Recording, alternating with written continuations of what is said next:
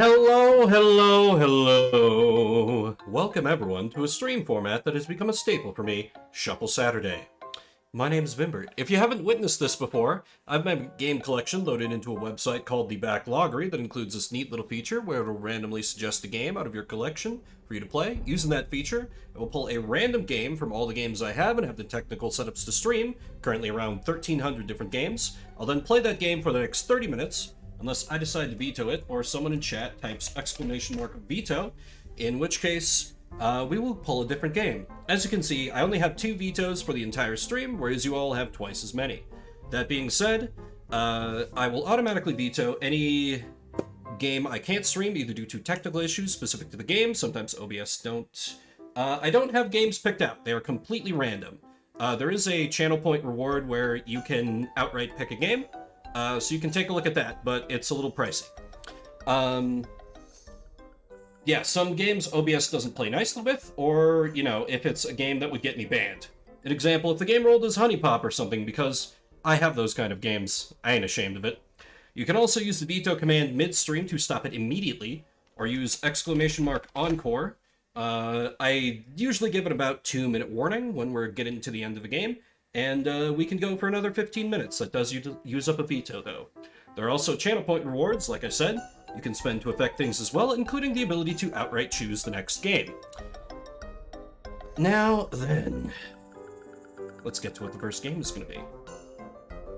They can be anything from actual good games that I own on Steam, or good old classics that I have, or incredibly cursed Barbie games. Looks like I've got a little bit of time left on that prediction, so I'm just gonna stall for a little bit in case anybody wants to get in on that.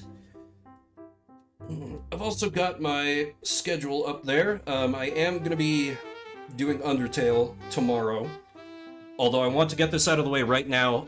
If after like 2-3 hours I'm still walled on old Mr. Sans Undertale, I'm just throwing in the towel. Straight up. Because it's not the kind of game I'm super good at, and I've gotten better at it, but at a certain point, I just want to play other things. But I'm gonna make my honest best effort at it. Mr. Funny Bone Man, yes indeed, yes indeed. Just a few seconds left on that prediction. As I wait for it to count down, there's also, oh my god. Okay, I was about to mention, like, there's a chance of thunderstorms here, so I might get knocked offline, but, I glanced behind me and there's a torrential rain. It wasn't, like, 2 minutes ago. My day was great. Very, very, productive. Got a lot of chores done, got a lot of cooking and meal prep done. I'm feeling good about my Saturday. Now, you know, we get to play some games. Some cursed, some great. Okay, up first is gonna be Cruisin' Velocity for the Game Boy Advance. Fist, looks like you were the only one who got in on that, so, I'll give this one a freebie. Usually we get more people trickling in as the, stream goes on, so... Alright, Cruisin' Velocity. Yeah, swept and mopped, all the floors in the house, got laundry done, well, almost done. Last load's in the dryer. Cooked some food for the week, checked on the cats. I'm cat sitting over at my sister's. Yeah, got a lot done. Okay. And I think I hate to do this early in the stream, but I'm gonna burn one of my vetoes because I really don't like driving games on the Game Boy Advance. They're usually a bad time. Oh, that's unfortunate. Well, hopefully a good day can come around. Instead of that, let's... God damn it, fine. Star Wars Episode 1 Racer for the Game Boy Color. The randomizer is dead set on me playing a racing game, apparently, on a Game Boy console. So I'll start to get that set up. If you want to rather see me try for something else, just type !veto and I'll go for something else. Otherwise, in just a minute or so here, I'll have that pulled up. Thank you, Fist. I can't claim it's completely my idea. I kind of adapted a stream that Mr. Proton John on Twitch and YouTube does, and I kind of, you know, I have a different collection, I run it slightly differently. It's the best. Thank you, HD. Appreciate that.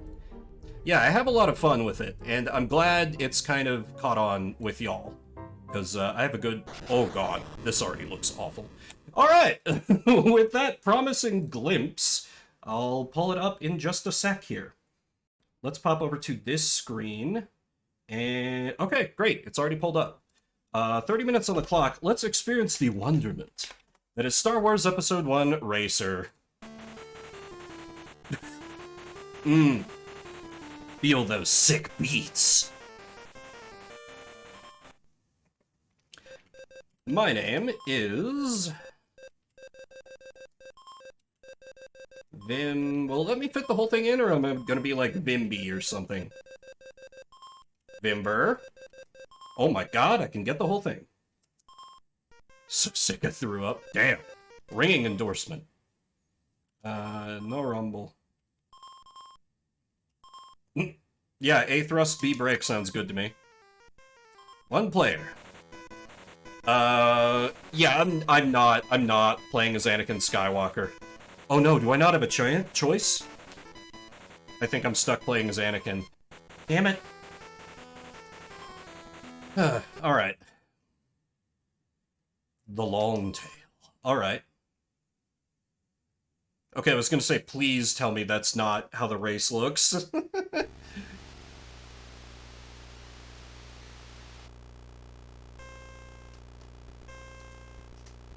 Start panicking, I don't have a planikin.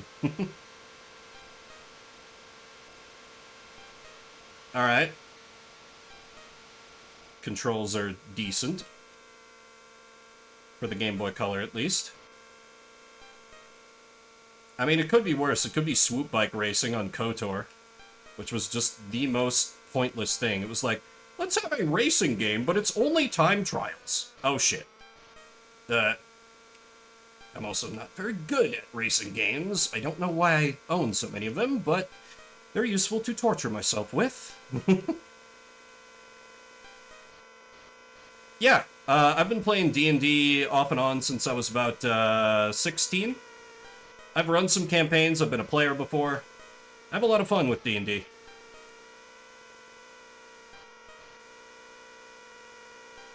Do I only get one lap here? Oh, I rammed him. Good. Alrighty. Oh, he's right on my tail, though. Alright, can't make any mistakes here.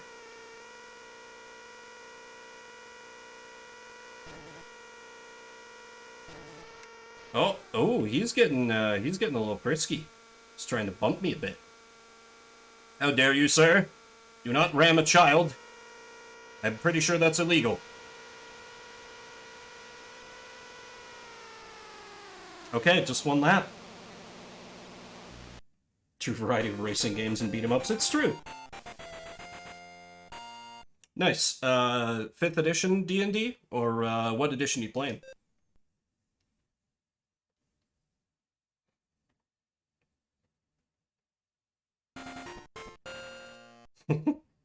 Nice. Oh, I won a new pod. Oh, okay, I can go... Oh, I can go to any of the planets? Okay. 5e, nice. Half-orcs are fun. Okay, so okay, my rival has... Okay. Do I not get to change my pod? I thought the whole point was, like, I unlocked a new vehicle. Am I a crazy person? Well, whatever. Anakin has, you know, the midichlorians or whatever, so I'm sure we'll be fine. I've never been a big Star Wars person. I think part of that was being a kid when the prequel trilogy was coming out, and, like, from the first movie they tried to pretend it was, like, great. And so I'd never seen anything Star Wars, and then I saw Episode 1, and I was like, oh, this is kind of stupid. And then I didn't correct that until I was an adult. But now, you know, there's the Disney stuff, and it's mixed bag at best, I would say, if I'm trying to be a little diplomatic. I don't know. I'm not the biggest sci-fi guy in general. Sometimes it can just get a little too... not, like, out there, but I don't know. It can get a little too hung up on, like, the world and forget to have good characters. Kind of like the accusation that a lot of people hurl at Lord of the Rings incorrectly. Also, sorry, I see chat going, but while I'm racing, I might not be very good at checking chat, because I am going to try and win. You're actually not streaming, just talking to yourself. Exactly. I mean, that is kind of how these end up. A little bit. Me just kind of rambling on and then responding. Yeah, let's ram into... Oh my god. Ugh! I tried to ram into the guy and it backfired horribly. I might wreck here. Oh, fuck. Oh. You know, if the NPC could just, like, make one mistake on this track, it'd be very helpful. It's very rude of them to not. Come on. Oh, okay.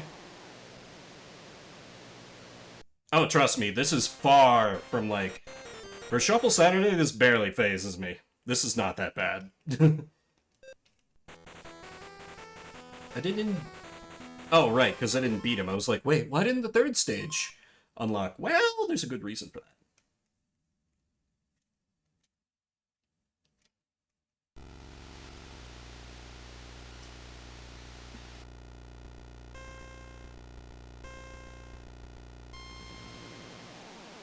Because I have played some Game Boy Color sports games, and oh boy, those are something. I tell you what.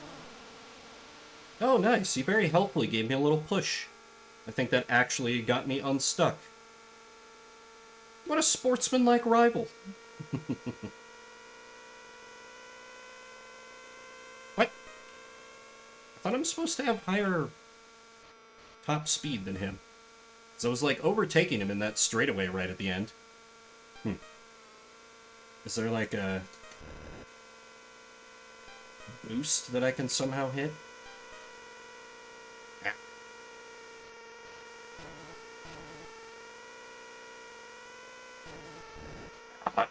Tried to bump him, but that backfired on me.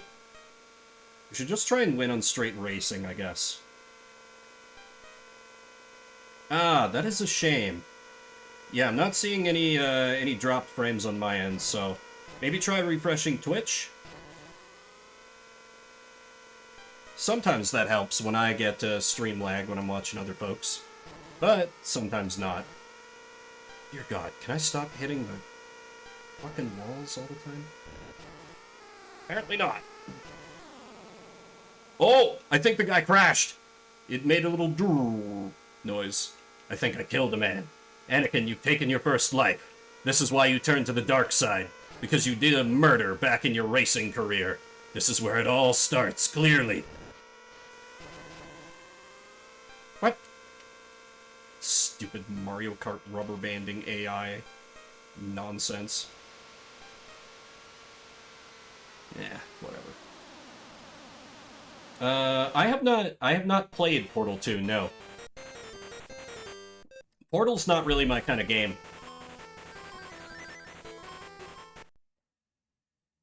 Body strength C, turn response A, acceleration A, max 600. Okay. So, I think the play here, if his body strength is bad, I try and, like, just ram him all the time. And try and get him to just spin out, because...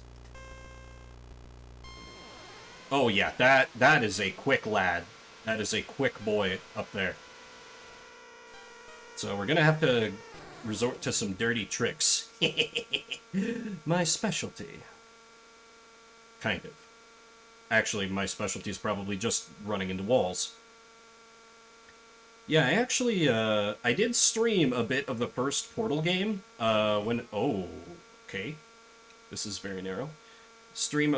I did stream a bit of the first Portal blind on one of these Shuffle Saturday streams, because I do own it. But, No, I wasn't super into it, and it actually got me a ding for copyright, which I wasn't expecting, because, you know, it's not like it has, like, some kind of, like, hard rock, super copyrighted, you know, soundtrack, but there it was when I looked at the VOD, and I was like, okay, what does that mean? What do the arrows mean? I mean, the double arrows. Did it just mean, like, go ahead? My specialty is Vip, Vim, and Vigor. Actually, oh god.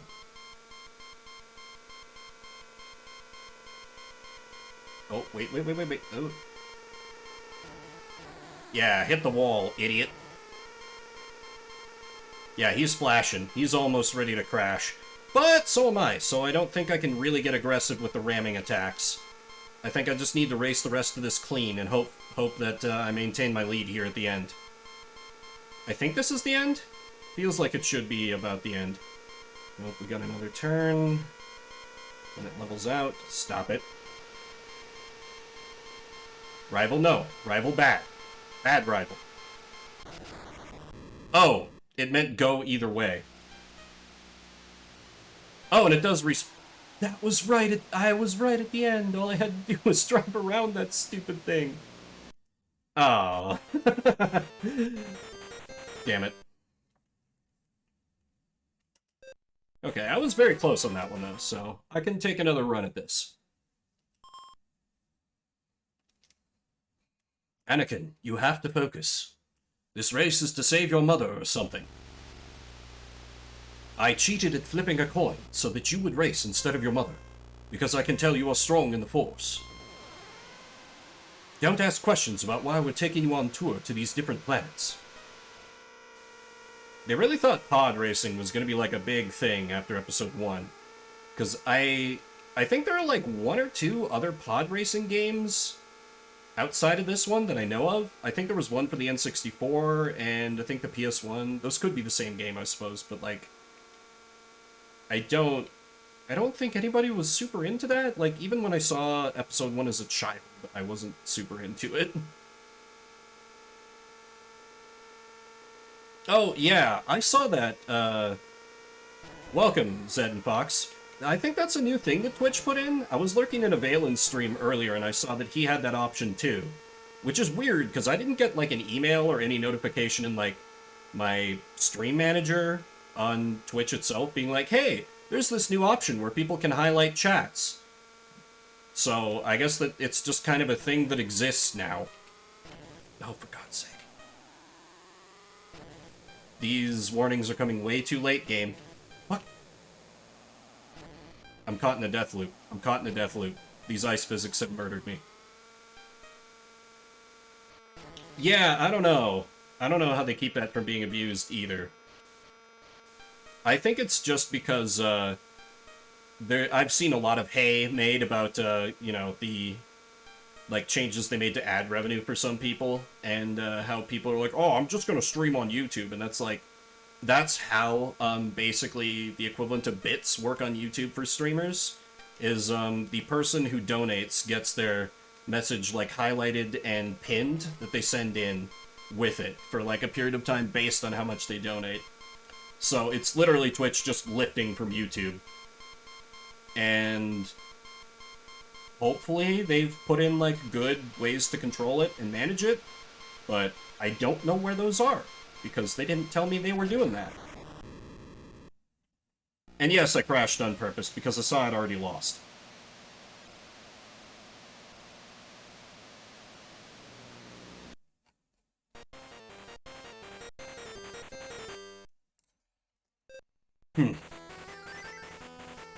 Okay, let's try a different,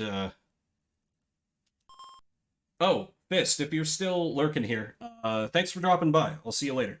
Sorry, missed your chat scene. You had to take off. But I mean, it's understandable. People get busy on a Saturday. Or, you know, maybe sometimes you just want to kick back at home. And Shuffle Saturday is there for you, for that.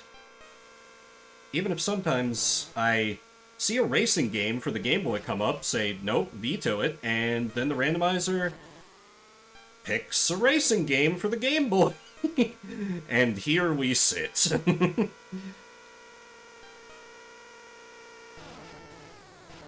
Oh god, I'm almost wrecked already. I don't know. I haven't really, like...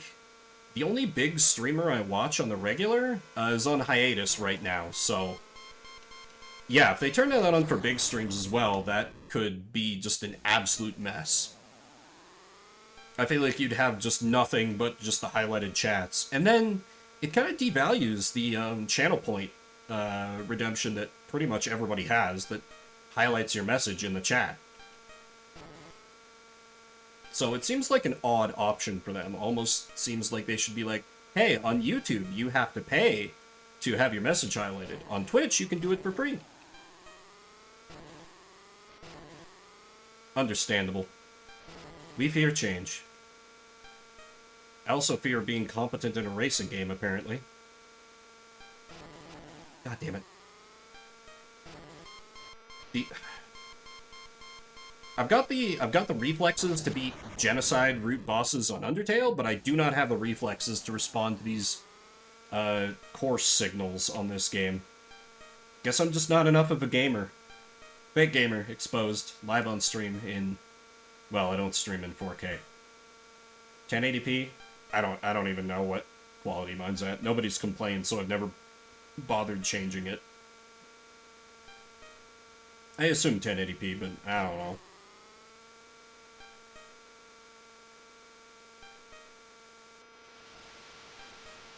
I feel like I have less than the average person who plays games, because in my own time I'm mostly playing visual novels, RPGs, stuff like that, where usually, you know, you've got some time to think, or it's like turn-based or something. That is a terrifying stare. I don't like that we're racing against Anakin's sleep paralysis demon, but we'll see if we can beat him.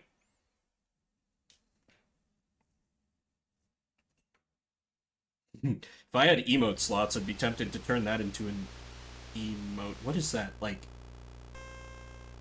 there's like glass panels over the track? Oh boy, and they are off like a shot, just like immediately. Lord. You know, really, this game is just making me appreciate, what was that called? Chase HQ? That game where we played as the cops, chasing down criminals and shooting their cars repeatedly.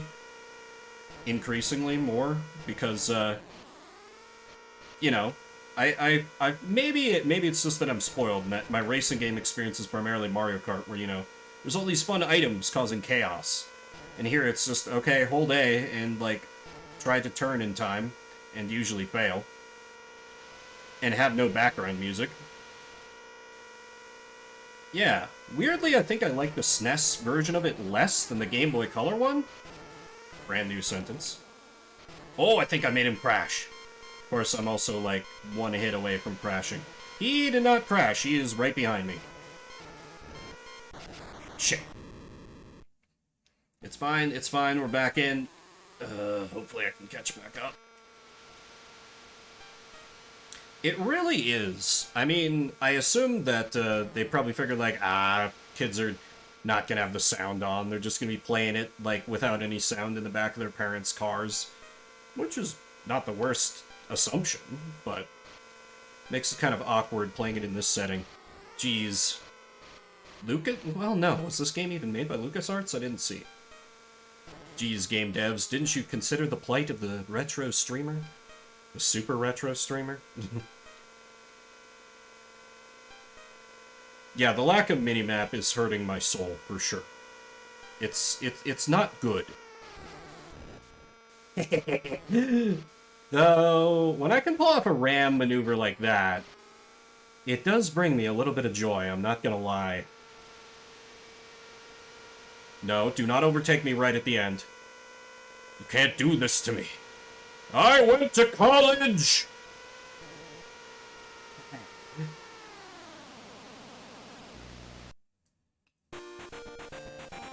I won! Or to fully YouTube poop it, I won! I want a new pod. I still don't know how to switch to those. Alright, let's see how badly this Mongaza... That's another face. The Plug 2 Behemoth. Oh, it can't turn very well. That max speed was definitely 666, and then they were like, wait a minute. This is on a Nintendo console. Up it by 1.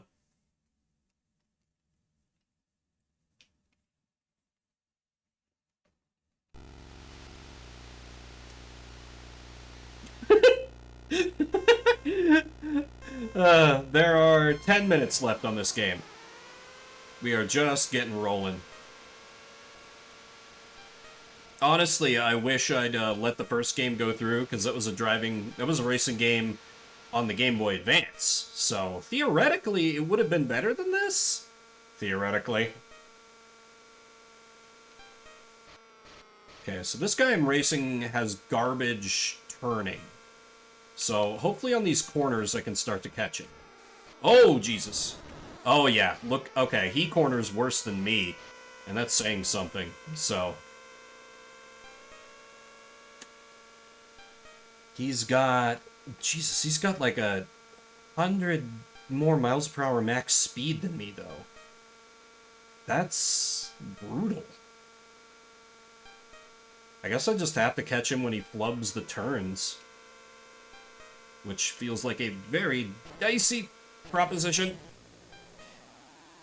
Given this control scheme. Well, not this control scheme, like the map scheme? I don't know, what would you call this horrific system of being able to see 2 feet in front of your face and getting the arrows?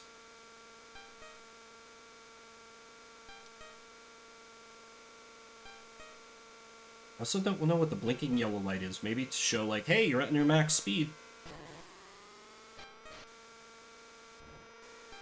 Wait, I hear him. I hear him. We must be closing in.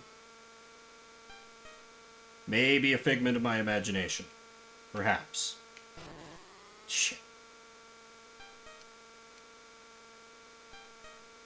I had so little time to react to that. Good God. Game, you are being unfair.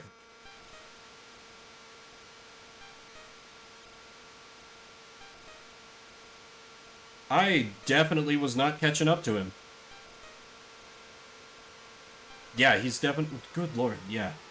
Oh, okay. He was still slowing down. I wasn't behind him by that much. Alrighty. Let's try... Wait. His name is seriously Dud Bolt? Okay. Okay, this seems more... Okay, so he's a tough boy, but he's slow to accelerate, and he's bad on turns. I feel like this is a race I can win. Maybe. Time will tell. One. Race! Oh yeah, while I'm just kind of rambling about nothing, because the game is not giving me that much to work with here, I did want to say that, you know, it is October now. I don't get as into it as a lot of people, but I do plan on playing some spooky games, kind of in the vein of Retrace, if any of you caught the streams on those. I need to wrap up a couple games I've kind of committed to first, though. So, how am I not wrecking? How am I not wrecking? Okay. But, yeah, maybe like, the second week of October-ish, I'll start to get into some games like that. I've got a few in mind. Those will probably just be, like, during the week when I'm not Pokemoning, because it seems like that's going to start to take up more and more... Wow, he just wombo comboed me. Jesus. Seems like that's going to start to take up more of my time, because, apparently there's a lot to do this week. And we're getting past the point where, like, the only one of us who's really played these games knows anything, so... Oh, I'm not behind it by that much. Maybe I can still catch up. But I'm, like, seconds away from crashing. So... It is. It's fun, though, now that we're out of Gen 3. And, I mean, it kind of helps that I can do very long streams now these days. And I don't have to come off like a day of work, though, you know, that's not ideal for certain other things in my life, like money for mortgage and food, but c'est la vie.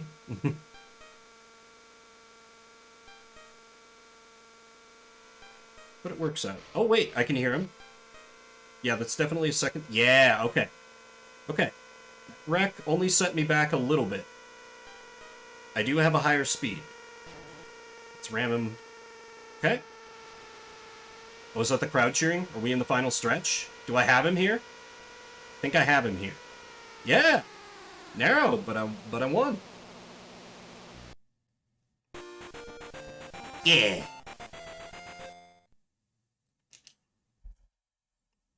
Ooh, it's got little flames. Want a new pod. I still don't know how to switch between pods, which feels wrong. Like, maybe if I hit B, then I... Oh! Okay. This guy seems really good. Like, good acceleration, way higher tops. Well, no, not that much higher top speed. But... Ooh, but all these are worse turn response, and that's kind of where I'm getting the most messed up, so... Damn it. Yeah, I think I have to stick with Anakin. Okay, higher top speed, and good at everything. Cool. I'm sure it'll be fine.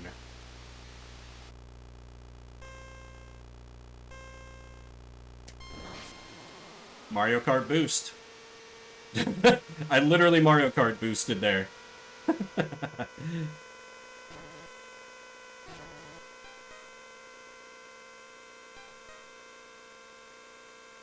Do I, like... Nope. Okay. I tried to see if I could, like, hit a nitro or something, because I noticed that my top speed keeps topping out at, like, 575 miles per hour, but the pod select screen claims I have a higher top speed than that, which is either a lie or there's something I'm not doing that would let me hit that. Because B just breaks. I'm just holding down A. Maybe I, like, double tap forward or something dumb like that. Nope, no go on that. Oh well.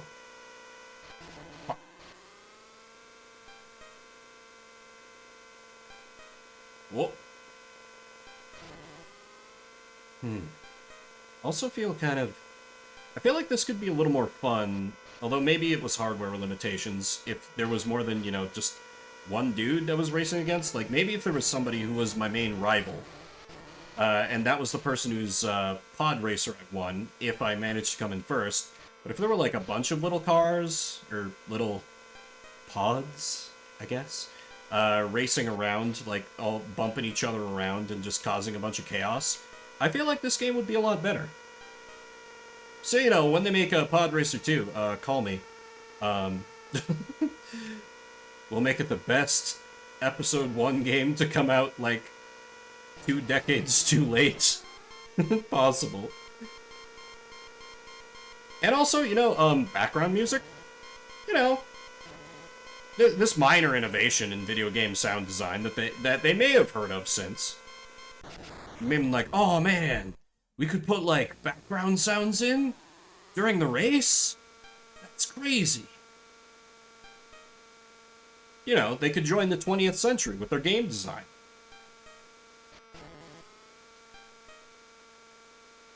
Okay, yeah, I'm definitely losing this one, but I've only got another 2 minutes left on this game, so... I think I might try one of the other pods out and, like, skip back to the first planet. Tatooine, I think, I assume, and see if I can have a little more success.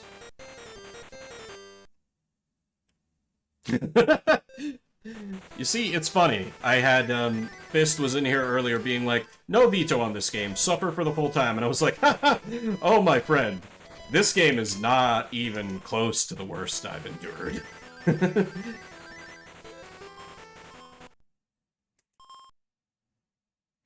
Alright, let's try out this chonky boy. Though I may not even have time to finish the race. I mean, I know everyone's on the edge of their seats.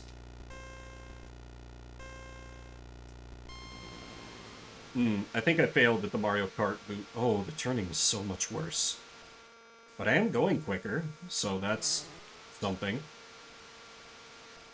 Oh, these turns. Okay, I've made a horrible mistake. I regret everything.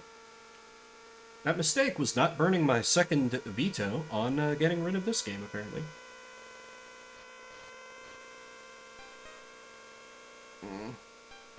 Yeah, my top speed is supposed to be like 640, and I'm topping out at 588.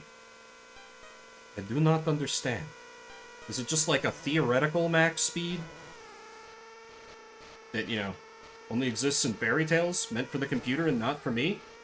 Racing was out to get me? That's the way it seemed? When I wanted victory, I got memes? Okay, sadly, we are not going to be able to finish the race, because that is time, and this is Shuffle Saturday, where we play a different game every 30 minutes.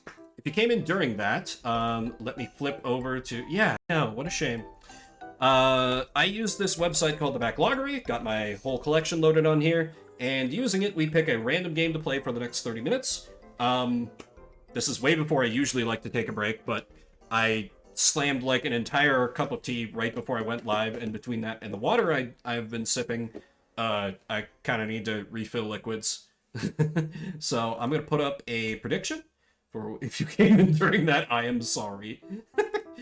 Well, you know, yeah, that's fair. I'm sorry too. I'm going to put up a prediction as to what system could be rolled next. You can try to win more garlic coin. And, yeah, I will be right back.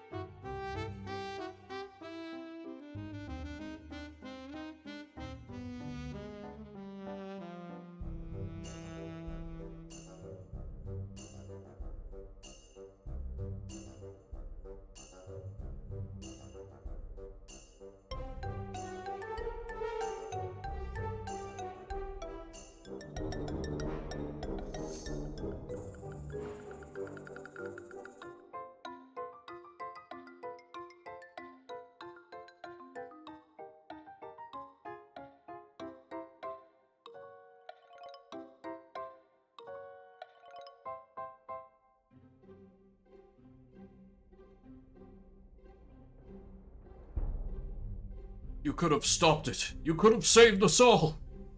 You were the chosen one. Alright. A little bit of time left on that predict. I will let that roll and count down. Hoping for something where I'm a little bit better able to read chat while I'm playing. Racing games, tricky. Between my relative lack of skill and just, you know, the need to constantly keep my eyes on the digital road. Alrighty, up next for us is going to be... What? Sure, I have no idea what this is. Skulljack, Revolt of the Westicans. I do my best, but I feel like the cracks start to show a little more. Wow, it's a real game that Twitch has. I've never heard of this. Yeah, I try, but the cracks definitely show when I'm playing a racing game. Okay, I will start to get whatever this is set up. Twitch claims it's a platformer, so cool. I'm totally down for it. Well, I'm down for just anything that's not a racing game, so... Oh, we have sound. Let me pop over here. Why are you being like this? Ah, there we go. Okay. Kind of a nice groove to it. Skulljagger, Revolt of the Westicans. 30 minutes on the clock. Let's see what this game's about. I'm sorry. I need to know what bubblegum practice is. I really need to... Oh, also this is off a little bit. Let's make sure chat's not covered up. Much better. I need to know what bubblegum practice is.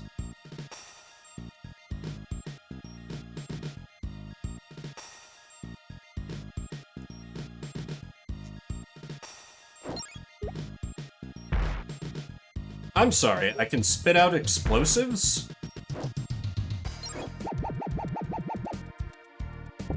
What?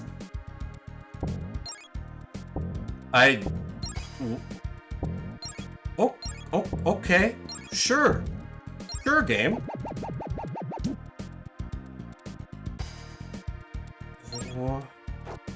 I don't... Why... You know what? I ain't gonna question it.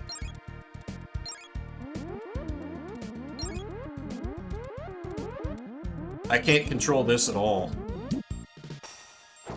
Huh. Okay, so dude with a sword and also ability to transform into weird bubblegum things with fruit?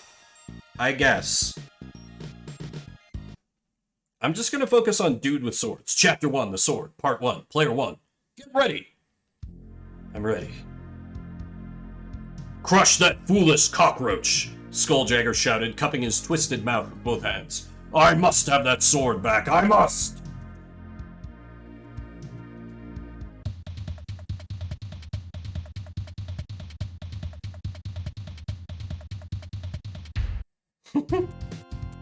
Oh, hell yeah.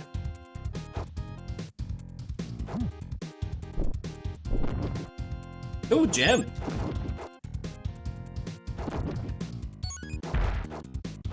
Okay, this is kind of rad. I have like a little... I shoot out a little thingy from my sword.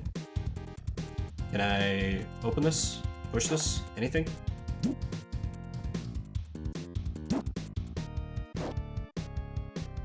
So I guess I have a special sword that Mr. Evil Skulljagger Man wants. And I also have bubblegum powers? And I can't... I am, however, unable to climb down ladders.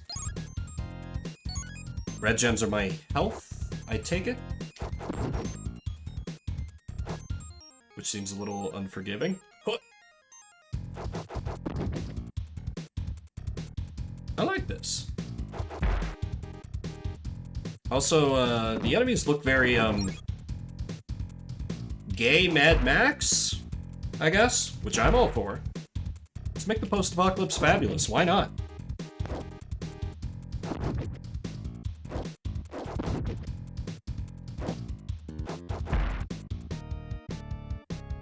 Oh, wait. Wait, why couldn't I climb up those other ladders before then? I'm... Odd. I am here to...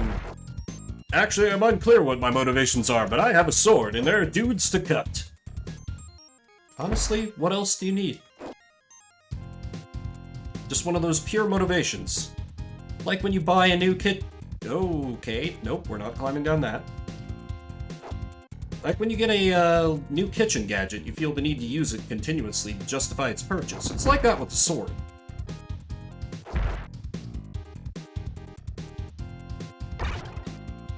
Ah, damn. Okay. Okay, I see. Red gems are health and green gems are like... secondary health? Because when I got hit again, all my green gems just poofed because I had 4. So I guess I have HP and then like a sonic ring system, except I can't pick them back up. Alright. No. Oh, I don't have my projectile attack anymore. You fool! You dared challenge my sword with your gun. A fatal error.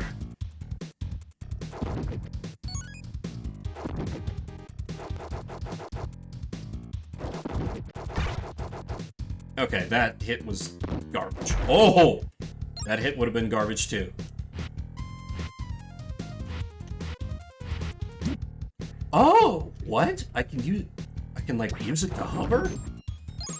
Okay. Stop throwing rocks at me.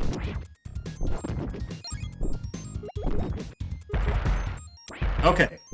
Oranges are explosions. Cherry is a little balloon. Interesting. Grape is the one that let me become like a little ball.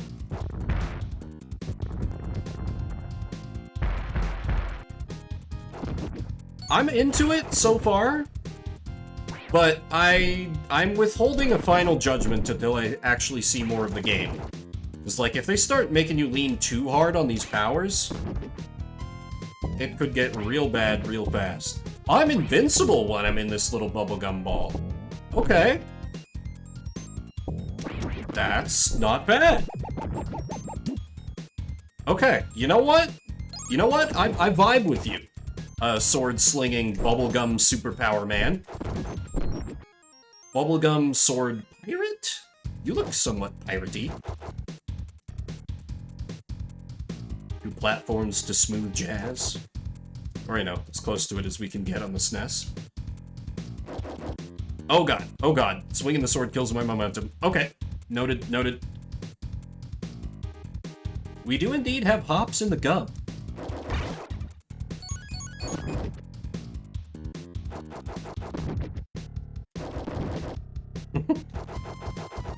Helps that I can swing very quickly.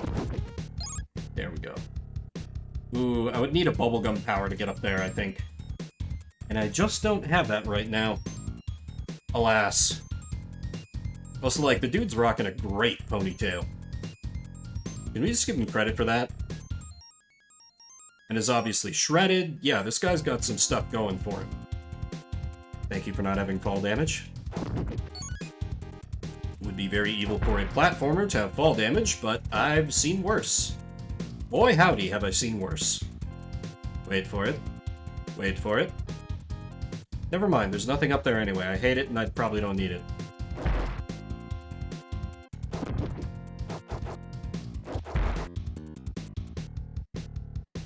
Ooh, yes, give me the gems. We be using the power of bubblegum to take the booty that we desire. Oh! And if anyone do be getting in the way, we cut them down with our magic gem sword that we took from Skulljagger, which is like, since this is a 90s game, I was kind of expecting Skulljagger to be like the cool. Oh! He's just like screaming at the end. Okay, this game kind of rules.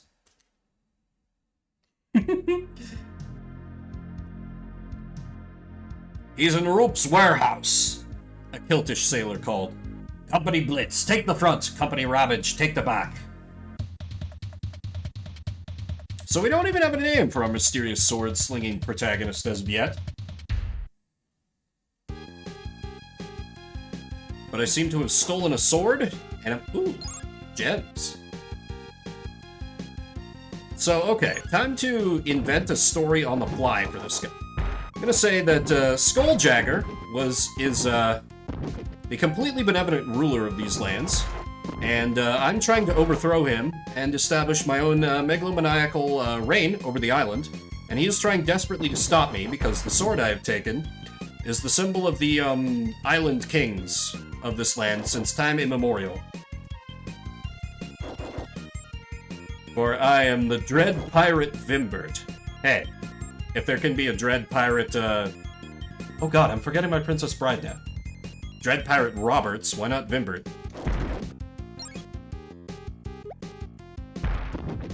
Explosions! Oh yeah! Dr. Mario's Mean Bean Machine. That game was rad. I've played that a little bit. Or Dr. Robotnik's. Did I say Dr. Mario's? Good lord. I think about Princess Bride every now and again. I have stage combat training, so sometimes I'll just look at the final duel between Wesley and Inigo Montoya and just, like, kind of marvel at the choreography there and be like, God damn, I wish I got to do something even, like, a quarter that cool during my time on stage, but oh well. I typed Dr. Mario, so it's fine. Okay, thank you for understanding. I forget, what is the grape power? Oh yes, it's another of one of the screw you, I'm invincible gums. And just everything about Inigo Montoya, I did not fully appreciate his greatness as a kid when I saw the movie for the first time. Like, have you heard the story of what the actor used as, like, kind of his motivation behind his performance for the final scene where he faces off with the man, the six-fingered man? I forget his name in the movie. Because it's, like, kind of hardcore. A little bit sad, but also, like, kind of glorious.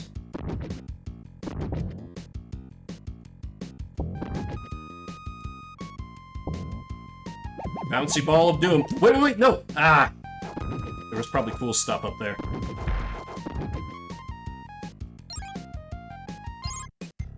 There was a mighty duel. Yes.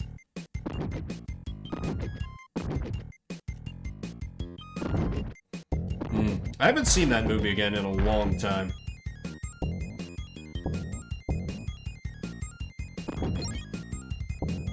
Okay, I have orange powers. Orange is the bomb. Whoop, as I accidentally lose all my health. Try your bombs, Fox! Ah, nice. I do not. So, you know, I need a completely legitimate way to watch it were I to pick it back up again. Wait, how do I get... I can't climb down here. Alright. Or can I jump down?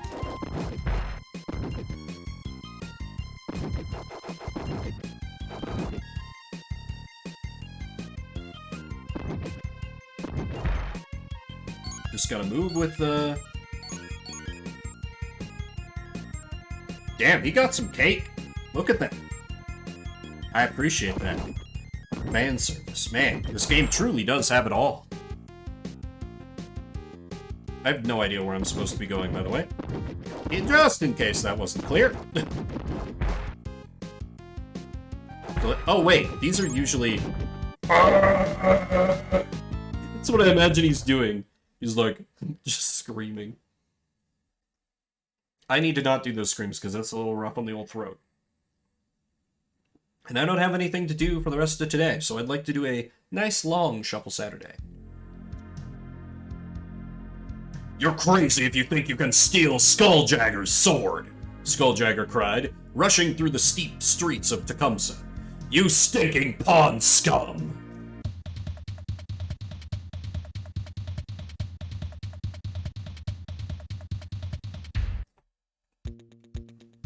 Ooh! Sorry, I'm just gonna vibe to the music for a sec. Yeah! Man, this game rules. This is why I love this stream. I'll play like, literally, just like, it's perfectly encapsulated in what the stream's been so far. I'll play some absolute garbage, and then some game that I've never heard of before, and I'm like, wow, this game's actually pretty great. That I had sitting in my collection and didn't even realize it. Because I have, truly, so many games, and I keep, well, less so these days, but I keep accumulating more. Yes, give me the orange bombs. Like, this feels like an 80s movie chase... Oops. Sure, fall off the screen.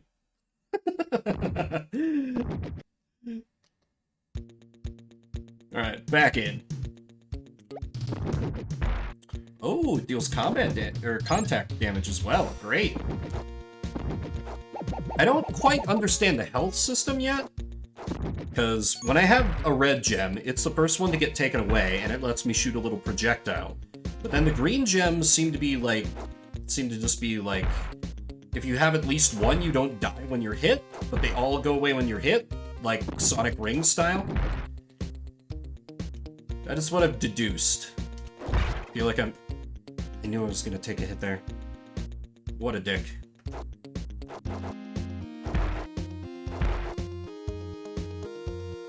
Also, the power of crouch splashing is getting me very far in this game. Can I get oranges? No. I need my bubblegum powers. Okay, up there was only death, so let's not deal with that. Ninjas! Yes! I guess I'm forced to take the correct side in the Pirates versus Ninjas battle. Oh no. Bubblegum powers! Your attacks are irrelevant! Haha! I am invincible!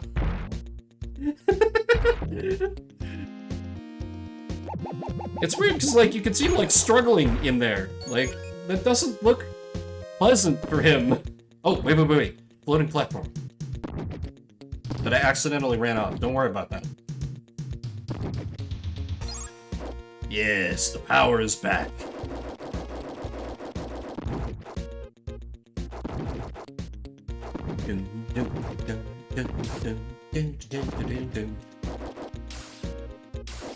Like I might... Oh wait, is that a friend?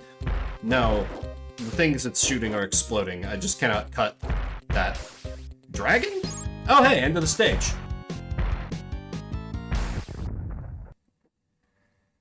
Chapter 1, the sword. Boss! Oh boy.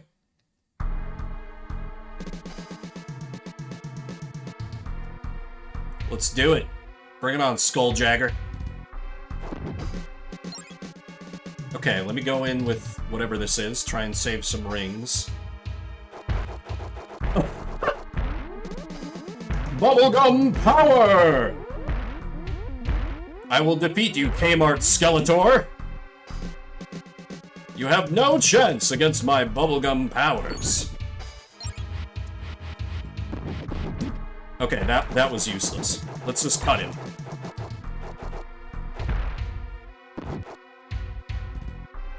Finish him. What? No. Whatever. Passcode, cruel man, cruel bird. I like that the passcodes are actual, like... You know what? I'm actually gonna write this one down. Cruel man, cruel bird. Skulljagger. Okay, Chapter 2, The Revolution, Part 1. Tecumseh Harbor was covered with wood from demolished Gemerald crates. There'd be a real mess in the morning, that is, if they lived to see the morning. I don't pretend to understand the story. Maybe this is like a licensed game. No, this fucks way too hard for a licensed game. That feels impossible to me. Can I climb up this? I can. The ninjas, have they no shame? This is the pirates' territory. I'll take care of these bilge rats. Literally. Oh, damn it. Okay, that was some garbage. Blind leap of faith! I can... Okay, there we go. Wiggle, wiggle, wiggle, wiggle, wiggle, wiggle, wiggle.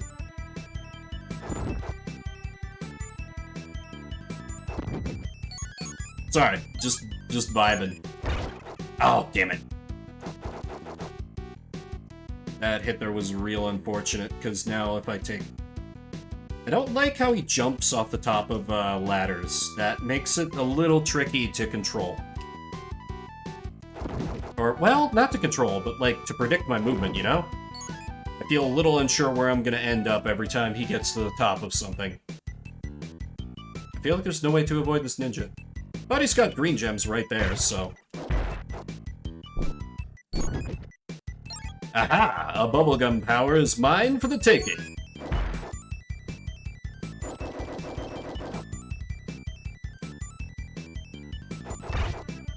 Damn it. Oh, hey, into the stage.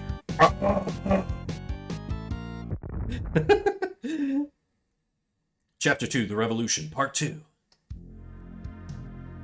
Storm dropped straight down into the deepest part of the ship and tumbled to the damp floor, gasping for breath. "Snap rats," he shouted, leaping to his feet. "Oh, that must be me. My name here is Storm." You know what? I'm into it. "Captain Storm, I'd follow you to the ends of the earth, sir." "Lead me into glorious battle with your bubblegum powers." Why are there bubblegum powers, though?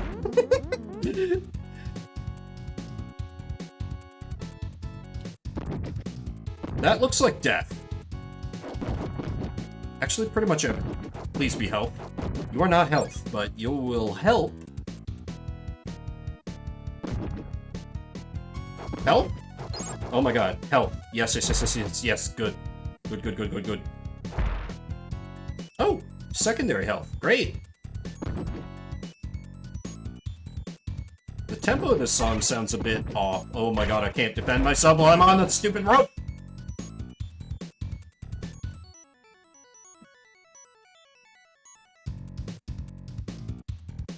I'm gonna jump into the sky and die. Can't. Yep. It's fine. This storm hasn't run out of steam just yet.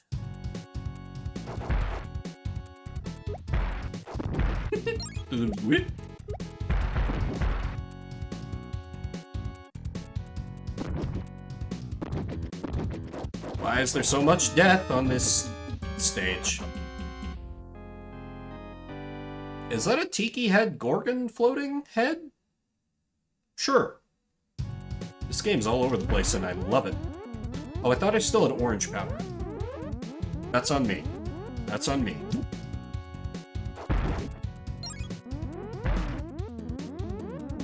Actually, I should probably save that for like the death ladder before it was health.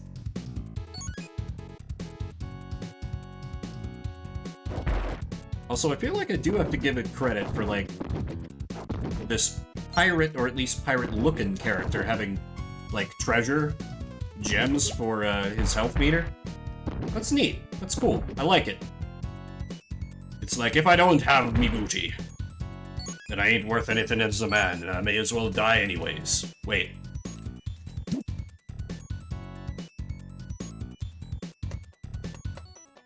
Okay, we're just gonna make out with the ball for a second. So that's what the L button does. Very useful.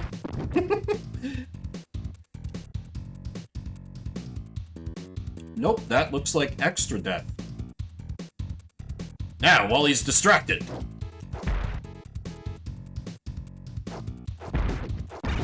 Ah, damn it.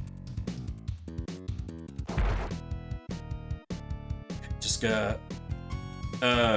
excuse? Is there just nothing here?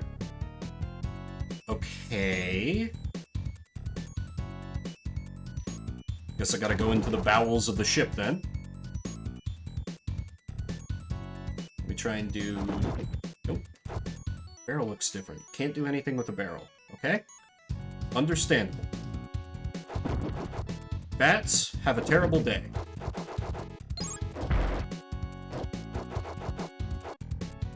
Okay, I was gonna say it even changes my sword swing sound when I have a... How do I get over... Oh. I must need to go into this middle portion.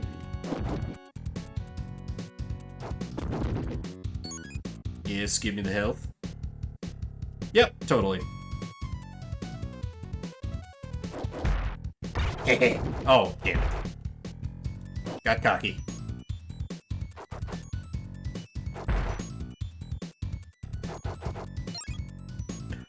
I'm sorry, what?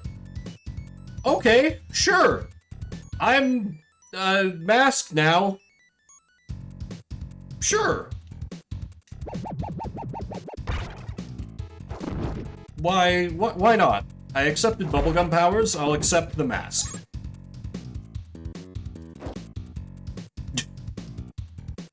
I'm gonna, like, once we get to time at this game, I have to look up some details. Yeah, we were masked for a second. Because, why not, I guess? I'm gonna need to look up some details about this game, because this is wildin'. Like, I must know. I have to know.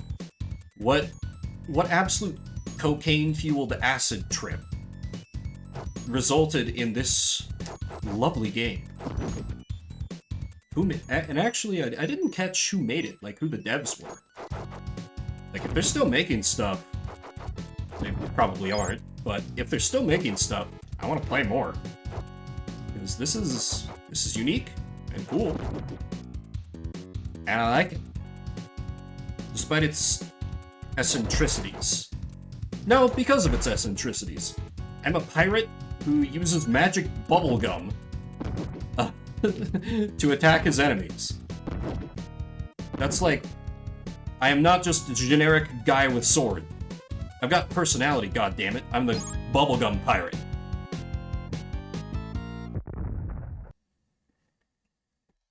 Chapter 2, The Revolution, Part 3. And we get these little bits of story. "There's one," a Kiltish warrior shouted, turning to follow Storm through the darkened streets of Tecumseh. "Don't let that varmint escape!"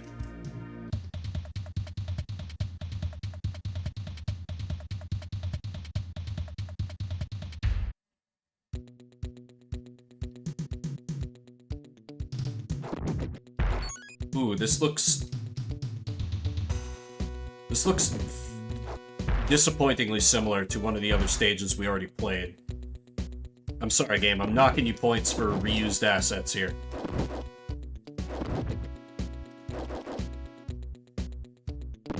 Exploding coconuts are kind of cool, though.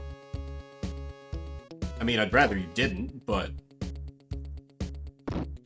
you did, so here we are.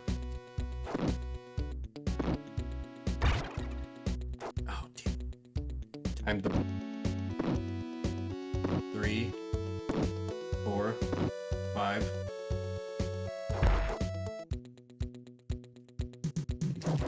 I like the soldiers that are just like panic running back and forth. They're like, "Oh, what do I do? What do I do? He's gonna turn into like a giant gumball and crush me or something. Oh god." But we may never know, for we've only got 2 minutes left with this game. But let me see if I can at least beat the next stage. I want to see as much of this game as I can.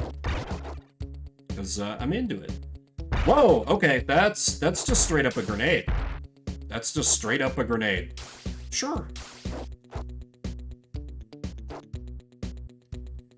Oh no, no, I missed that enemy. I missed that enemy. Should have popped my bubble gum. That's on me.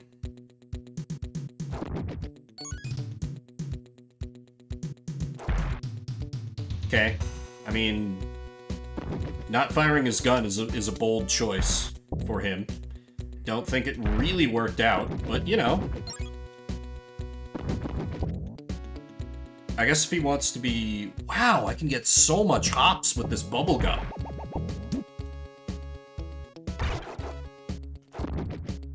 And now I'm being punished for sequence breaking a little bit. Interesting, interesting. Yes, give me all that health. All that health. Oh, I forget the green one is like just a screen clear. I need to remember my bubblegum powers better. Oh, no, that was Grenade Man. I was expecting Gun Man. This one I can just run straight up and the enemies fly over my head. Aha, orange power. Wait. Sure. I'm not gonna address that. Not even a little. Oh, damn it. Ah. And so Storm fell to his death down the very, very tall building.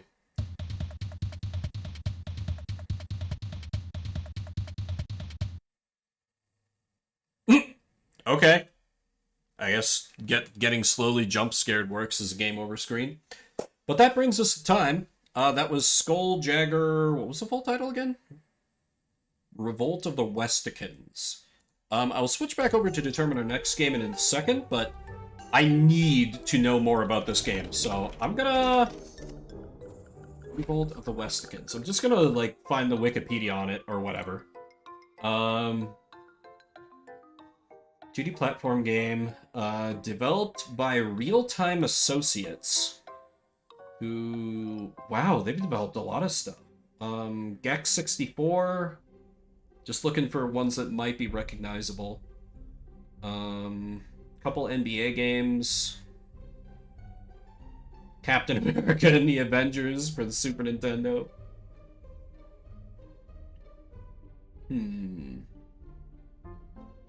Barbie's Ocean Discovery.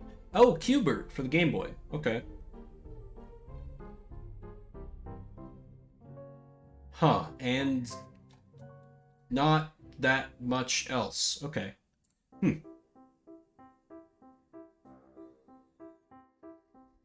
Interesting.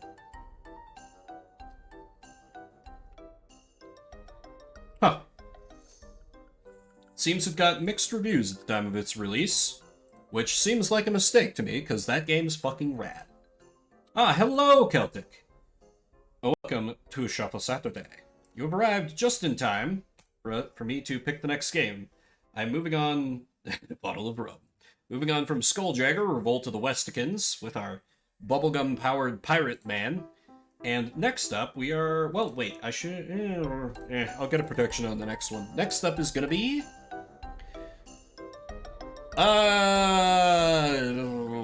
Yigdra Union Will Never Fight Alone, which is a good game, but I think I'm gonna veto it, because it's very slow and tutorial heavy. Like, I think it's cool, but I don't think it'd play that well.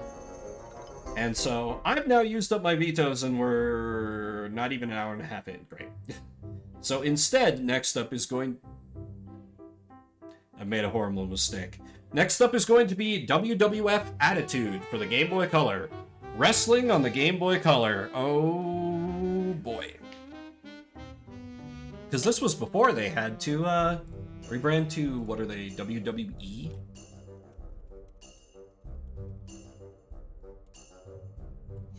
Yeah, how's it going, Celtic? How is your Saturday? I'll get this game pulled up in just a minute. If you'd rather we try for something else, just type !veto and we will try for another one.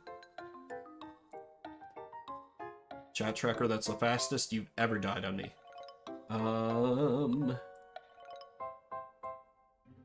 WWF Attitude.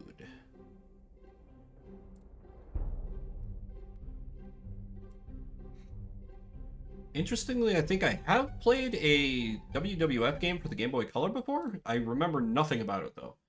Let's flip over here. No, wait. Here. Here's the... Yes, this one's already set up for Game Boy games. Perfect. Alrighty, and 30 minutes on the clock. Let's check out some WWF Attitude. Oh, yeah. That's a full schedule. Well, kick back, relax, enjoy some obviously very high quality games. Difficulty, I'm going to turn that down to Games Journalist. Attack, Interact, Select is special. Can I change that? Apparently not. Great.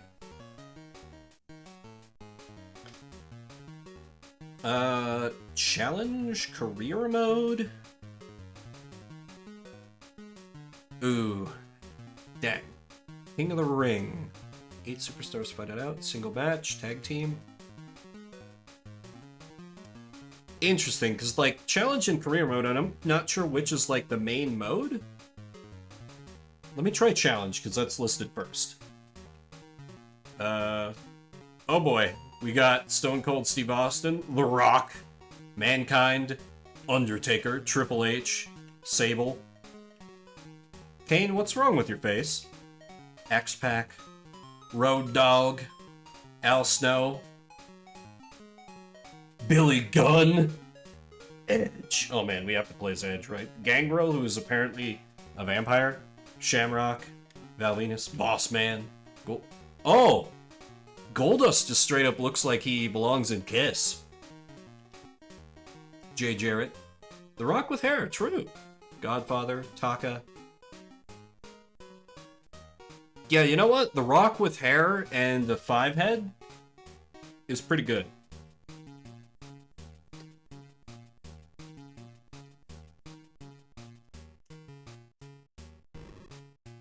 Which one am I? Okay. I'm...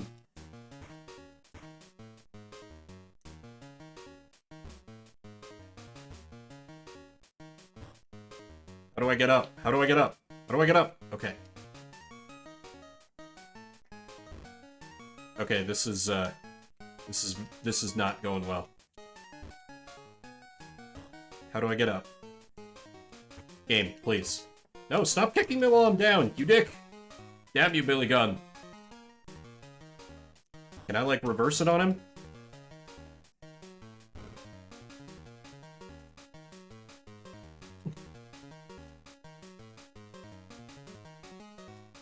Oh, okay. Just gotta, like, climb back into the ring. Literally, that's it. God dang. I should have just showed up Yig Reunion. Can I get up from being off the ground? Please? Please? Maybe? Okay, my health bar is yellow now. That seems bad. Come on, Dwayne "The Rock" Johnson. You have to get up. I still don't understand how to make that happen. I'm hitting literally every button. Get up! Are we too tired? Oh, wait! Okay. Continue, yes. I like how the music doesn't change or, like, stop. It didn't even give me a, like... Haha, he just splatted down onto the ground. Didn't even give me a, like, sound effect for losing. It was just like, nah. Let me just straight punch him. Oh, there we go. What is it, the People's Elbow? I don't think that's a move that The Rock does, but... Finish him.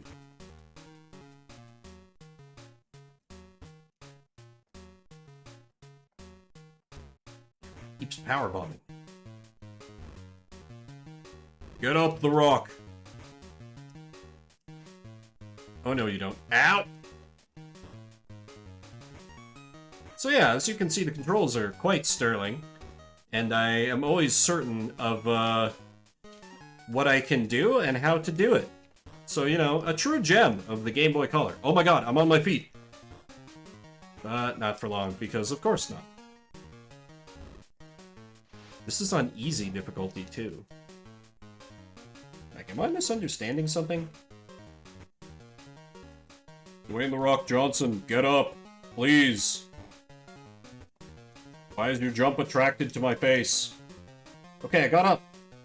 And immediately slammed back down. I know they probably didn't go for, like, iframes because they wanted it to be more, like, realistic or something, but... makes for a pretty bad experience. Can I finally...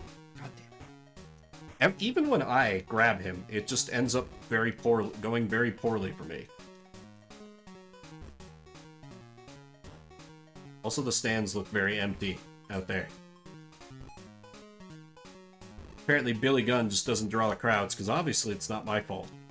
I'm The Rock, man.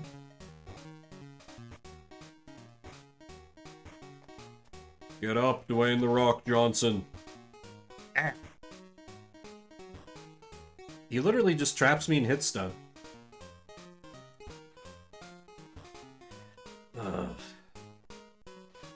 Now I can't even move. I think I'm probably about to lose. I'm literally button mashing.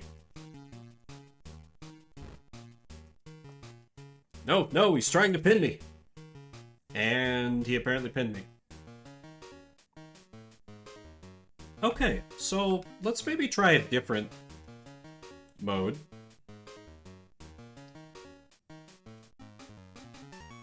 keep rolling around. Yeah, that's the pro strats. Trouble is, he jumps off that corner turnstile, and he's just like a homing missile for wherever I'm rolling around. Let me try career mode instead. Let's go with... Who's the Kiss? No, Edge. Let's go with Edge.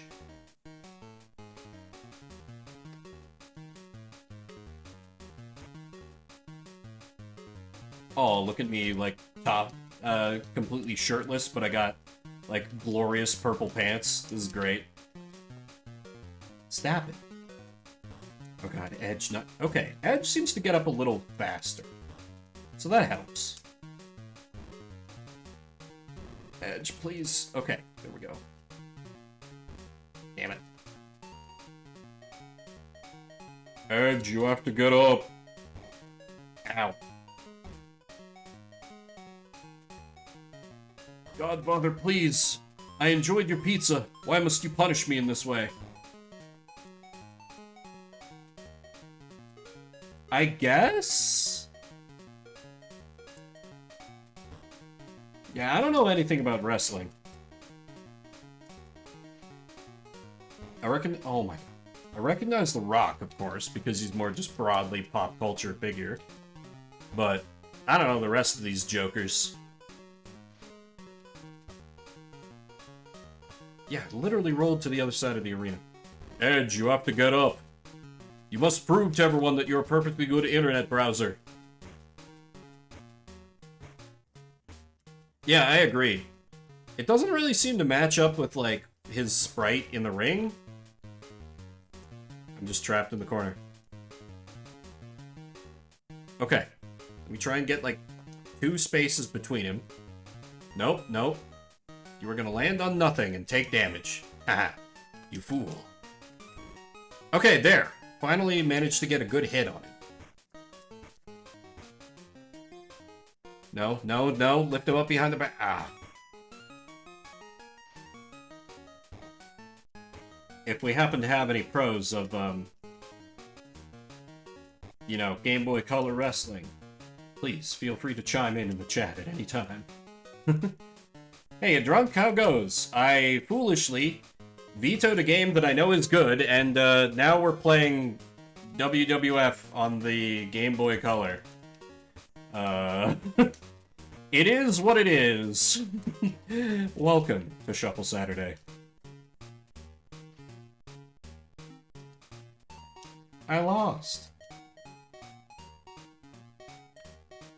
Well, just gotta push through it, I suppose. Hopefully work won't be too rough on you. Let me try King of the Ring. That seems like a whole lot of enjoyable chaos. Let's try going with good old Stone Cold Steve Austin. Austin, X-Pac, Billy Gunn, Sable, Godfather, Shamrock, Edge, Val, Venice. Wait. No, this is supposed to be like 8 people fighting at once. Why is this just the same shit?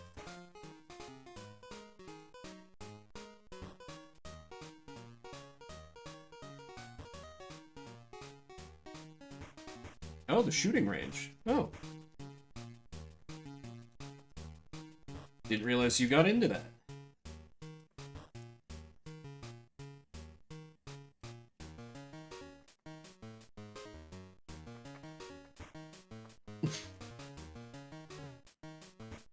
Okay, I think I, like, tried to do, like, a kind of... Okay, well, that completely backfired on me. Is it... God. Is it sad that the best way I've found of dealing damage is trying to dodge their little, like, jumps back into the ring from the corner turnstiles? North Phoenix begin sketchy. Yeah. Fair.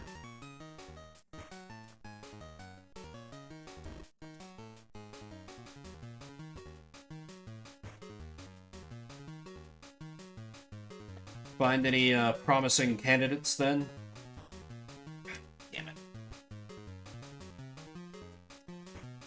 I knew the shuffler was being... Wait, I think I have him locked in a loop. I can just punch him out. Yeah, he's not even countering. Okay. All we do is punch. Yeah. Oh wait, no, I moved him. This might not work anymore.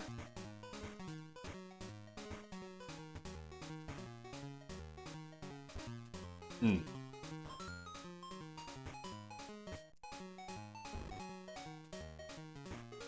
Well, hopefully that works out. I have no real knowledge of guns, so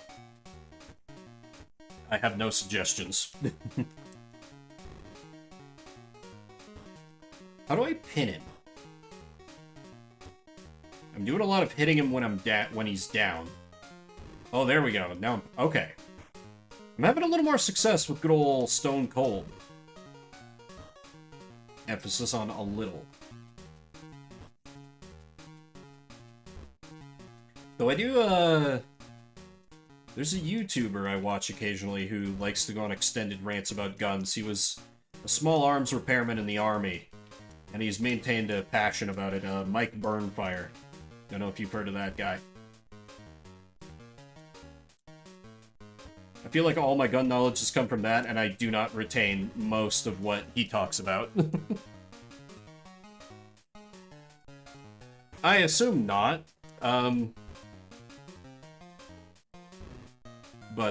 Well, and it's two guys, Mike and Zach.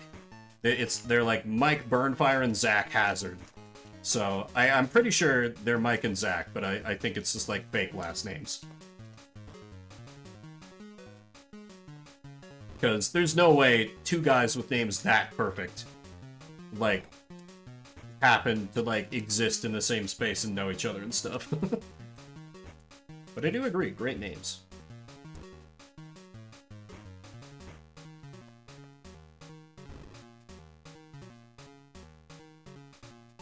Okay, come on, Stone Cold.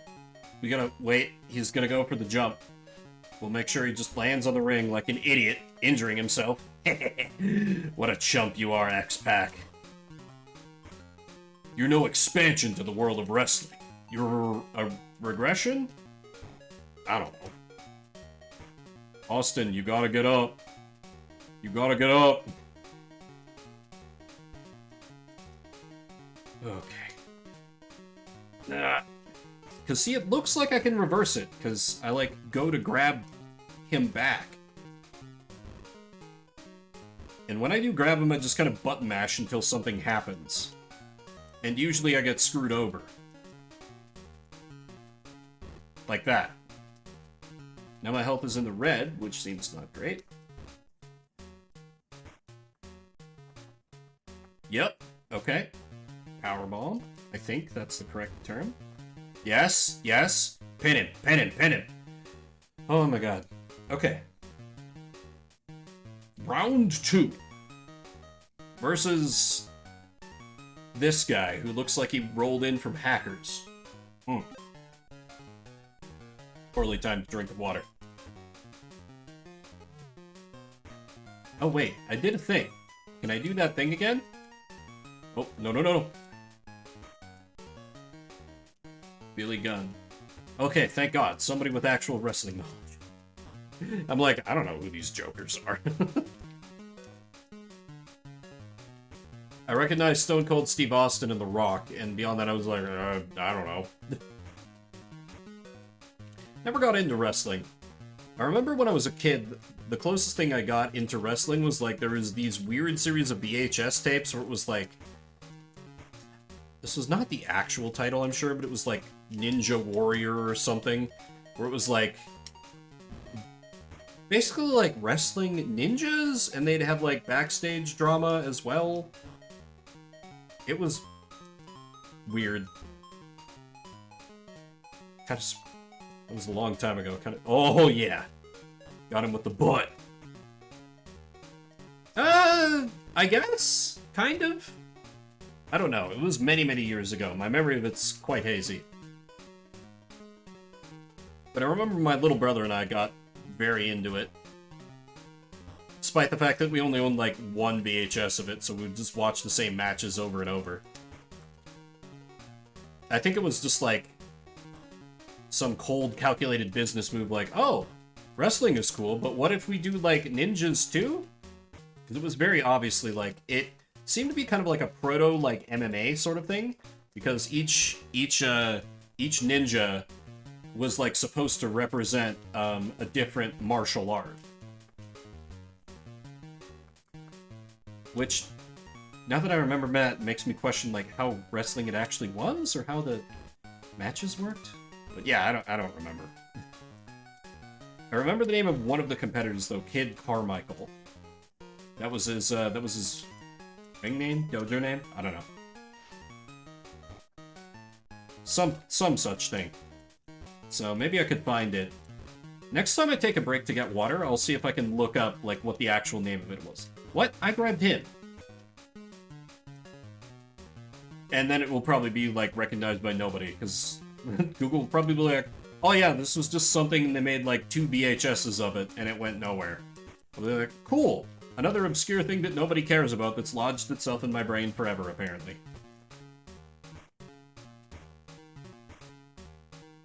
Billy Gunn, please stop kicking me while I'm down. No, no. Oh, he's gonna pin me. He's gonna pin me. Okay, how long do I have in this game? Shit.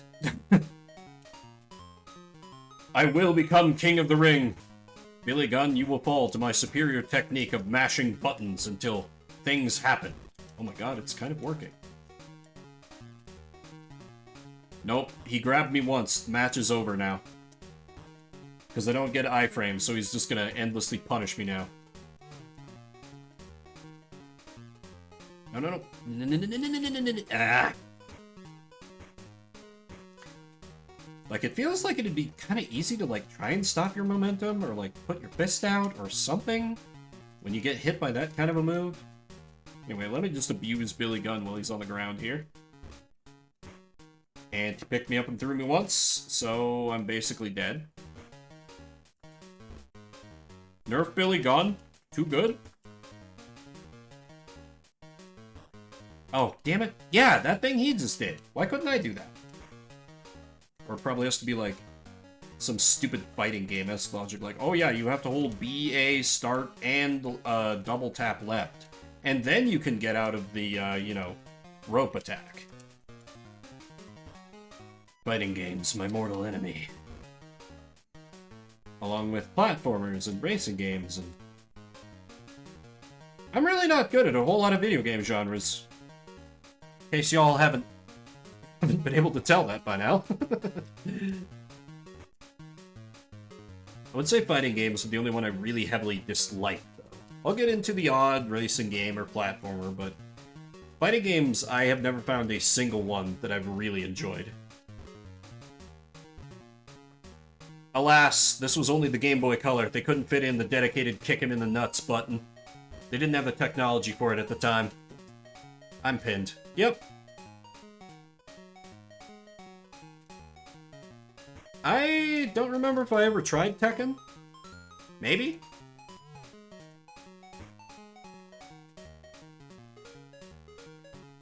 Damn it! Ah, he just countered me for that immediately. Can I just not...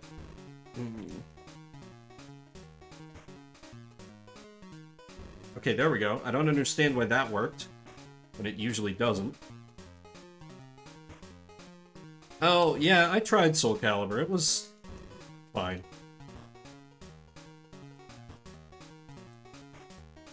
I had an ex who was very into fighting games and tried to get me into them too, but every time it was like, this is awful. Can we do literally anything else? Because it's that whole experience of like, you know, there can be such a skill gap in most fighting games, even the more casual ones. So where it was like, you know, I'm getting completely destroyed and getting, you know, salty in the meantime. They're like trying to explain, like, backwards aerial to me, and I'm like, what does that even mean? Does that mean me jumping backwards? Like, it's like I'm trying to learn a language while actively writing a dissertation.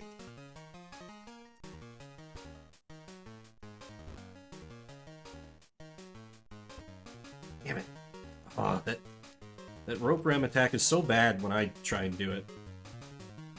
My throws seem decent when I can pull those off and don't get immediately countered by Billy Gunn, because Billy Gunn is apparently a monster of a man.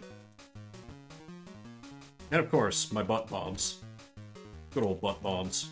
Can I throw them out of the ring? Throw them out of the ring. Whatever. Finish him. Yep, pin him, pin him, pin him, pin him. There we go. Alright, now the final is just me and Shamrock. His face looks kind of dumb. Game Boy Color did not do him justice, I assume. Fuck. Off to a bad start there. He's like a heat-seeking missile like that. Good God, I tried to dodge and I couldn't. Garbage. Garbage. Oh, okay. Neat. Huh. Oh, a true titan of the industry, then. Ken Shamrock. It's kind of a killer wrestling name, really. Even if it was like hitting the button to punch, but it wouldn't let me punch.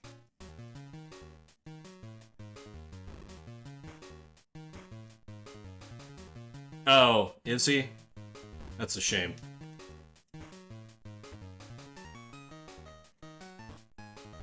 Oh, I knocked him out of the ring. Can I stop him from getting back in? No.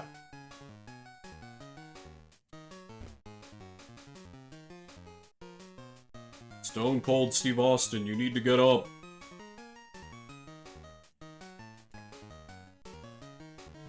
Throw him out of the ring.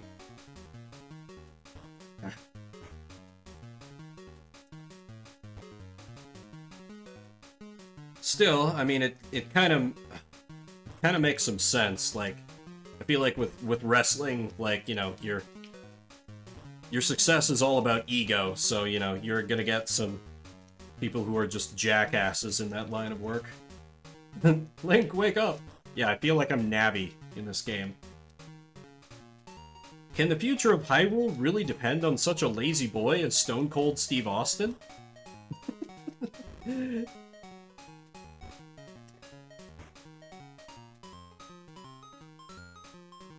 Ken Shamrock, please, have mercy.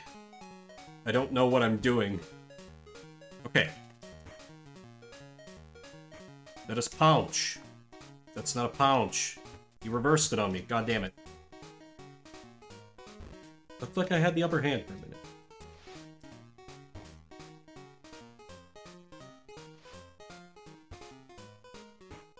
What is the Dickin drill?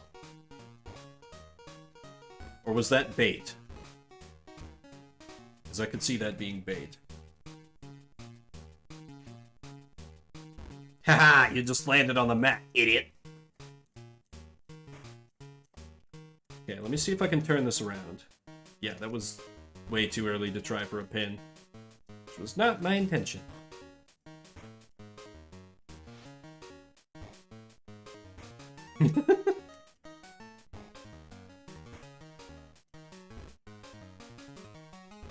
Well, I'm glad I'm not alone.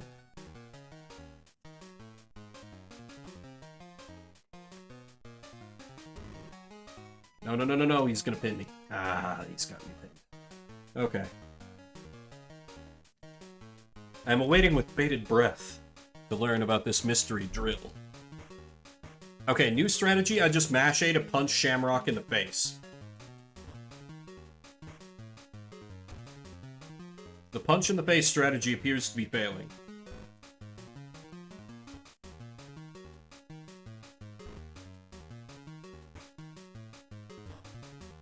Okay.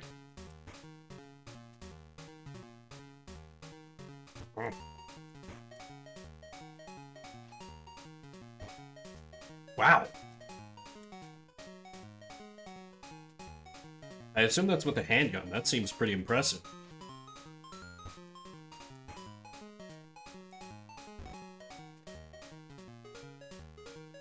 Huh.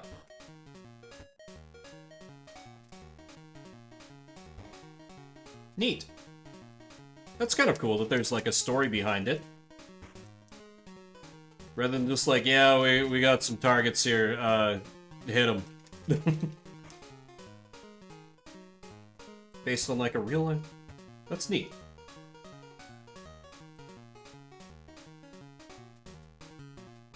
Whoa, that sounds heavy, drunk.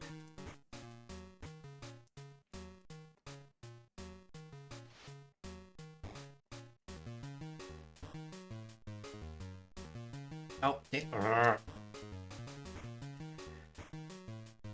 it's only 3 more minutes on this game. It's only 3 more minutes on this game, and then I can move on to something better. Only 3 more minutes. 3 more minutes. 3 more minutes. Let me get... Oh, yep. Deal damage. No! You literally changed trajectory in midair. This is garbage. I call shenanigans.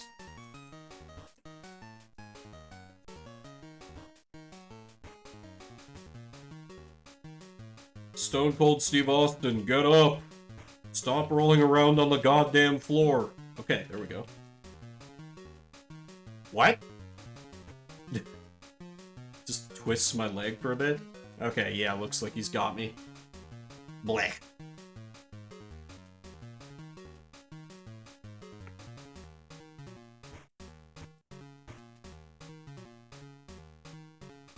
Alright, I'm gonna walk to the other end. Okay. If I walk to the other end of the ring, I can force you to miss with that. With that garbage. Of course, he gets up in like 2 seconds. But I get put down on the mat, and it's a good like 10 before I can stand up if I've lost any health whatsoever. Very balanced. Still, I could see if you're like if you were a kid super into wrestling, this game probably would have been cool. Like, oh, I know all those wrestlers.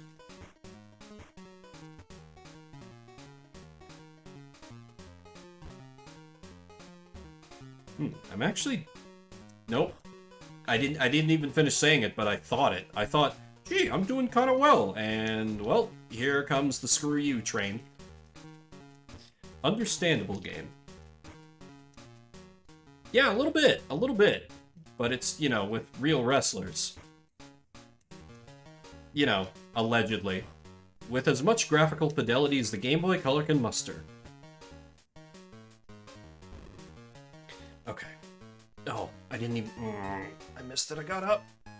Missed my chance. No. Get up. Damn it.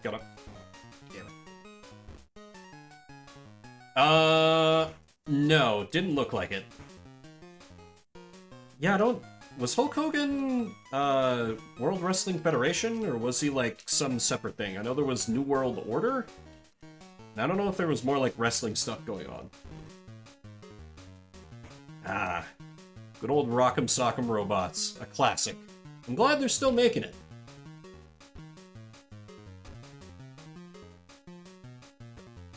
Feels truly timeless to me. You're going down, Shamrock! No, really, he's got the advantage on this match, for sure. But he hit the mat. Oh, crap. No! Ah, he reversed it. Blew their minds. Nice. Glad they liked it. There's a reason it's got such staying appeal. But, well... But alas, we will not know the outcome of this match. Realistically, I would have lost. Because this is Shuffle Saturday, where we play a different game every 30 minutes. If you came in during that and haven't seen this before, I have my game collection loaded onto this website called the Backloggery. I have my entire collection, about 1,300 different games that have the setups to stream. And we use this to suggest a random one out of that and play it for 30 minutes at a time. If you don't like what comes up, you can use !veto. We can try and pull another one.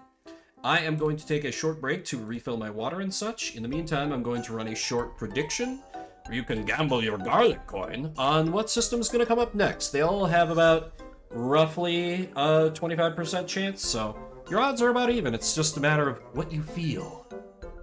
I'll be back in just a bit.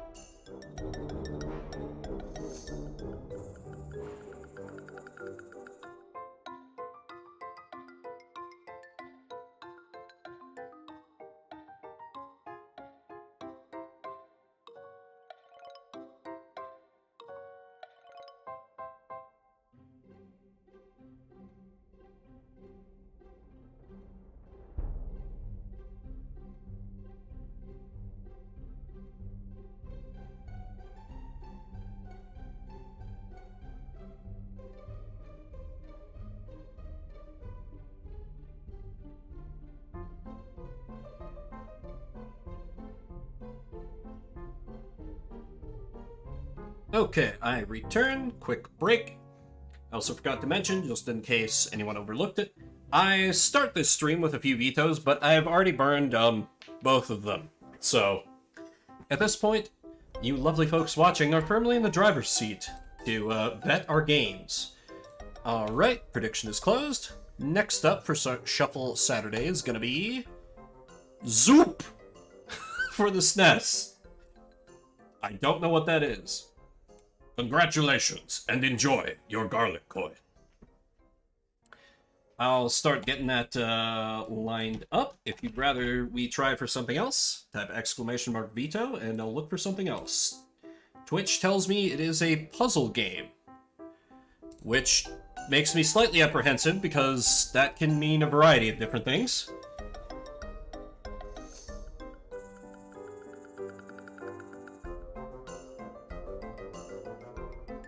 Zoop. Soup puzzles, maybe? Oh, okay. We have sound. Let me flip over to this screen. Perfect. And put 30 minutes on the clock. And let's check out Zoop.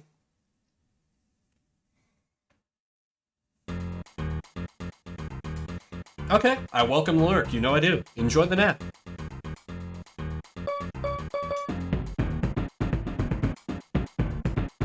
I like the title theme. Got a groove to it. What do we got for... Okay, not much on the audio. Let's try continual, I guess? Let's start at the very beginning. Stage 1, difficulty 0.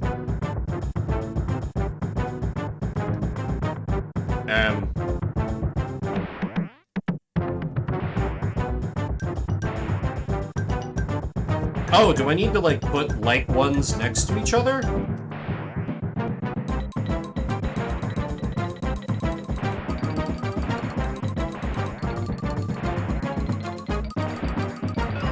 Oh! Okay, I get it, I understand now.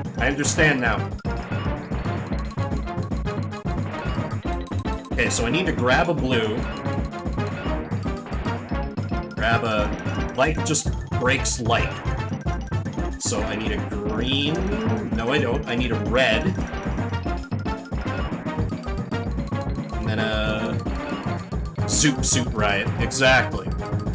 Oh, crap. I assume bad things happen when they get to me. Pink. Destroy pink. Destroy red. Green. Pink again. Pink again. Bust up some blue. Green works. Green. Bust up red. Bust up green. Bust up red. Bust... Oh, okay. I just have to survive for a long enough time. Gotcha. Oh, nope. We just move on to a new... Okay. This is... Alright, I don't mind this. It works. Though I feel like I'm not doing that great at considering what I'm switching out with. I'm just kind of panic hitting the one I need in the moment, which doesn't feel like a good approach. Oh god. Pink. I need pink. I need pink. Oh wait, I have pink. I'm a clown. Bust up blue. Bust up some red. Grab a pink. Red works. Blue is not helpful. Give me a green. I feel like this is almost more like a tower defense than a shooter.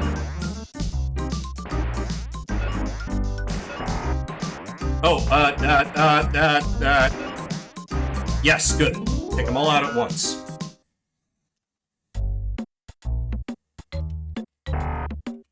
Oh, right. I'm immediately almost dead. Cool. Good. Good.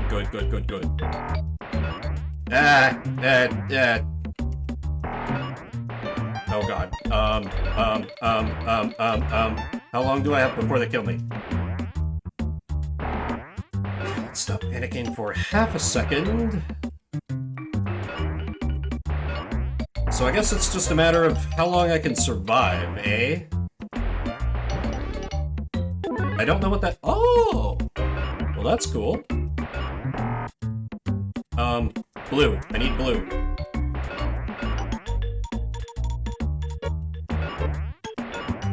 Oh, let me get one of them. So I can... Yes. Good.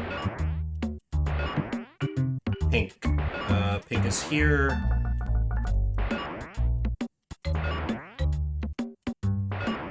Blue. Red. Yeah, I feel like I'm playing the game very inefficiently right now, but I'm still, like, getting accustomed to it. Or, you know, that's such as my... Oh, crap. Well, this is the part where I just die from panicking. Blue. Bust up all those greens. Oops.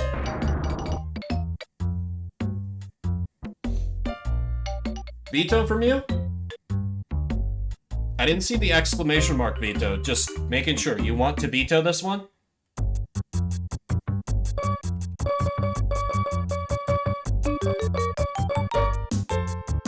Oh, okay, guess it's just B. Oops.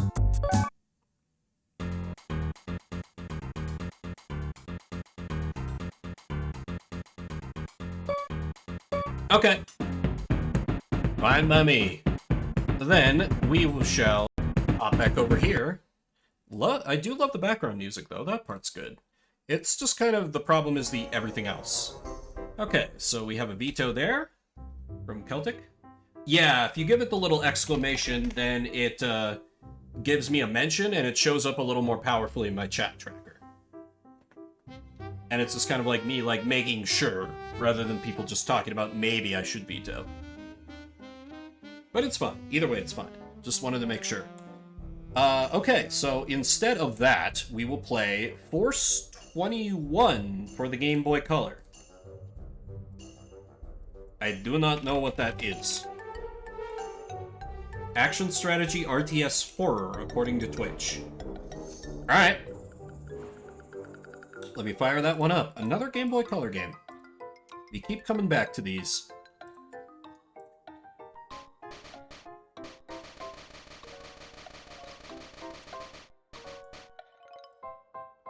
Alrighty, let's flip over here. There we go. Oh, put a fresh 30 minutes on. The year is 2015. Star Wars technologies remove the threat of nuclear war, reopening the option for conventional warfare. China, short of resources after a decade-long boom, plans to invade Kazakhstan to secure raw materials. The US Army is mobilized to aid the Kazakh forces. All diplomatic solutions fail. World War III begins. Ah yes, in the grim future of 2015.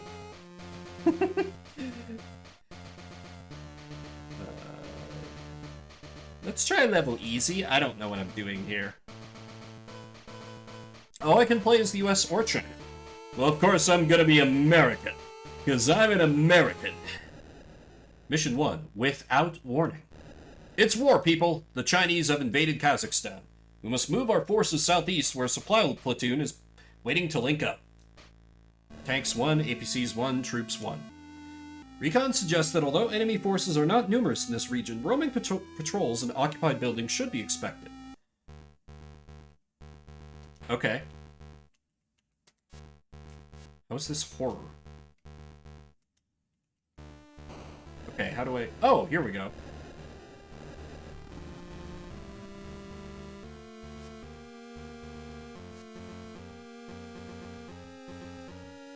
Where am I supposed to... Okay, this gets me to... And then I, like, go into, like, individual action mode to control them. Okay. That's cool, I guess.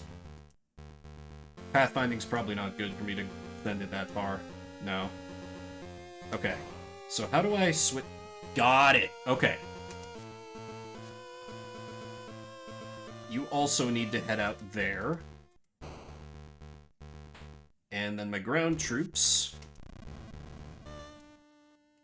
Should head in the that way direction. Okay. So it is very RTS-y. Kind of.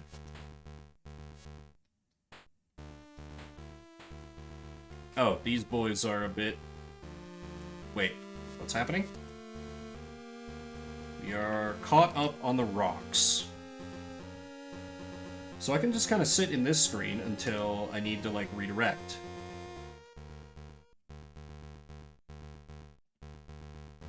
The tank seems very strong. I assume it's going to be...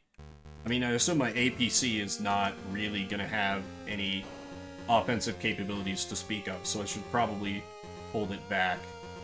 Can I... Wait, enemies? Yep. Very good.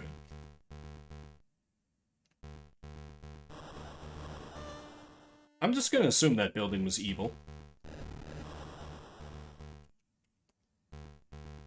Alright, so I'm just gonna drive the tank for a bit here. Okay, we got some more enemies rolling in. My ground troops can follow. So I'm gonna assume it's just... I don't know. That would make sense. But I'm not super clear on what, like, the various actions mean. Like, no... Well, maybe that little, like, arrow thing. But the tank seems so damn strong. Well, yeah, that's true. Okay, let me switch back to the soldiers and see if, like...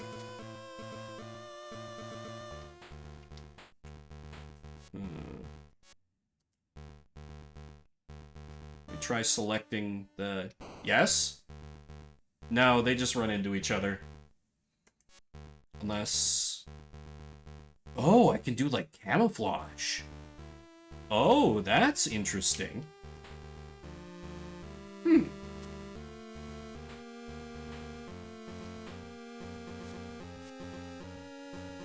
Alright, well... Yeah, I guess the APC is just kind of the load. Which doesn't feel completely right, but alright, whatever. Tank just leading the way here.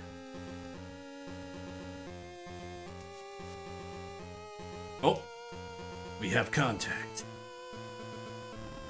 Yeah, it's like, it's an APC. That's literally what it does. It's to carry soldiers. But no, we just gotta have them marching out around there. Makes me kind of question what the APC can do. Alright, now let's have a nice and completely safe, free of any obstacles drive to the end. Oh, tank's under fire. Oh, because those buildings are bad. Right. The supply platoon is presently undercover on the road to the south. All surviving troops must reach this rendezvous point. Okay. Oh, wait, that looks like a thing I can pick up.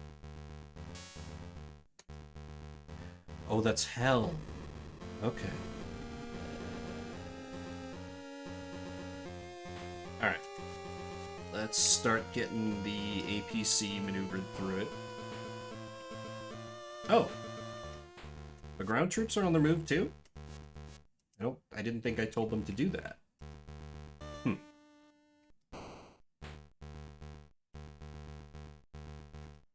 Alright, let's scout ahead. Uh-huh. Yes. Enemies? Enemies?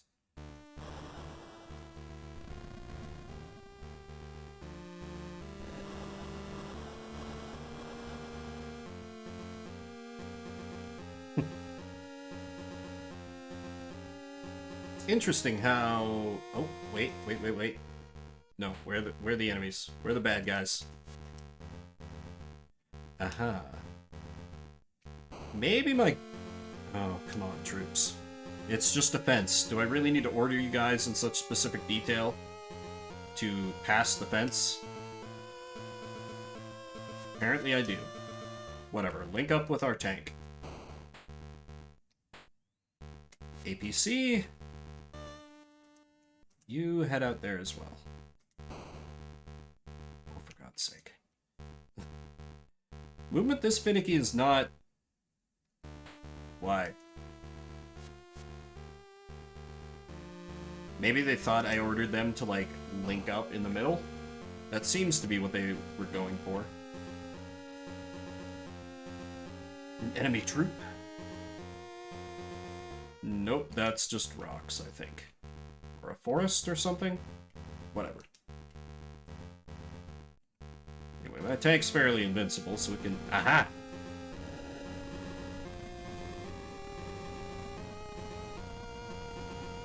Wow, that took some shots. I saw another enemy over here. Well, maybe it's fine. Let me get the rest of the lads in here. The boys.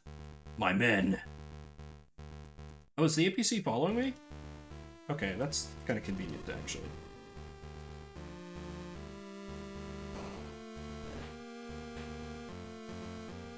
I think the APC got shot at for a second before the enemy was like, eh, never mind.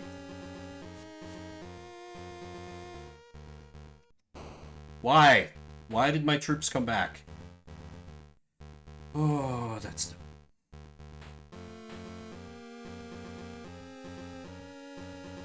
These controls feel just a little bit too finicky. And I like...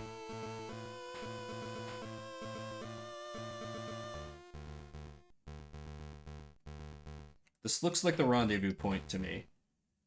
And it... Ah! Flashing light warning, I guess? Jesus.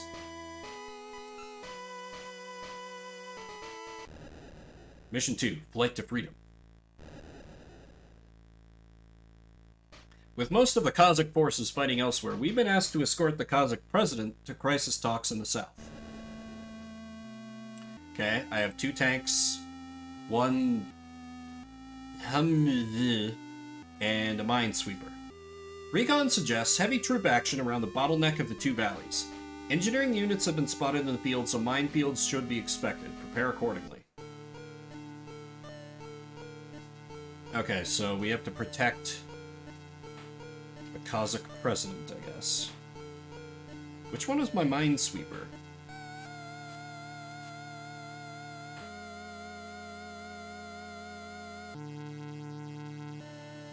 Is this my minesweeper? Anyway, let me get a feel for the terrain. Oh, there's enemies. There's enemies coming at me, like, right away. Oh, okay. My units that can fire back do, if they encounter foes. That's good. That's great, actually.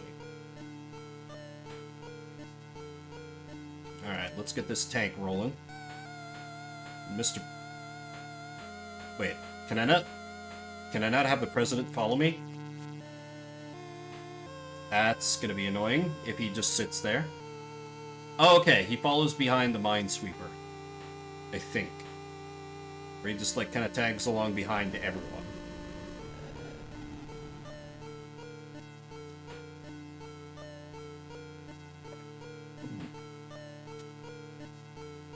You know, we're on presidential escort duty.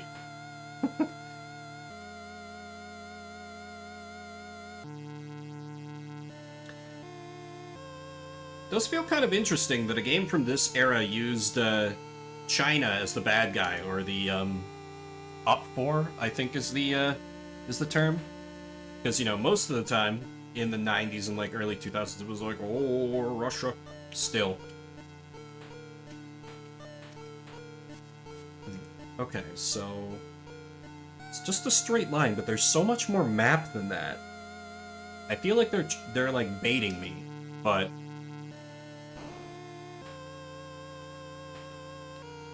let me send in a tank and a minesweeper to just get moving here.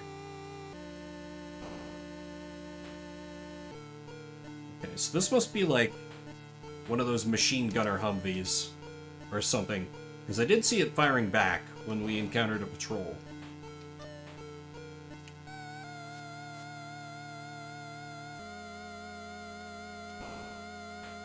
Why did the minesweeper turn around?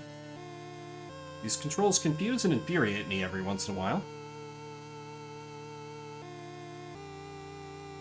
Alright, probably smart to... I don't know how big of a range it has, so let me put the minesweeper out front for a bit.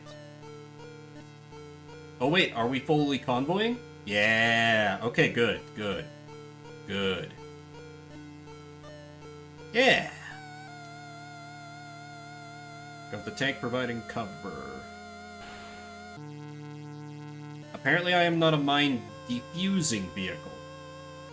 Oh no, that range is really short. Oh dear God. Okay, fine.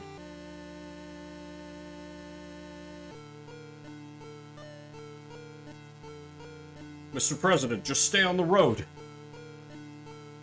For some reason, they didn't mind the road.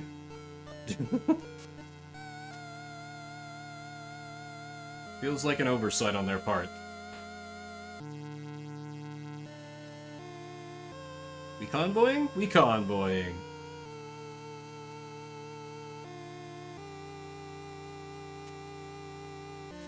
Alright. Let's have this guy in the lead. Slowly guide us through. I said slowly guide us through. Oh my God. Thanks, please. Do they follow? Good. Oh! Okay, never mind. Minesweeper is for defusing mines, because they're just instant death to anybody else. Got it. Okay, that sucked. Let's make sure that doesn't happen to the president. Yeah, protect the president at all costs. Yeah, I got it.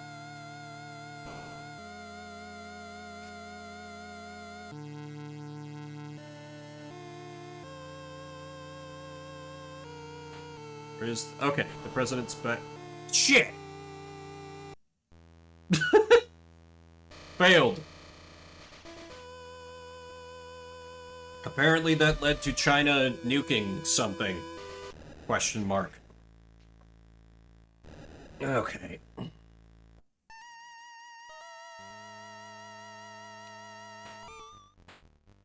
Wait, is the map different? Yeah, the map is different now. Huh. Okay. I wish it was a little clearer what the various actions meant so I could just have, like, my other vehicles follow behind and protect the Minesweeper. 'Cause those mines are no joke, man. Oh no, the Minesweeper! You idiots, what are you doing? Get out there.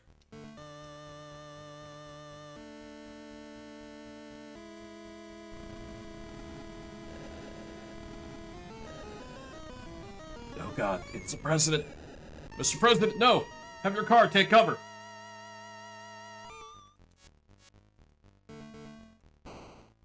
Okay, they're closing in a little bit. I need to get my other tank up here now.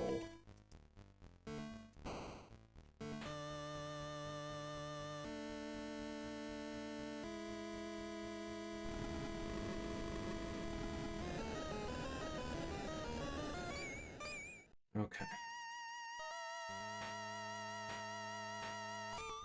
Don't know why the other enemy isn't advancing on me. It feels a bit strange.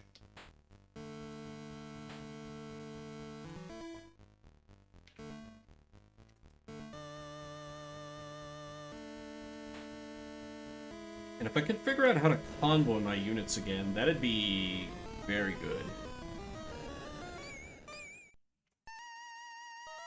Do appreciate that the unit I'm not actively controlling can still fire back. Because I could very much see this game being like, oh, you're not controlling it, it can't fire.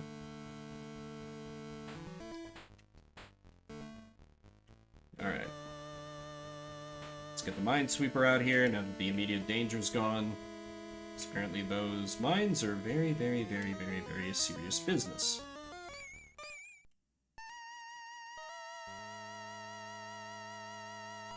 Oh. We have an enemy. China. China. Oh, okay. It's a long ways off, though. That's probably not that bad.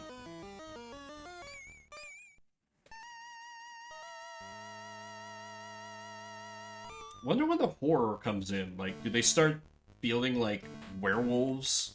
Like that one really bad Black Mirror sketch.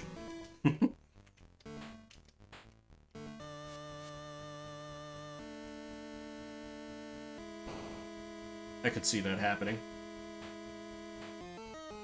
Or is the horror tag more like existential, like, oh my god, US and China actually going to war, it's so scary. Which, like, that would feel like a pretty horrifying thing to happen.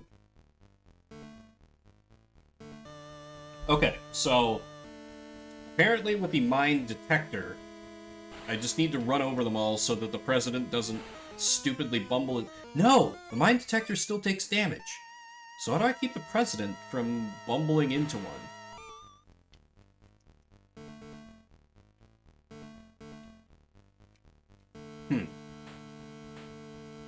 That is the part I'm kind of struggling with at this moment.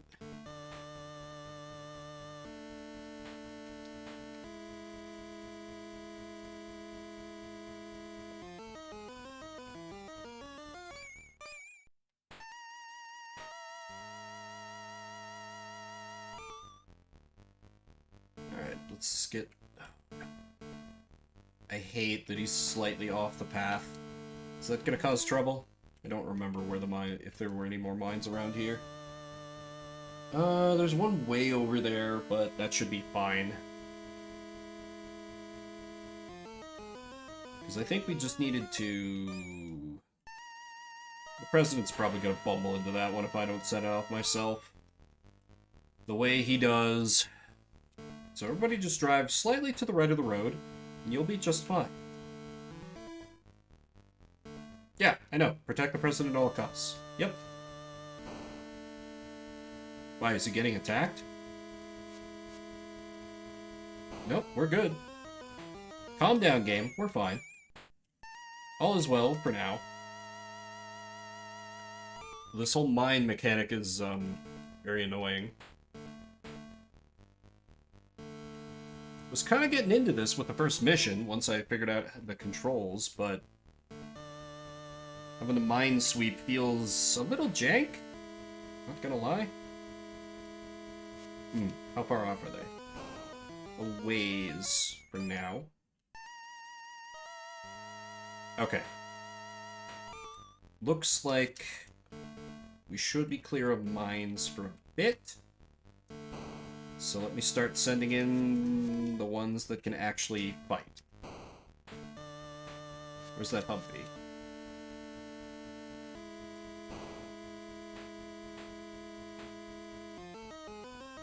Let's have the mine detector get the hell out of the way for now.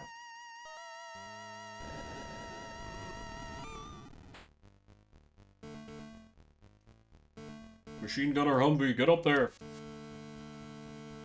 Or, you know, not. That's fine, too. Whatever, these tanks are OP. I swear they just do not take damage. And if the enemies are patrolling in the area, that must mean they don't have mines laid there. Because they're taking pretty broad patrol patterns, so... I'll just have the Humvee to protect the president and the minesweeper. That should work out, I think.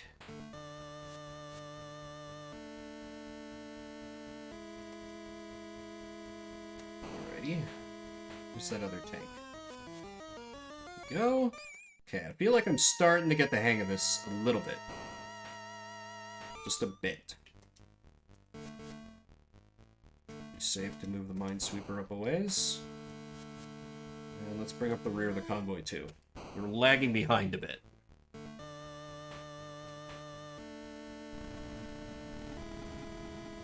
Go. Ooh, other tank got fired on a little bit. Let's just go ahead and preempt whatever enemy's over there. There we go.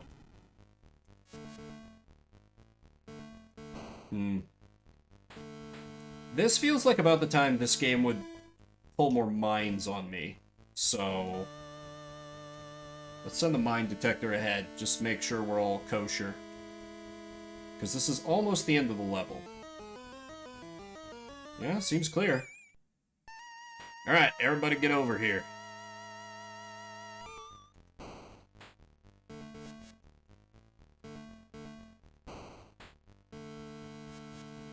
Oops, I got hung up on my other tank.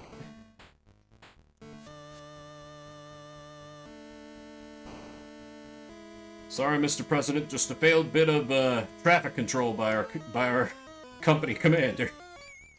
Or platoon? Squad?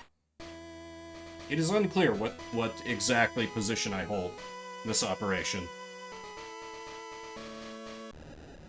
Mission 3, guarding the sky. The Burin shuttle site is an obvious target to the Chinese. The enemy has been seen approaching the area. Defend the site at all costs. Once secure, search out and destroy the enemy's heavy artillery. I got 1 tank, 1 Humvee, 1 ground troop, and 3 artillery. Although outnumbered, a good defense should deplete the enemy enough to achieve the second half of your mission. Okay, so we're just on the defensive here. Got it. What am I supposed to defend? Okay, well, you look like artillery, so let me kind of send you to the rear. Oh, wait, enemies? Okay. Yeah, I need to start deploying these dudes. Hopefully the artillery just kind of fires on whoever happens to bumble into their area of operations. Bring the steel rain, hell yeah.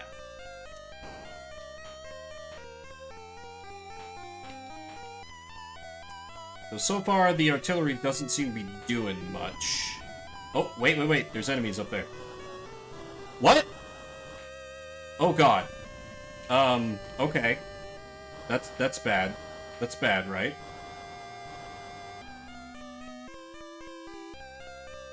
The enemy prefers to attack in waves, do not become complacent.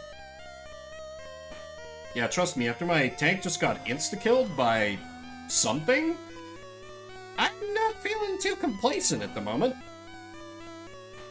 Okay, let me have my soldiers just kind of be, like, out here, ready to meet the first wave of the foe.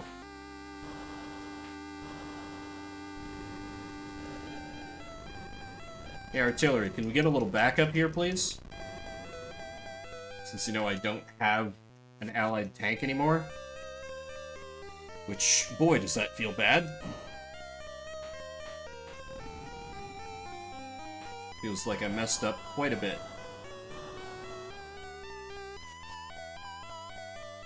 Okay, let's have you head a little bit north. Oh boy, yeah, that's a few friends. That's a few friends closing in on us. Let me send the artillery over here, I guess.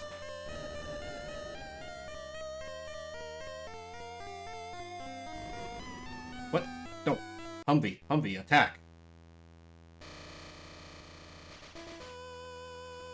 Okay, I failed, I guess.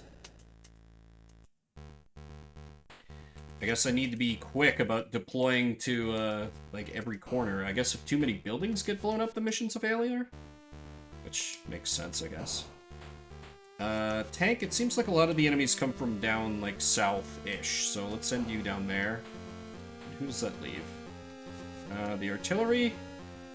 Because you apparently just function exactly the same as a normal tank, you can... Why can't I command you?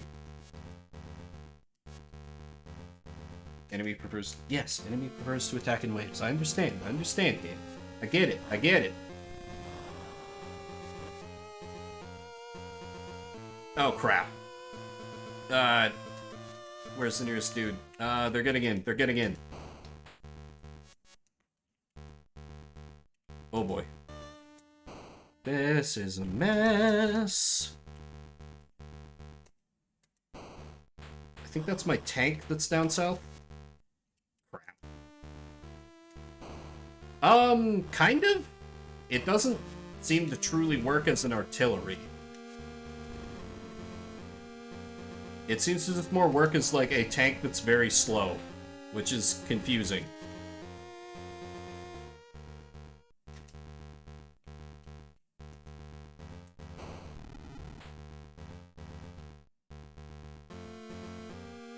Because I can Yeah, I can just use it to, like, fire, like this, just like I would the tank. So, I don't get it. I don't pretend to understand. Oh boy, this thing has gotten beat up pretty badly. Okay, let's move it down here. Ground troops, move down there. What am I looking at? Did I lose? I lost.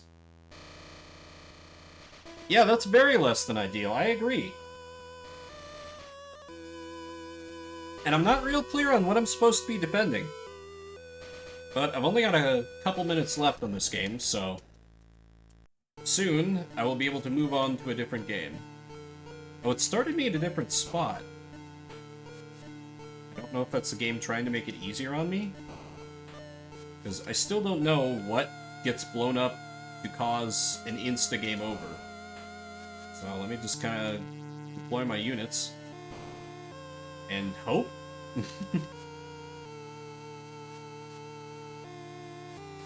I can't... No, not that. Stop. I want to open the map. Yep, enemy prefers to attack in waves. Yes, yes, yes. I understand, game.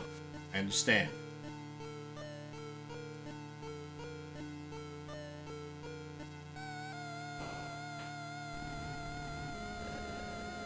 Okay, enemy Humvee.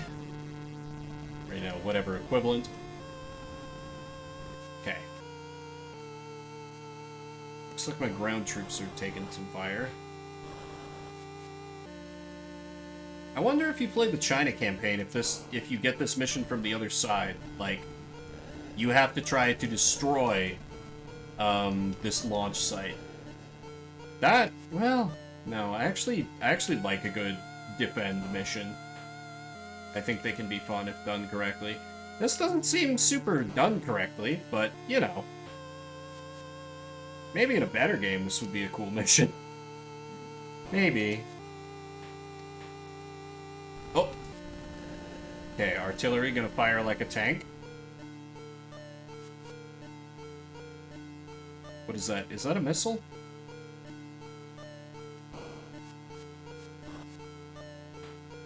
I have no idea.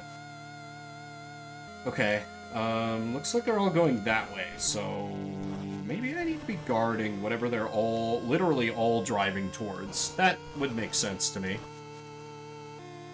You know, you'd think they'd give me a slightly different colored thing to make it obvious, like, hey, you need to protect this. Oh, okay, I got tag teamed there.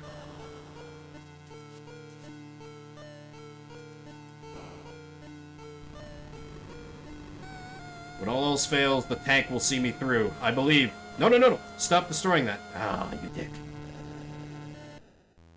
Alright, well, we failed. Trying to nuke the world. But this is Shuffle Saturday, where we play a different game every 30 minutes. So that was Force 21, which was one of the games of all time. So yeah, if you came in during that, got my whole collection loaded onto this, and we play a different game every 30 minutes with the help of its Cookie of Fortune suggestion. Let's see what's going to be next. Up next will be Legend of a Mystical Ninja for the Snes. This is a series that I know of. I've only played the Nintendo 64 game before, but this is one I recognize, so I'm hopeful this will be a little bit better than some of the other games I've played so far tonight. Legend of a Mystical Ninja. I will start getting that loaded up, but if you want to try for something different, just type !Veto, and I will mark one of those off, and we'll see what else we can play. Legend of the Mystical Ninja.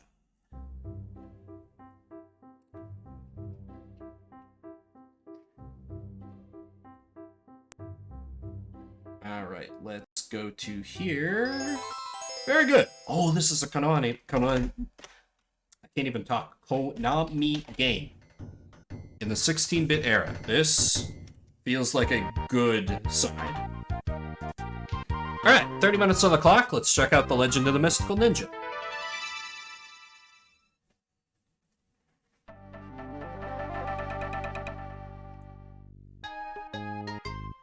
Hey, Kid Ying, have you heard the news? What are you talking about? You know, about that beautiful girl. Oh, you mean the ghost woman of the temple? Yeah, that's the one. Something terrible has happened.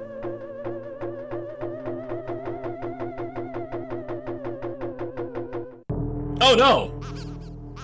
Hey, no close-ups. That's no way for a good ghost to act. She shouldn't hurt people. That ghost has some nerve. I'll show her that I'm a brave man.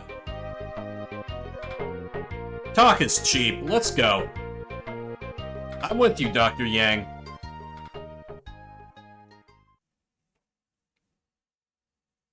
Ooh. Warlock Zone 1. Mystical Ghost. Cool. I like the look of this. Am I beating them with the pipe?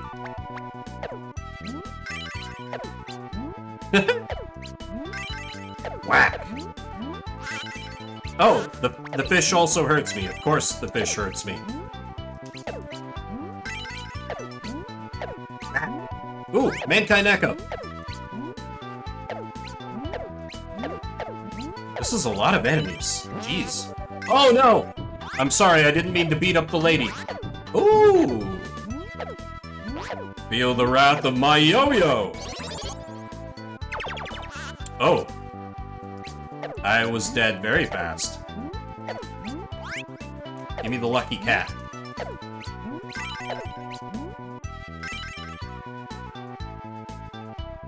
Okay, so I need to go beat up a ghost. Understandable. Oh, what's this? I'm a fortune teller. I'll tell you. You are a hero of this story, aren't you?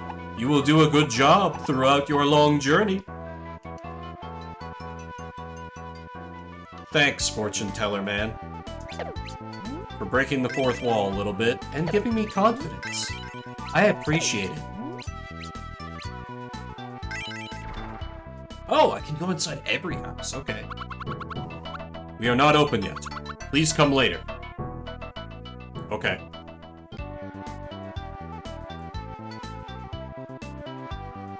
Is this a shop, then?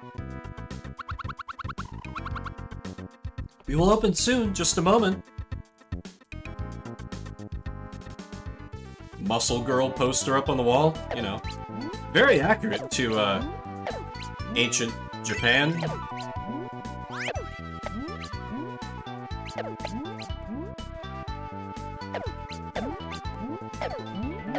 Is this the correct number of enemies? This feels a little wild. Like, this seems like too much. Oh, damn it.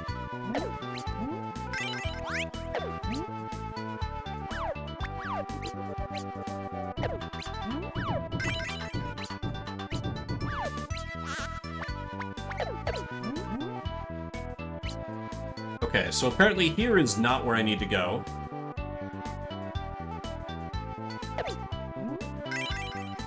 What about in here? Is there anything good in here? The ghost woman of Horo Temple is very strong. There must be a way to beat her. Thank you, citizen, for your valuable input. Oh. Oh, I can throw money? Oh, oops. Yeah, that does cost money, though.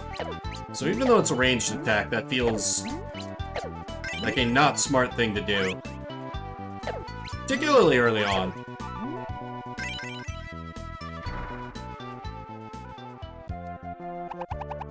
Hey, Kid Ying, did you know that there's a ghost in Horo Temple? You know, I hadn't heard.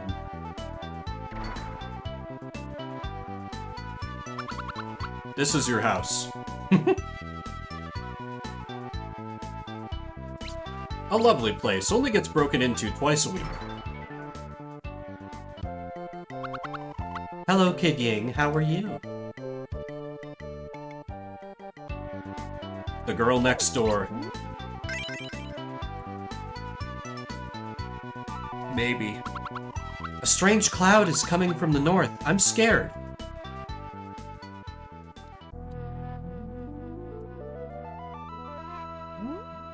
Okay.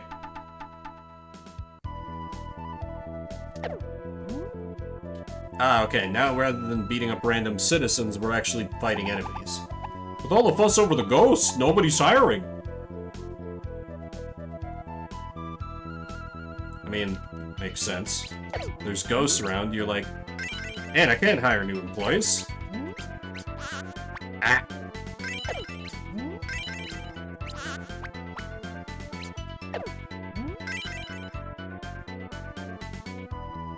Ooh, yes, let's get something to eat. Welcome. Everything is delicious here. Would you like something to eat? Yeah! Let me get some sushi. And that's a heal. Great. Alright.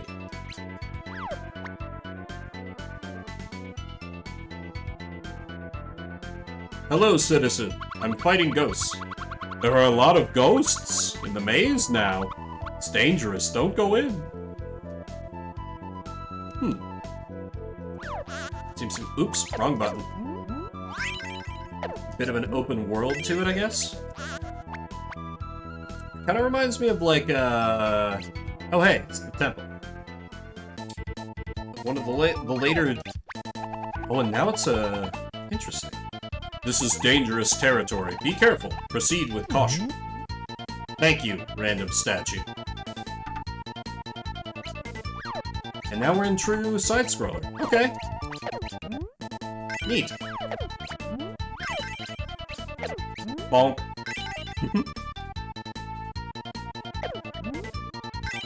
No, Mr. Happy Flame, you will not burn me.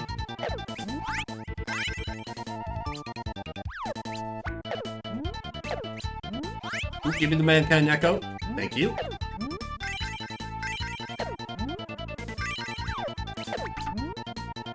Bonk.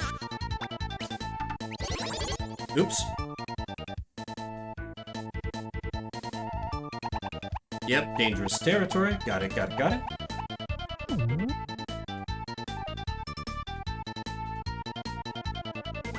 Let me see, let me see.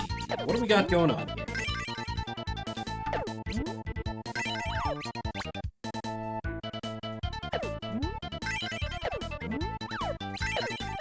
This does control a lot better than the quote-unquote overworld.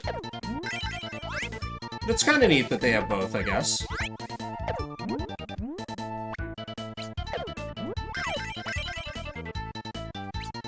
And it seems like there's a lot of shops where I'll be able to spend all this cash I keep picking up.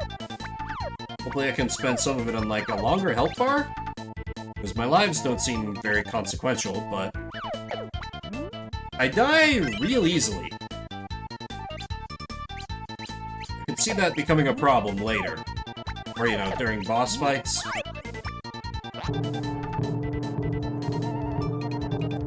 Everybody wake up.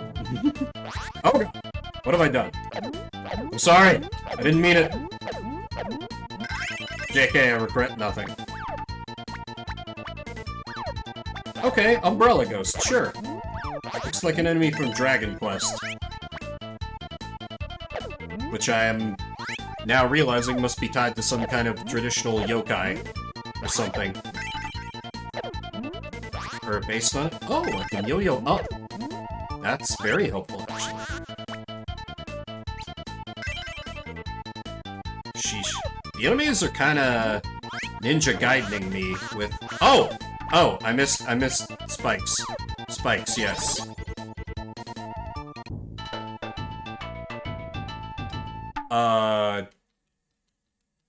Raccoon dog? Oh. Okay. The elephant must have been a checkpoint I hit at some point. I did not... Oh, the elephant that I picked up and is in my inventory. Okay. I hadn't realized that's what that was. Got it.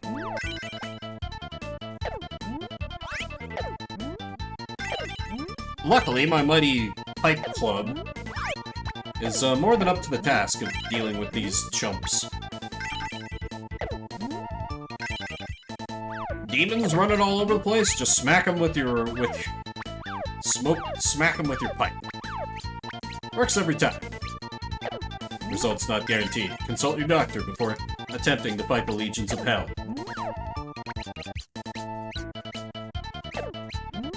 Or consult Doom Guy.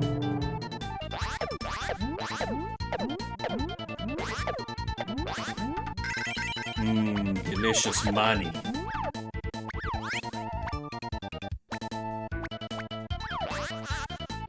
Oop. Okay. Take the high road so I just don't have to worry about those spikes at all.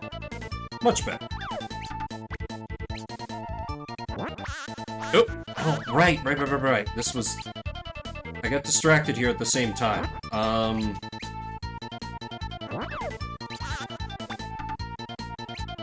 Guess I had to time that to when he wasn't... Oh! I missed the mound. Okay, that's on me. Let me actually use the checkpoint I got then.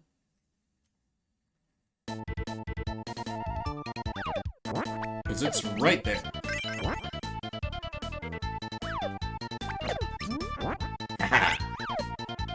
Okay, I understand the level mechanic now. Now these stupid ambusher ghosts are done for.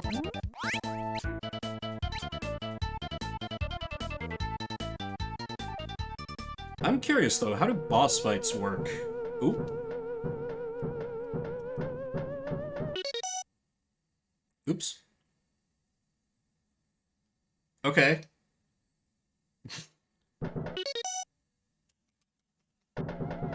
Just trying to... Yeah, let me fight her with money. Ooh! Wait, how do I hit? What do I hit? What do I attack? Or do I have to wait for her to become vulnerable after she attacks me for a little while? Ah! Crap. Oh, I don't restart at the boss fight? Ooh, that's... Nope, don't like that. I guess it's not that far back, but...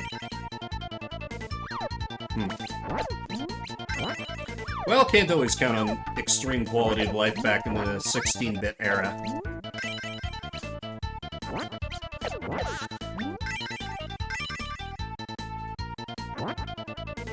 Damn, wish I hadn't taken that hit right there.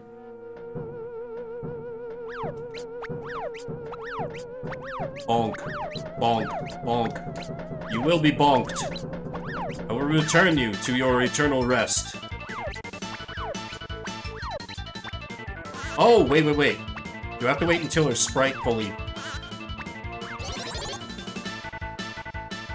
I am not understanding when I can hit her.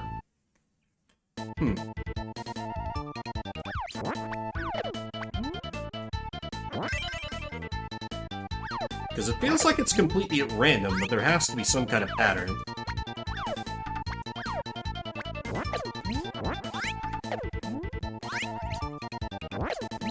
I didn't see any kind of obvious tell, but I must be missing something.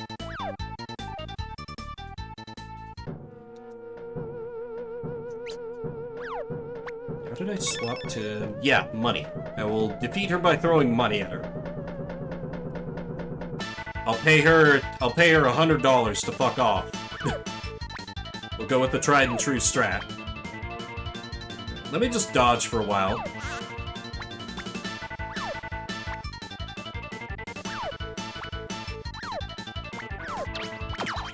Yeah, it's when her little sticks completely extinguish that she's... Nope, okay, that's not it either.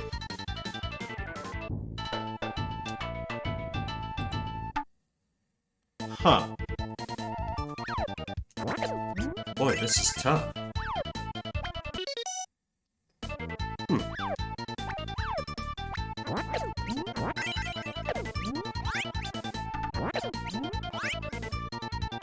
But damn it, I have to try.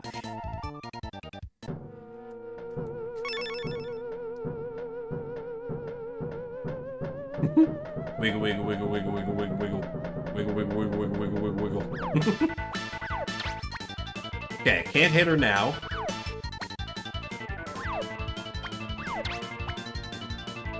Doesn't work then. Yeah, her sticks were out, but she didn't take damage that time. Wait. Oh! Oh my god. I hit them back at her. I'm an idiot. Okay, that's so much easier than I thought. I just hadn't realized it because I must have, like... Okay. I understand the fight now. I must have just reflected them back into her, like, basically at melee range, so I thought I could only damage her sometimes. That makes a lot more sense than what my theory was, which is like, I guess I wait for her to, like, tire herself out, and then she becomes corporeal enough to hit? Which is really dumb for fighting a ghost? Okay. That'll also make it easier to avoid her attacks. Okay, thank God. It was like, this is pretty rough for a first boss, but... Nope. I am just a dumbass. Understandable. Nope.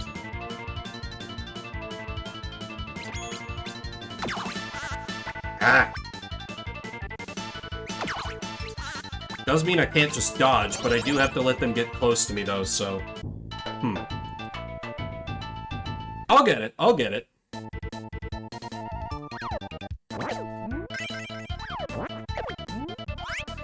I feel like I should have taken damage there, and I'm grateful for the game that they did not punish me for that.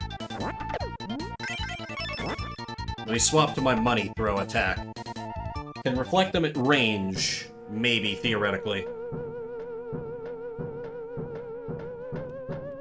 Yes, let's get on with it. Oop. Aha! Got one. Nope. Two. Ah. Three. Four. Shit. Five. Six. Consider yourself banished, ghost. Oh. Oh my, you're so strong. I'm the ninja cat, Kurobe. I've been waiting for someone to help me out of here. There is no time to explain. Take this $100 and hurry to Shikoku Island. Go see the cat boss, Kobin. Oh, yeah, I start stream a little early on Saturdays. Don't worry. I think there's still plenty more to go.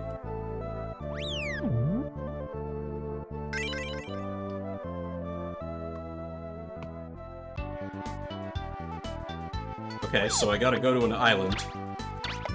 Apparently.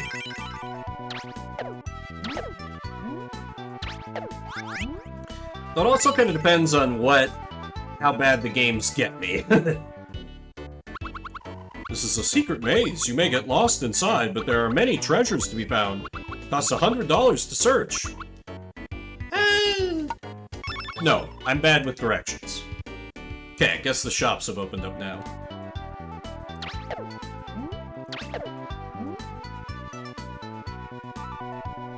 Let me eat some food to recover.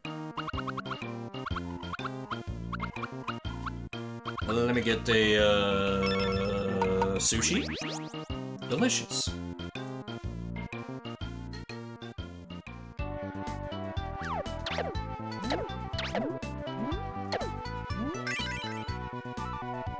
Is this a shop or is this just a random?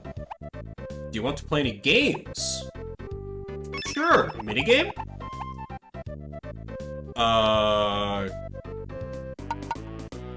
Goblin? When there is a vase on the head, push the B button to throw the ball into the vase. Keep the button pressed to throw the ball further. Aim carefully. Alright.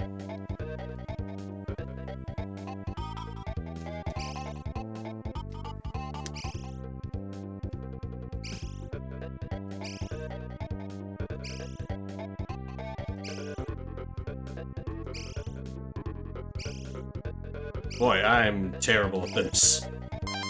Okay, there we go. We got one. Frick. What do I win with 1 point, proprietor? Crap. $10. Well, oh, did I glitch the game? Why do I have maximum money? Never mind, I don't need to care about this minigame. It does seem unfair. Very carnival-esque. How did you do? Did you make a lot of money? Try again sometime. Yeah, no thanks.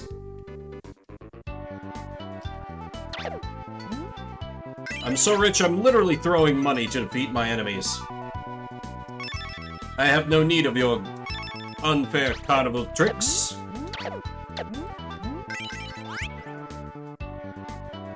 I have to assume I, like, caused the money to roll over to negative or something. Accidentally deployed some kind of speedrunner tech, because I got $100 for defeating the boss, so my current amount of money seems incorrect. Welcome. We have everything you need. Would love to buy something. Yeah, let me get bombs. And pizza? And straw sandals. I don't know what those do. I'll just take one of everything. Sure, why not? Is this a shop? As soon as the ghosts disappear, there will be peace. Hey, Kid Ying, are you still a mischief maker? Rude. I'm the hero of the story. The fortune teller man said so.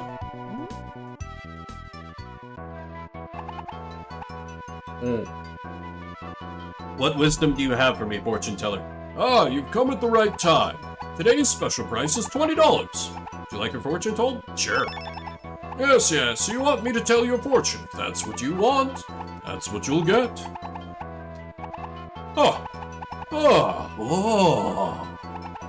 What's this? In all my years, I've never seen such a fate. I see good things happening in your future. Wow.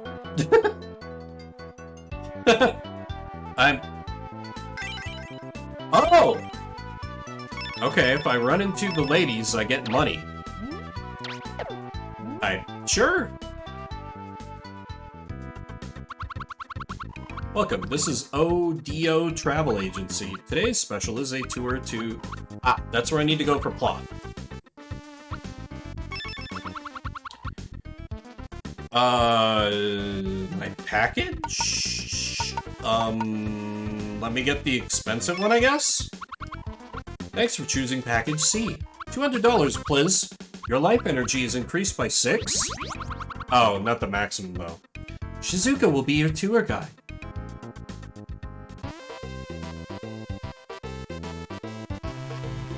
I'm sailing away.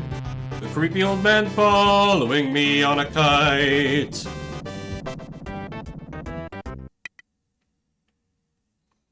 When something's wrong in Edo, action must be taken. Kid Ying and Dr. Yang leave for Shikoku Island to meet Koben, the cat boss.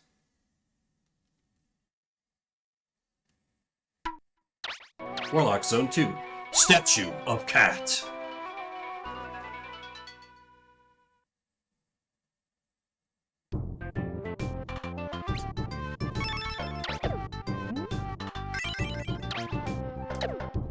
Okay, just knock the masks off and they stop being hostile. Sure. Die, you evil pooch.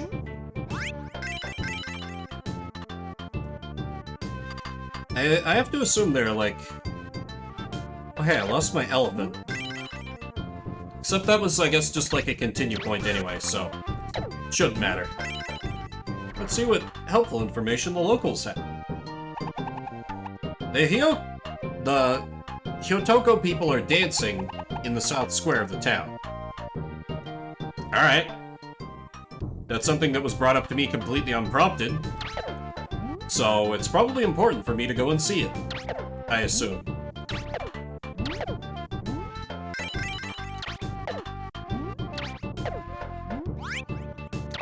mean, I've got enough money to buy this town, clearly.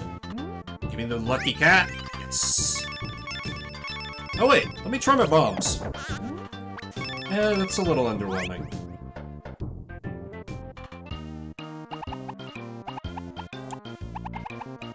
Is that armor? Maybe that's armor. Can I buy multiple hats? Yes, but it doesn't do me any good. Wait, I can buy multiple sandals. How many sandals can I stack up? Just 3. Okay. I don't know what those do, but I may as well. Oh, I can jump further. Oh. That's cool. I like that. No, just hopefully they never, you know, assume that you're coming into it with maximum sandals. Otherwise, later stages are probably gonna get real unfair real fast.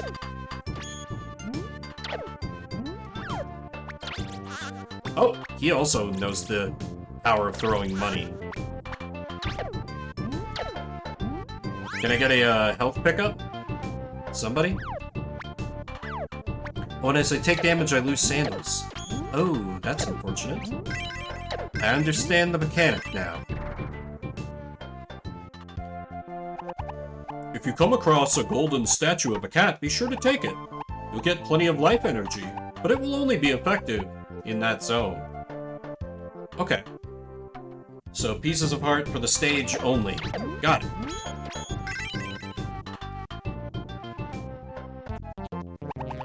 How about some martial arts training? If you work hard, I'll teach you my jutsu. You will only be allowed to use jutsu in this zone, but it will be very valuable to you. Sure. With your physical ability, you will not be able to master such a jutsu. You'd... Well, okay. Damn it, man. You offered, and I said yes, then you're like, oh, actually, never mind. It'd be too tough for you. Don't try. Screw this guy. How dare he? Citizen, what information do you have for me? Oh!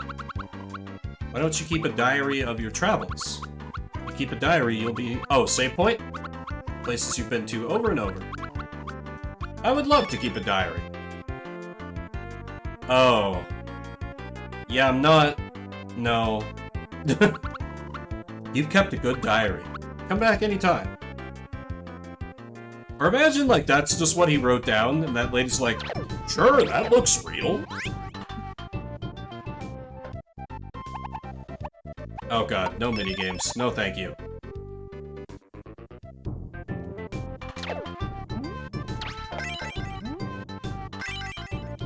Another store.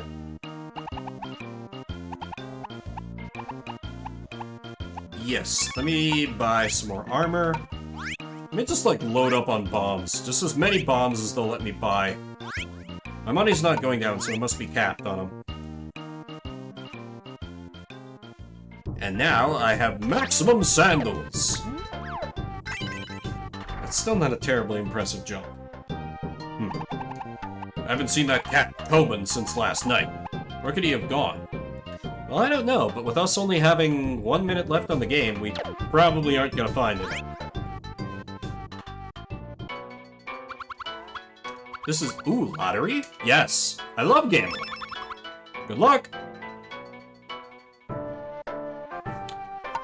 I would like... Tiger. Tiger D. Okay, it's time for the drawing. 4.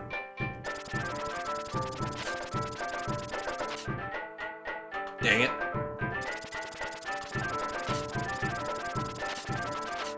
Ah. Huh. Okay. Interesting. But again, I've somehow glitched the game to have, like, basically infinite money, so... Still don't know how I did that? But...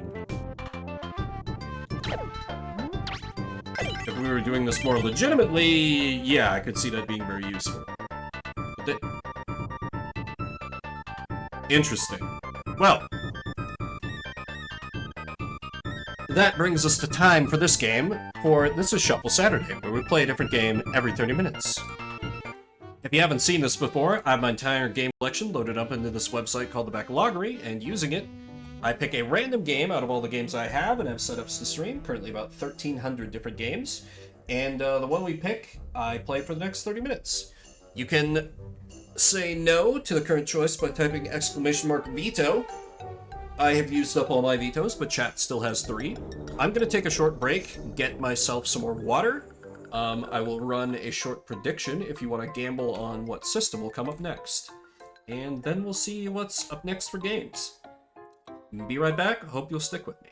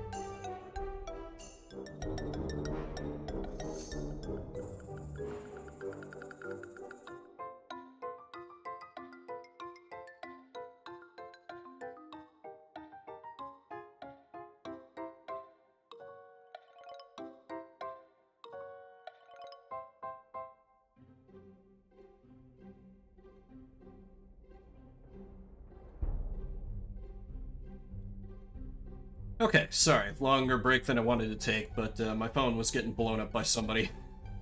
So I had to make sure things were fine, and yeah, they just forgot I stream around this time, despite the fact that I've told them multiple times. So, okay, let's see what game is going to be up next.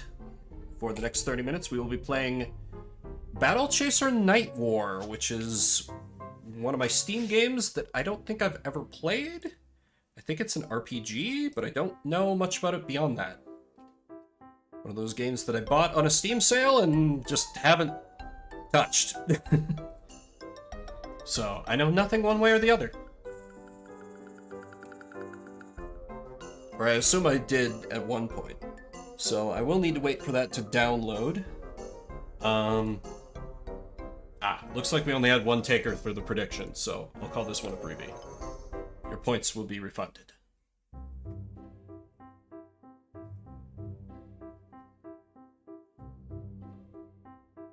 I'm like trying to recall things about this. Battle Chasers Night War. I just don't. Looks like it's got a fun art style though. Okay. Alright, one of my Steam games that has just been sitting alone, untouched, unplayed for the longest time. And I'll get to see what it is. Download's going pretty quick. Should only be another little bit.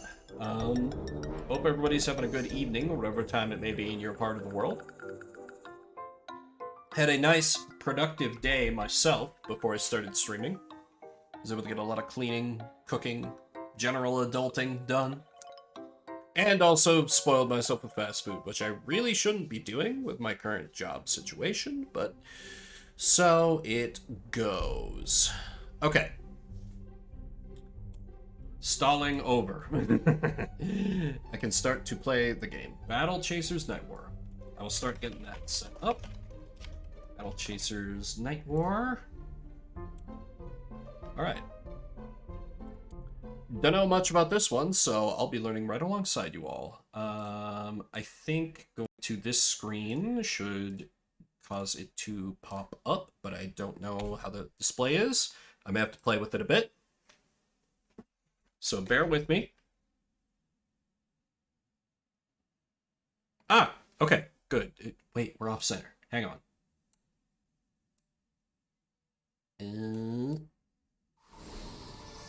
Okay, there we go. 30 minutes. Holy shit. This looks great. 30 minutes on the clock. Let's play some Battle Chasers Night War. Oh, Amanda. Welcome. Welcome, everybody. Thank you so much for the raid. We are doing Shuffle Saturday here, where I play a different random game every 30 minutes. Currently, the game is Battle Chasers Night War, which looks unbelievably dope, but I know nothing about it. Oh my god, I want to play as giant flamethrower golem, man. Also, is the game loud? It feels very loud in my ears. No, this is not an ad. This is the game I've got going now. Oh, and Bomber Girl? Hell yeah. How was Nocturne, Avalon? Did you make a lot of progress today?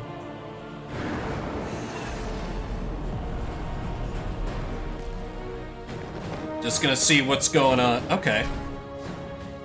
Cool, we got a classic group of heroes and flamethrower golem. I'm into it. Cool. Alright. Let's get into it. Oh, Grimla Halka. That is an absolute mofo of a boss from what I remember. Also, I feel like the game's a little loud. I'm going to turn it down a bit in OBS. Just a titch. Yeah, new game.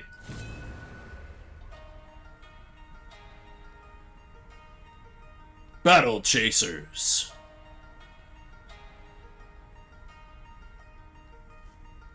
Can we speed up the tech? Okay. Years have passed since the great voice warrior acting and leader of men, Aramis, vanished. Left behind were his mighty gauntlets, artifacts of untold power, giving their wielder the strength to move mountains, as the stories were told. Also left behind was his daughter, Gully. She discovered her father's gauntlets, setting in motion the events that would make her a target of great importance and bring her into the company of her greatest defenders. Nolan, the wise and mighty wizard, whose tongue is as sharp as his wit. His mysterious companion, Calibretto, a war golem of immense... I like Calibretto. I want to play as him if we get a choice. A swordsman, once brother-in-arms to Aramis, now sworn to protect his only living kin. Garrison, I'm sorry, you look generic. Red Monica, who can be foe. Red Monica? Friend. Okay, that's kind of fun. They have traveled the capital lands while defending Gully from those who seek the power of her gauntlets for themselves. Nolan, on a personal quest to learn more about mana, which fuels the world's magic and technology, has led the group towards a mysterious landmass known as the Crescent Isle. Alright. There, vast reserves of mana were once rumored to exist. As they approach the island, they quickly discover why so little is known about the area. Monsters? I'm betting it's monsters. Also, wow, that's kind of a heavy backstory. Like, this guy united the races of men, but she's just kind of following these people around, and he's like trying to understand magic. They don't feel like they connect very well. Maybe that's just my take. I'm sure it comes together later.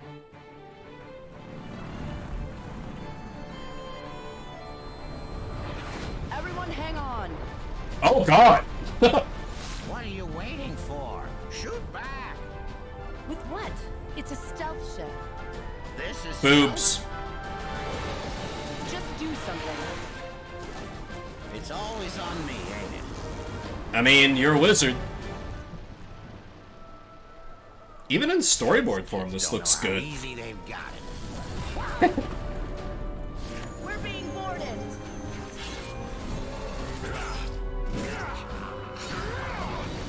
I can't believe he's a soldier. Below deck. You break easier than I do, remember? More incoming, port side. Oh no! Gully, what? Oh. Are we all just gonna go overboard then? Got you.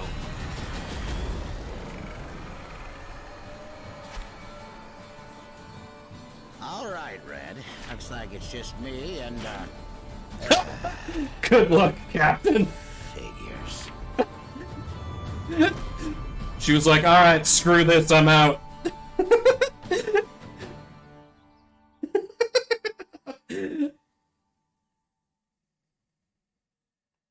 Your dungeon abilities can also give you a boost in combat. Oh! Oh, okay. We made it? Or at least I did. Bretto? Garrison? Also, sorry, since this is the main character, she's just getting my natural pitch, since she's probably going to be talking a lot. Please be nearby. Okay, good old WASD.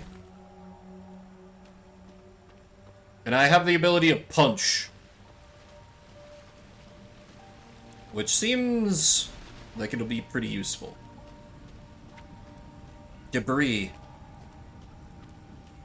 Can I punch the debris? No. Looks like I don't have an unlimited use of this, so I should maybe hold back on this just a tad. Hey, it's Iron Golem Man. Mzzz. You're awake. Righto, you're alright. Yes. Are you feeling better? You've been resting for a few hours. I guess I wasn't completely prepared for that cannon blast. Was I dreaming or did you leap off the ship to catch me? I mean, he is your bodyguard, right? I did. How'd we make it down in one piece? Nolan. We fell through a portal he opened, placing us on the ground with only minor injuries. Then what happened to him? We don't know. And Garrison? Monica? Garrison fell through the portal as well. Monica appears to be missing, along with Nolan. Then let's get moving. They could be hurt. Garrison already went ahead to search for them. Are you sure you're well enough to move? I'm so woozy, but we don't have any time to waste. This voice actor for Gully sounds very familiar. I'll be fine. Is this Don M. Bennett? First, allow No. me to further heal your wounds. Then we will meet Garrison. I don't know. I know I've heard her in other things, though. Oh, wait, I can... Switching party member... Oh, okay. Wait, so Giant Robot Man is my healer? Oh, hell yeah. We are gonna roam around as him, unless I am forced to change party members. Because look at him. He looks like he's straight out of Warhammer 40k or something. He is the Emperor's Fury! Ah.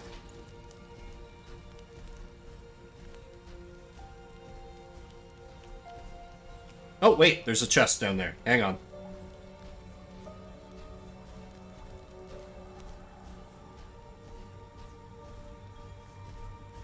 Is there a way to move faster, like shift maybe? No. No sprint.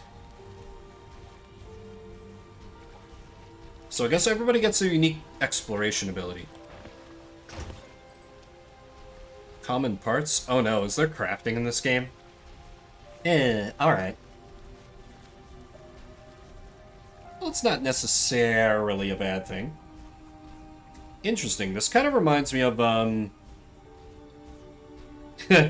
all things, the weird Sonic RPG that was on the DS, because that kind of did the same thing. Everybody had a unique ability you could use when exploring the field. What's that? Ooh! I think he does. He has a longer stride. Okay.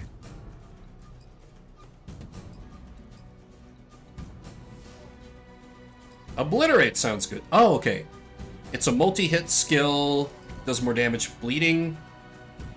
Applies Sunder. Reduce damage. Yeah, let me debuff and make it take more damage here.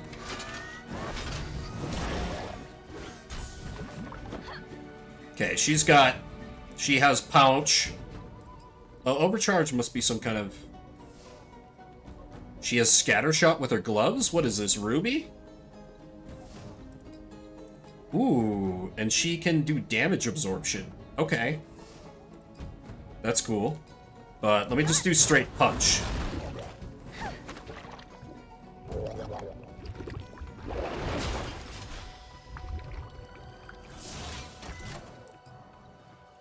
Alright, now let me try Obliterate. What? Oh, it has a charge-up time. I see. And in case that doesn't take him down, let me put a shield on our Robo-Boy.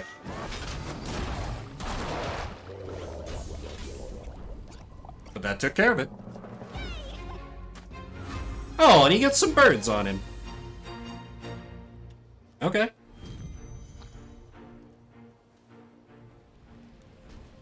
Yeah, let me try... Yeah, I feel like the movement speed is the same no matter who's in the lead.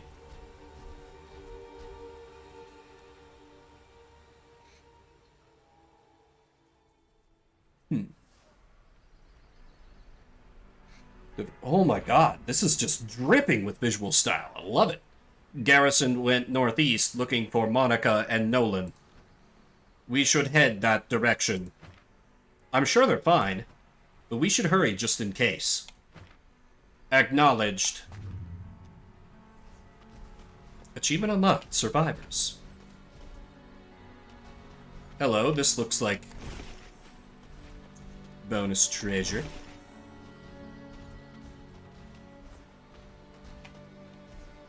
Wait, what's inspect? Worn letters at the top of the sign read Talon Crossing. At the plank pointing east says High Lake Village with the message, "Not anymore," carved cryptically into the wood directly over it. The rest is damaged beyond readability. Oh, hang on, did my chat tracker die? Also, the game mutes itself every time I click out of the window, sorry. Okay, nope, just being paranoid.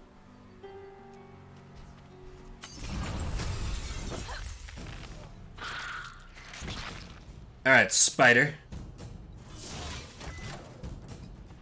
Alright, first let's get it sundered. And let's put a shield on Robo-Friend, because he's already taken some damage. And now, let us obliterate. Scattershot's not actually stronger, is it? Oh, it kind of is. Oh, but that means I can't deal damage before... Uh-huh. Got it. Okay. Just punch him. I have prepared Obliterate. You're goddamn right you have, Robo-Friend.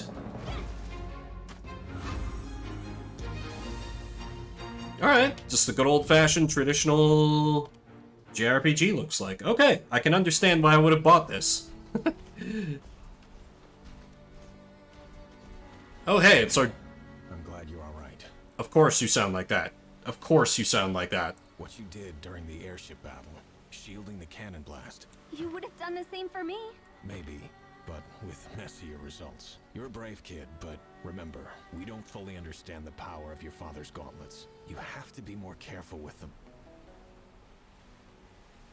Yeah, it looks like it, Nate. I had I no always choice. appreciate that.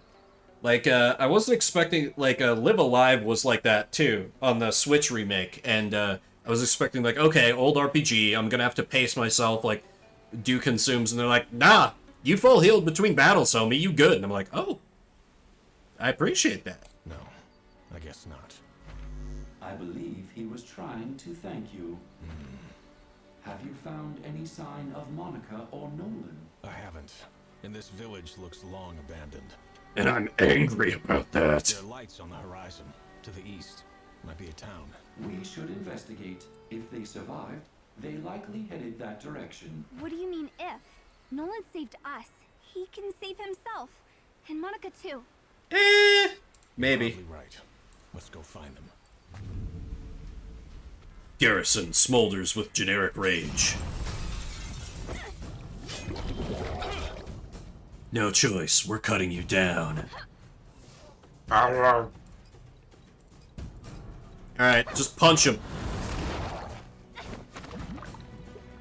Overcharge is displayed in red, is generated. Overcharge is consumed in place of mana. Used for bonus effects. Goes away. Okay. Oh wait, no, it doesn't heal me between bouts. So this is why.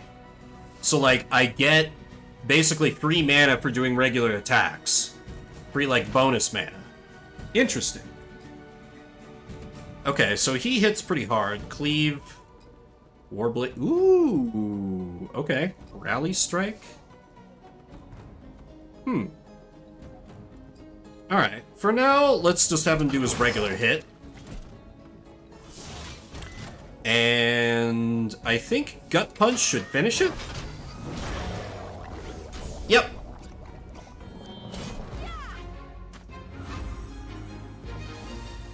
Because after all, Calibretto has the ability to just heal us outside of combat, so... Oh, wait, what's this? Yeah.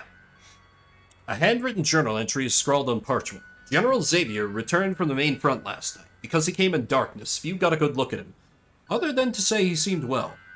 The wars elsewhere have taken their toll on the outpost, with ranks thinning and our defensive practices becoming lax. Not sure Ravenheart even bothered to take his patrol last night, but then he always did seem the lazy sort. That should change with Xavier stalking the halls once more. Okay. Spoils of war. The general returns. Give me that. And whatever that is, too.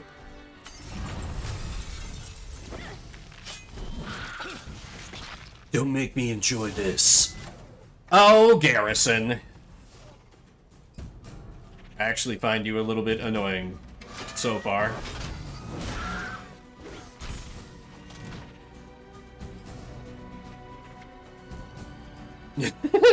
The girl's like, yeah, I know how to fight. Oh, he even starts at a higher level. 'Cause he's a grizzled war veteran who talks like this.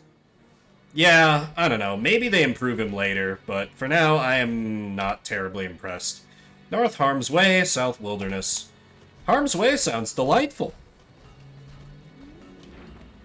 This must be the village. I see a few lights, but no people. Where are they?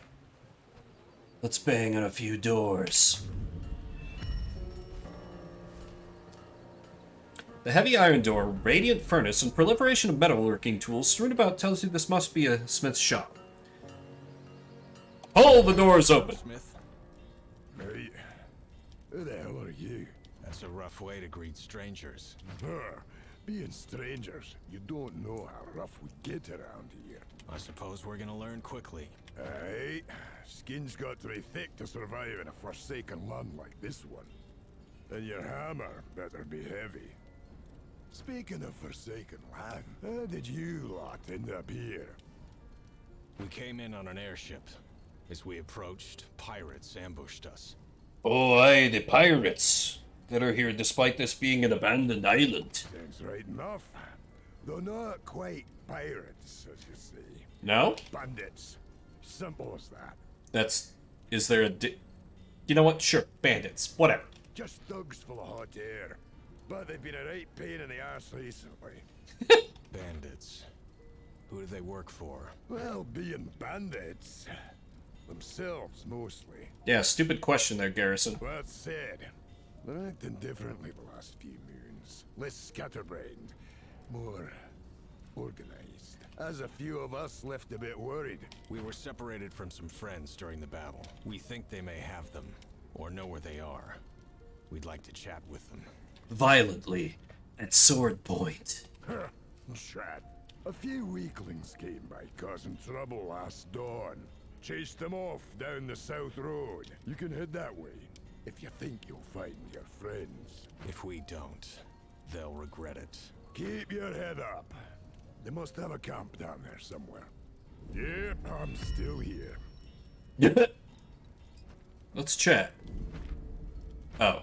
Hey, Okay, don't never get mind. killed. I can't actually, like, buy things here yet. Book of Secrets. Reads out to lunch. Put the sign down and throw it in the dirt? No. Don't do that. Hello. I like the look of you. Well, well. We have a fresh band of adventurers loose here in the Vale. Experienced ones, no less. We've seen our share of battles, and you? I have, though by the way you hold your blade, not the same kind. Let's just say my foe are the wilder kind. The name's Raha, Beastmaster Raha. As I see it, the only foes worth fighting are the untamed kind. And lucky you, this island is littered with them. So we've seen. The slimes and bats in the woods around town? No, you're in for worse than that. We're here looking for lost friends, not hunting for trophies. Indeed, many get lost on this island. Rescue mission or not, you could use some basic advice to survive here. Take this bestiary journal, track the creatures you fought.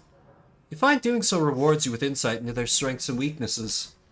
Survive long enough, it'll point you towards more worthy tests. You may find it necessary when searching for your friends anyhow. The search will be brief, we'll make sure of it. Then we'll be gone as quickly as we arrived. I've heard that before. Don't get killed, adventurers. Keep your eyes up.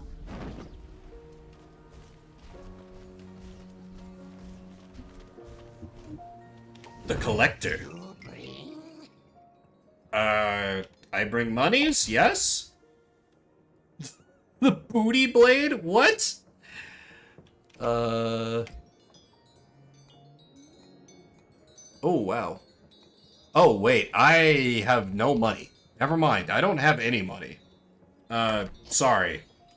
Secrets. I have no money, friend. Curio shop. The door to this strange, oddly shaped hut is locked. Strange tinkering sounds can be heard within.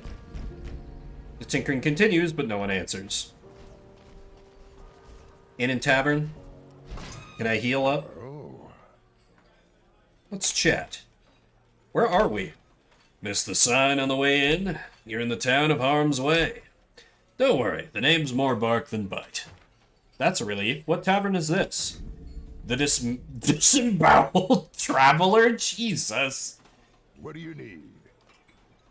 Can I rest? Weird, I didn't think I had any money. You fought bravely today. Aramis would be proud. Thank you, Wait, where are you going? I'm just stepping out for a minute. You get some rest. What about you? Don't you ever sleep? Not if I can help it. You don't need to worry. The inn's safe, far as I can tell. Calabretta won't leave your side, isn't that right? Get some sleep, okay? Okay. It's not me I'm worried about. You see, he can't sleep because of his dark, tragic past. Anyway, if I do have... Okay, I have money for you. Okay, that's like an out-of-combat heal. Attack power by 40. Increases defense. Oh, they even have fishing minigame? Half pint or full? I think I'll save my money for now. Okay, seem to be... The monsters respawn. Understandable. Ooh, it's a bat. Not... Yeah, that did a lot of damage. Gut punch, and then... The girl should be able to finish it off with her basic jab.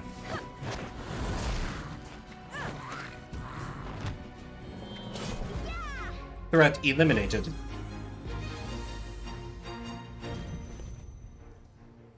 Alright. The Vale, south. Let's... Wait, check gate? There's a gate? The bridge gate appears locked from the other side. Visible through a crack in the wood is a large tent hiding among the thin trees. You hear faint sounds coming from that direction. Okay, guess that's a place I go later. Oh! Did it still have an exclamation? You're right, it does. Yeah, maybe I need to knock a few times. Tinkering sounds stop briefly, replaced by a few curt profanities. Have Calibretto knock? What's the meaning of this? Oh my, a war golem! That is almost fascinating enough to worth my time. Being fascinating is a requirement. Yes, now please stop knocking and go away. And I expect you to buff out the damage in my beautiful antique entryway. Wow. Okay, Tinkerer Man, I hope you die horribly. And painfully. Still, I did miss that. Thank you, Nate. No choice, we're cutting you down.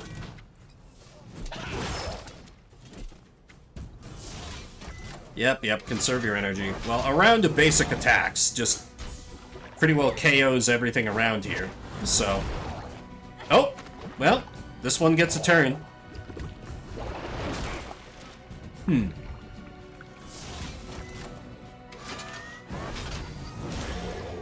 Okay, so the slimes are a little more resilient than I had expected, but I can still get heals from Calibretto, so this should be fine. Not sure how much farther I'll... Okay, you can save and quit anywhere.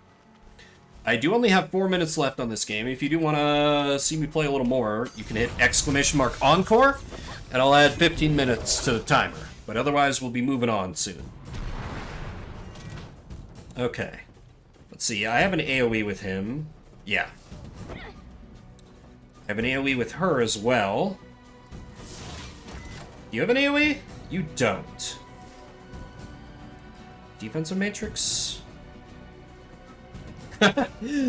Understandable, 6. Alright. 15 minutes added to the clock. Let's keep this one rolling for a bit. Yeah, I agree. This one's good. Please hold.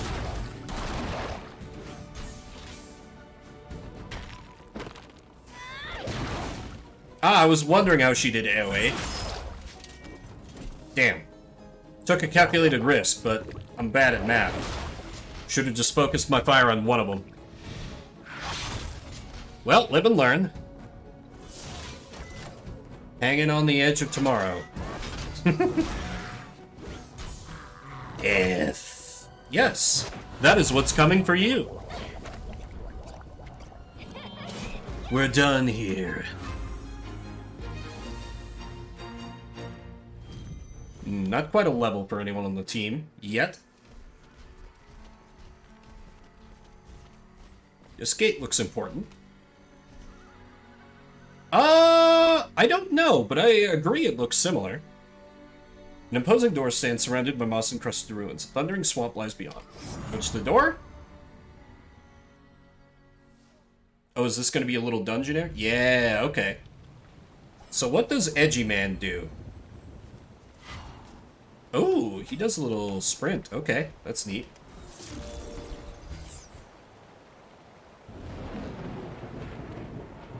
This gate is pretty big. What are they trying to keep out? Or in? Either way, I doubt we're getting it open. At least not yet. Yeah, you may be right. I don't really know League lore too much, so... Your guess is as good as mine. Once I'm done with the segment, I'll do a quick lookup on it to see if it is in the League universe. Because that would be interesting, because I didn't think League had, like... I know they had, oh god, like Fallen King or something. I know they put out an RPG with, like, actual League characters. Like a year or two ago or something? I heard it was pretty good.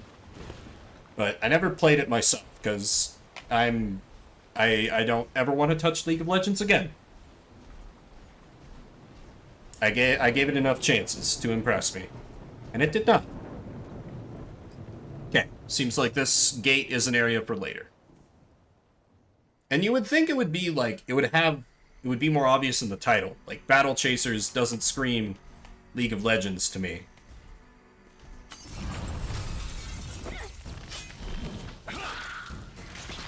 Okay, so spamming AoE didn't quite work, so...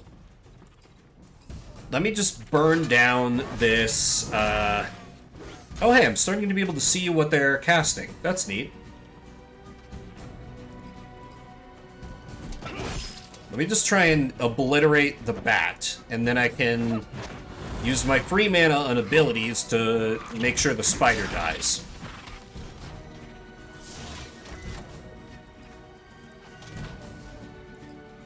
Yeah, let me try Warblade, because that sounds really powerful. And then just punch it. I could see this battle system really going places. Okay, it deals 4 piercing each tick. That's not that bad.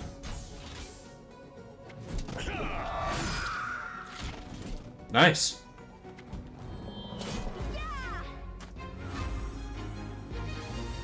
Oh, the same people who made Darksiders. Okay.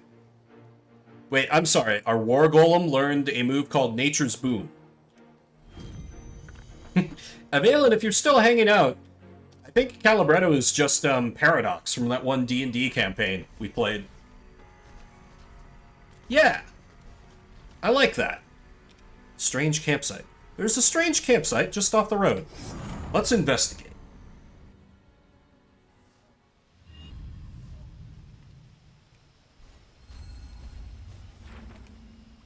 Barricades in the middle of a forest. Someone is here. Yes, we should proceed with caution. Or, you know, just charge in and let the giant robot take the lead. Maybe they'll be friendly. Anyway, let's loot their camp. But maybe they'll still be friendly. The camp. Looks like someone was here recently. The smell is certainly fresh. The bandit Grimbeard drove off? Ambush. Damn you.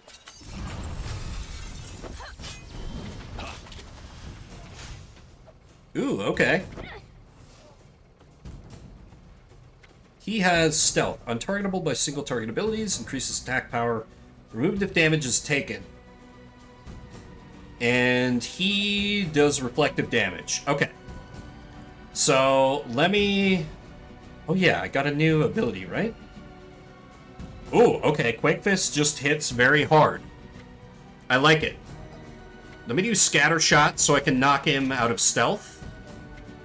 And this looks like a little bit of a boss fight, so I'll Rally Strike so I can get some haste rolling.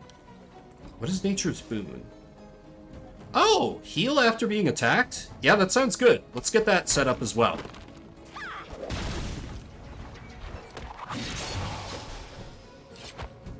Ooh, poison can stack. That seems bad.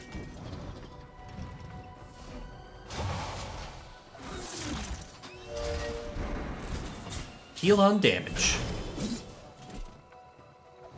Alright, everybody moving a little quicker. Now, I think I just need to obliterate this guy. Vok the Messenger. Healing Wave. Okay, that's just a single target heal.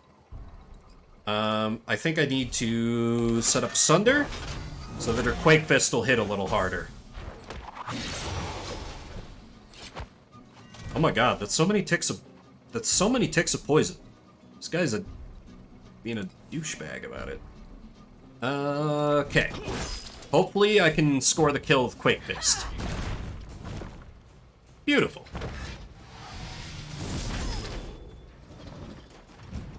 Okay. Defensive matrix. Nah. I just need the setup so that we only attack it with powerful abilities, basically. Like, let me do Warblade, because that's his big hit. And she can do Quake Fist.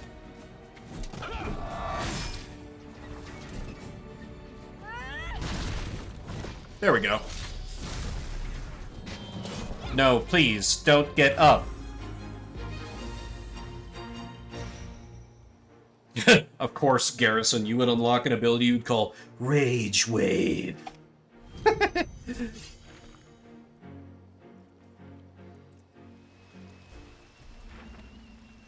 This letter he was carrying as a seal must be important. What does it say? Hard to tell. It's half smeared in blood. It does say outsiders, which must be us. Oh, this is on Switch. Nice. I have it on Steam, obviously. But, yeah, probably on other platforms too, then. Also references an outpost. The smith in town may know what that means. Why do I feel like this is gonna get complicated?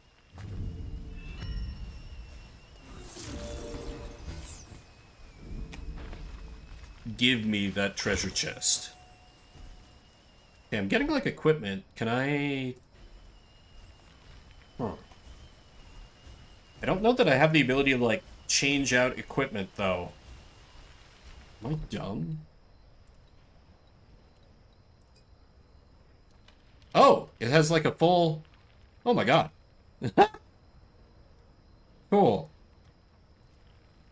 Huh! In the full classic style, just put in game. Nice.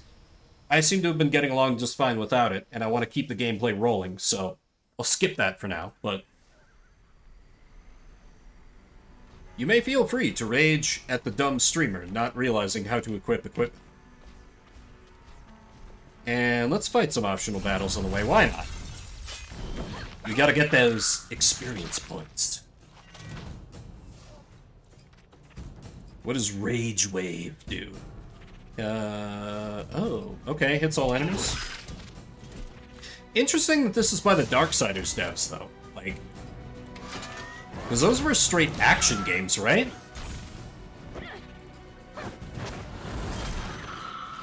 I wouldn't have expected them to go into turn-based RPG after making, like, 3 action games that were, I think, decently well-received. I've never played those games, but I think people like them.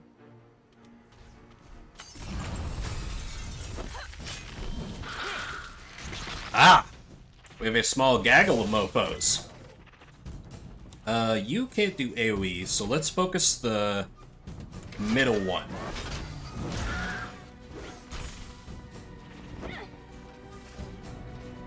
Scattershot. Oh, to a nearby enemy. So it's not to all nearby enemies. Okay. Then let's hit him with a Rage Wave. I think that one of her abilities is just... Yeah, just throw a rock at him.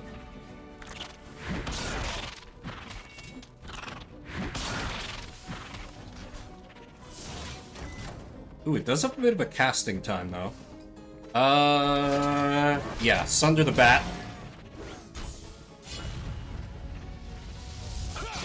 Rage Wave. Oh, damn, that's powerful. Oh, and I've killed enough spiders that I can see their HP. I like that that's happening automatically.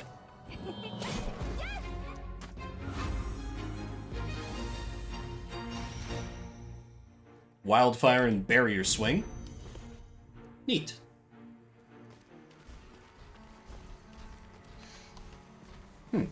Hadn't realized this was so close to being like AAA. Have influence from Zelda. Yeah. That's what I heard, that it was just like trying to be edgy Zelda, basically.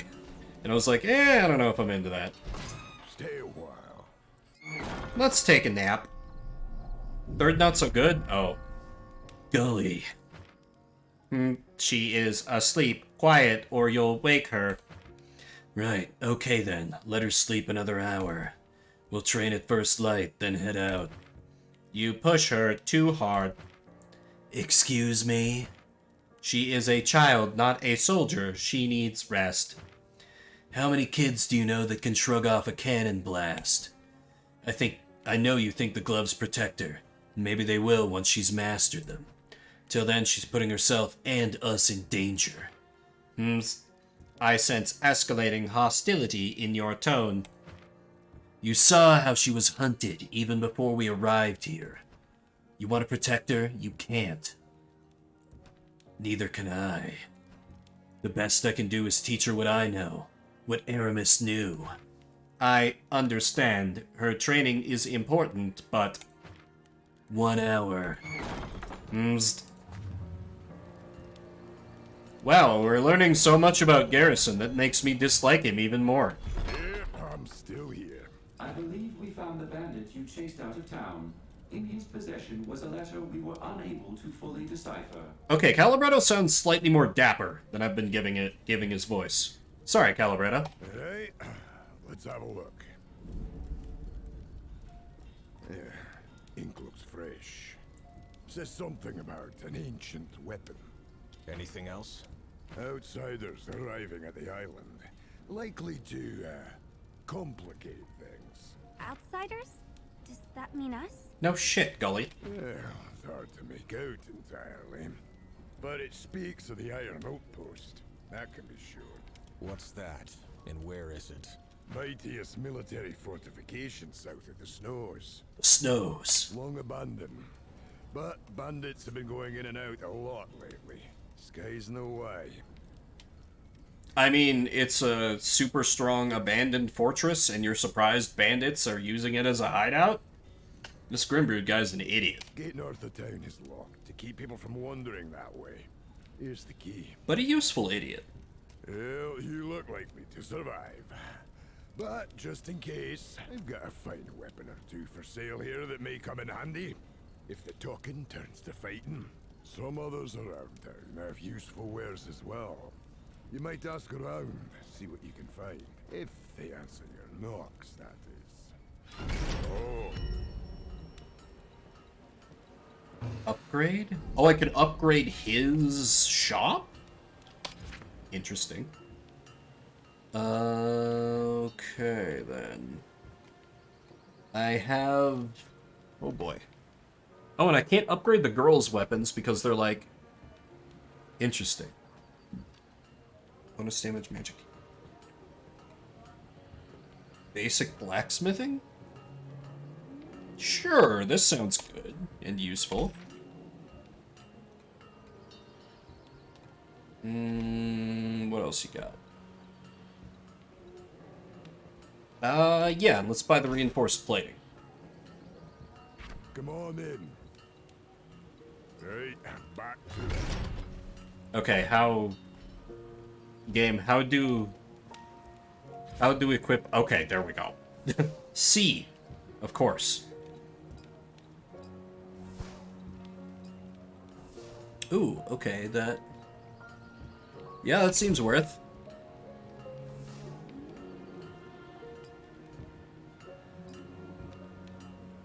The letter opener. Ooh, I do lose some attack power, but I gain some defense, so that seems worthwhile. Yep, of course, that's the only one I can use. Veil Scout's Tunic. I again lose some attack power, but everything else gets better, so it seems worthwhile to me. Oh, and I can see when I... Okay. Huh. J? Okay, journal. Bestiary. Quests. Dungeon Codex. Moldy Lure. Oh boy. Well, I don't know if we'll get to fishing. I've only got a couple minutes left on this game, unless somebody wants to encore again. I hear you're going beyond the North Gate. Maybe you aren't as boring as I thought. Take this flask. It will bring anyone who's fallen in battle right back up. They are limited, but should ensure you live long enough to pay me another visit. Yes? Okay, sounds like I got hit pretty correct. You aren't that interesting. What else you got? Nothing I can afford, because I spent all my money on equipment. Where are you going? Don't worry about it. Let us head north. And get free things. Nice.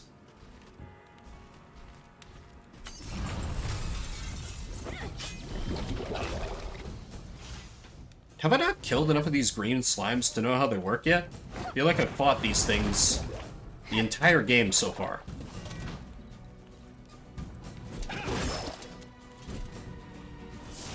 Alright, we'll do some basic attacks.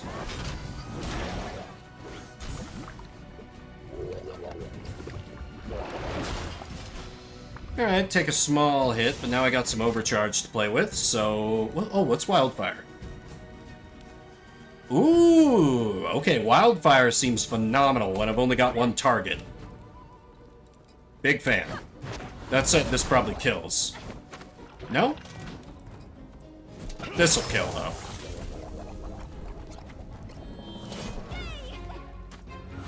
I do love me some multi-hit skills that are just like, oh, they hit randomly, but then you get down to one enemy, you're like, yeah, boy.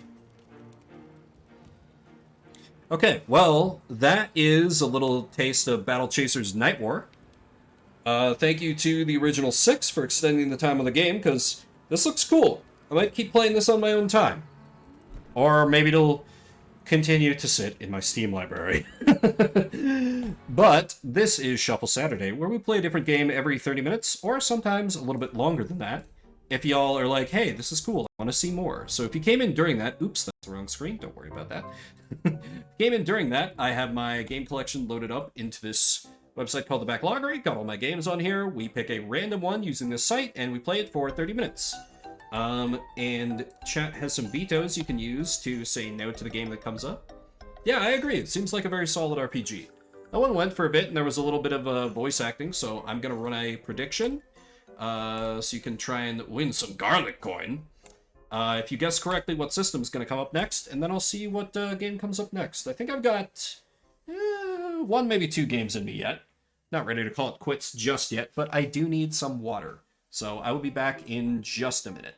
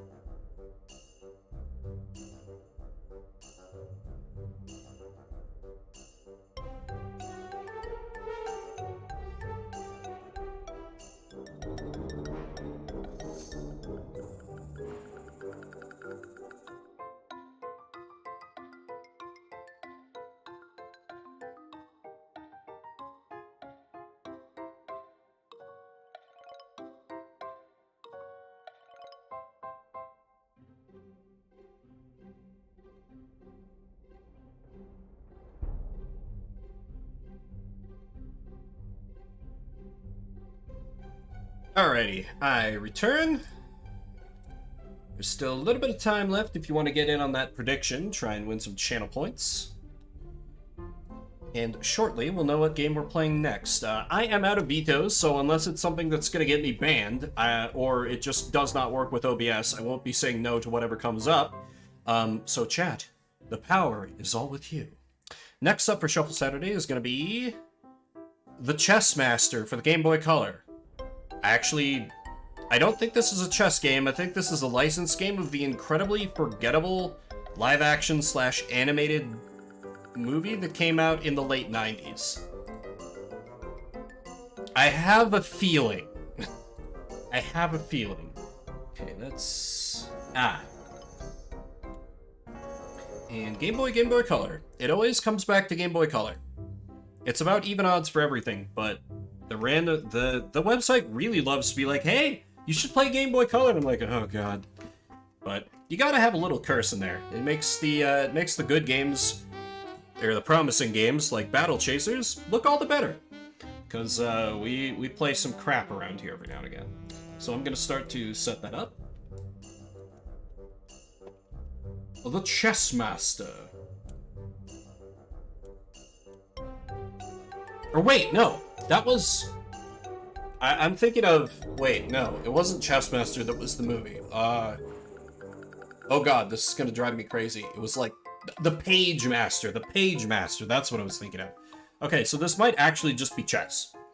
I might just be playing chess. So... Surprise chess stream? Oh yeah, this is definitely chess. I'll pull this up in a second, guys. Let's flip over to this screen. Yes, you can veto at any point. So if something looks crap, just type !veto, and I'll kill the game immediately, and we'll pull another one.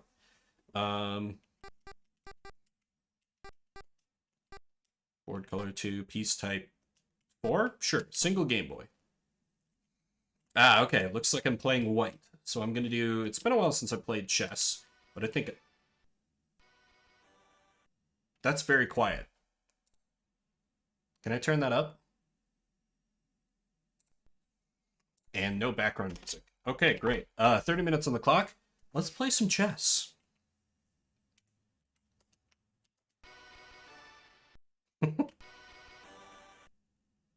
So dramatic. That's the queen? You're opening with your queen this early? Interesting. Let me start to set something up. Okay. The AI sees what I'm up to.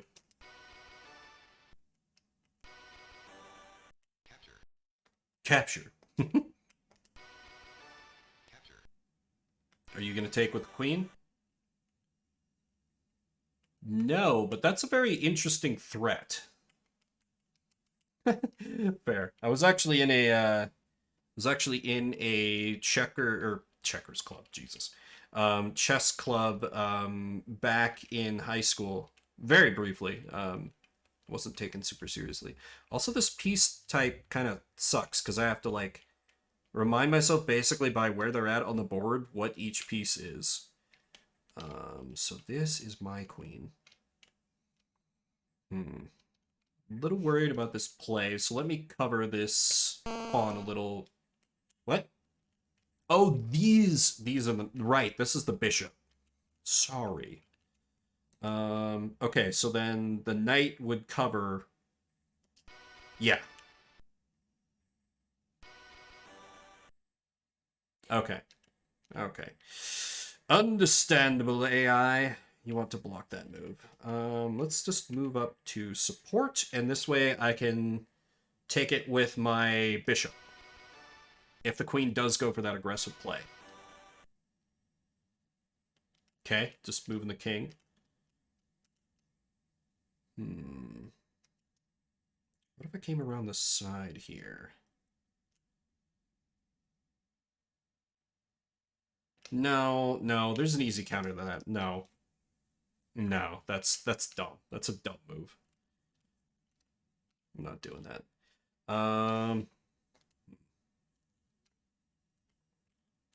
How do I start trying to get this knight out there? Why are they moving up the king? That doesn't seem to make a whole lot of sense to me.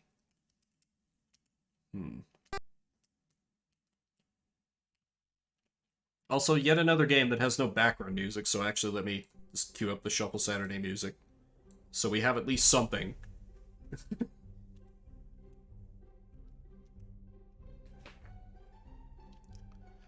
I usually like to castle, but I don't know how much good that'd do in this case.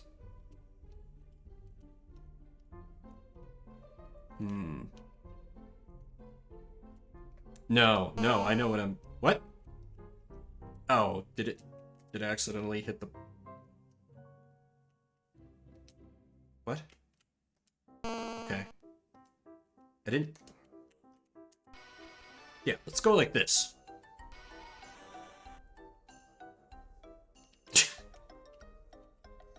I don't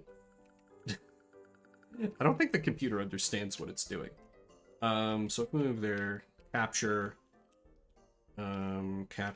capture. Okay, I need more support there. Okay, I thought it was setting up a brilliant play, but turns out no. Let's get the queen out to play, shall we? Oh, dramatic. Okay. Trading a knight for a bishop. Not the worst. Because that didn't seem to have much use otherwise. Okay, so let me think this through. I'll move this up. Pawn takes. Bishop takes. Pawn takes. Queen takes. No, that's... Okay, that's still not a good setup for me. Huh. Could force a check. Though that wouldn't really do me much good unless he stupidly sacrifices his queen.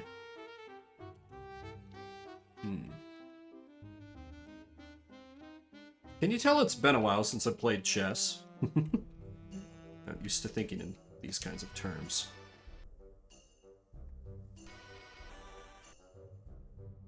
All you're doing is moving your king back and forth. So obnoxious. Fine. Let me start trying to edge out this rook.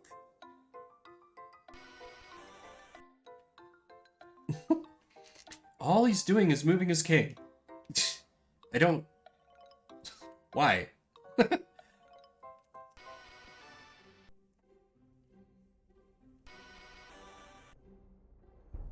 Interesting. I feel like if I were him, I would move up a pawn to threaten that rook. But, okay, sure. You can play it like that if you want to.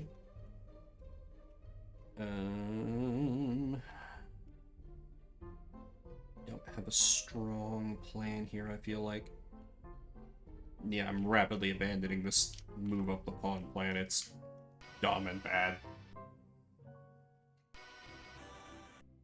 Because I could... Oh, okay, yep. AI saw what I was up to. Suppose I can't have it that easy, can I?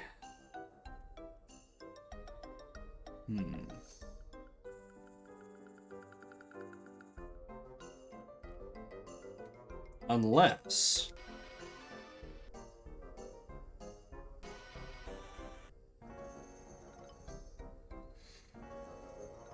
Okay, fair enough. Fair enough.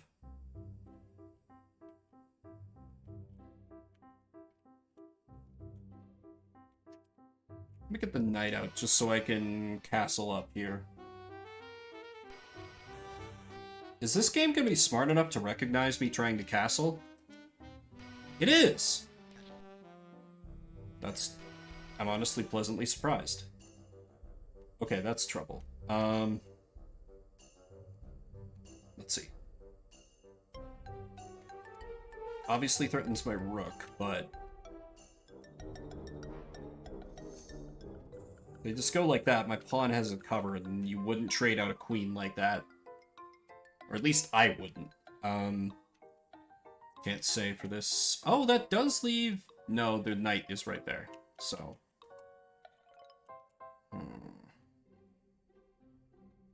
Guess I could just start picking off pawns here. Yeah.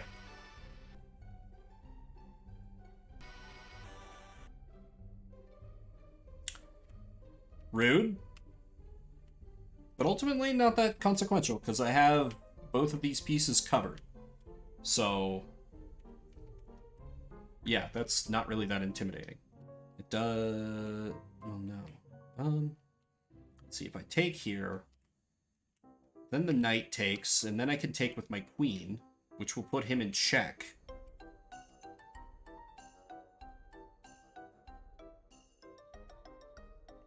I don't hate that move. It's not letting me open anywhere else. Because he could advance with the queen down to my pawn. But then the king can just kill the... Yeah. Yeah, I think this is a good move.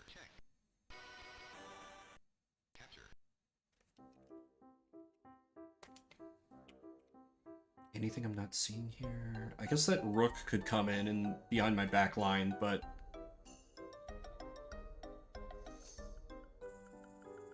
No, that's fine. Capture, check. Okay. Ooh, that... Ooh, this is an interesting possibility, actually, because my knight here can capture the rook. And the king can't capture because he put himself in check for my queen. So, if the AI wanted to, they'd have to capture with the queen, and then my own queen could kill. So, yeah. I will take that generous gift of a rook. Thank you very much.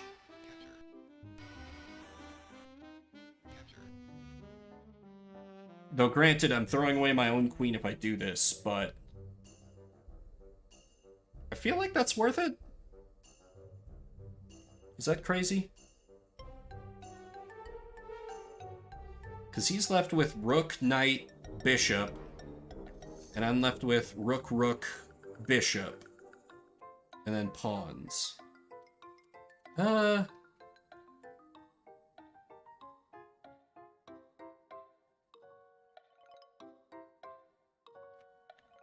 Be cooler if I could set up some kind of protection. Yeah.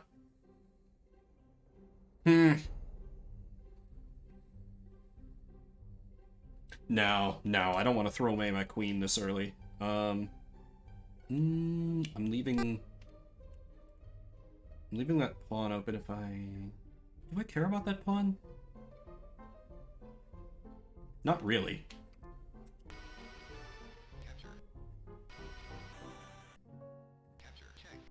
Okay, that's fine. So I can move up my own rook, which means that would get taken, but then I'd be able to get his queen in exchange, so that still seems like a good trade to me. Or I could just move him out of the way? Is a move like this dumb?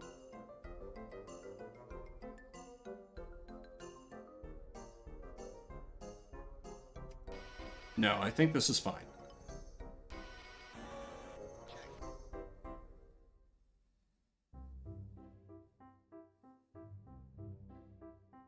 What are you playing at, AI?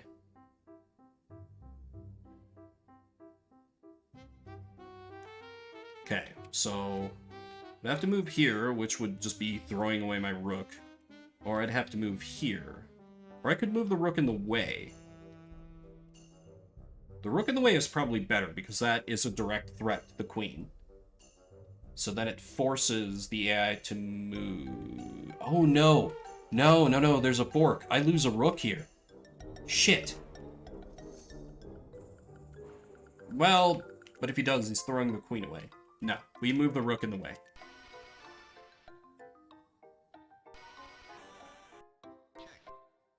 Okay.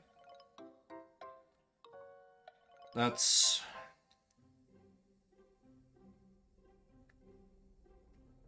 Maybe I should have gotten the queen off the board when I had the chance. This is getting a... Oh, wait! I can't. I totally can. That is throwing my queen away, though. But I've got this whole area of the board wide open. I can just make a new queen once I get a pawn over there to promote. Yes. Queen trade. Alrighty. Now then, let's go over here. Wipe and get ready to kill this pawn. Because you've got a lot of pieces that are just kind of blocked in. Yeah, I'm not giving that to you, friend.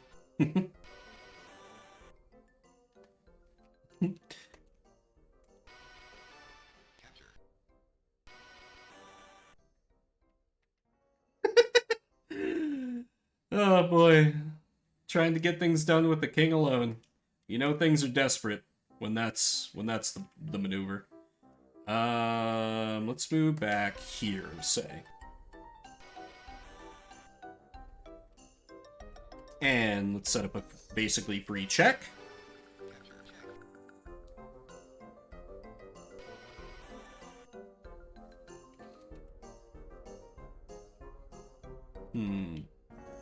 Ooh, this is bold and daring, but I'm actually covered by the rook, so this is just further harassment. Does leave him options of where to go, but I do like to press the attack when I get the chance.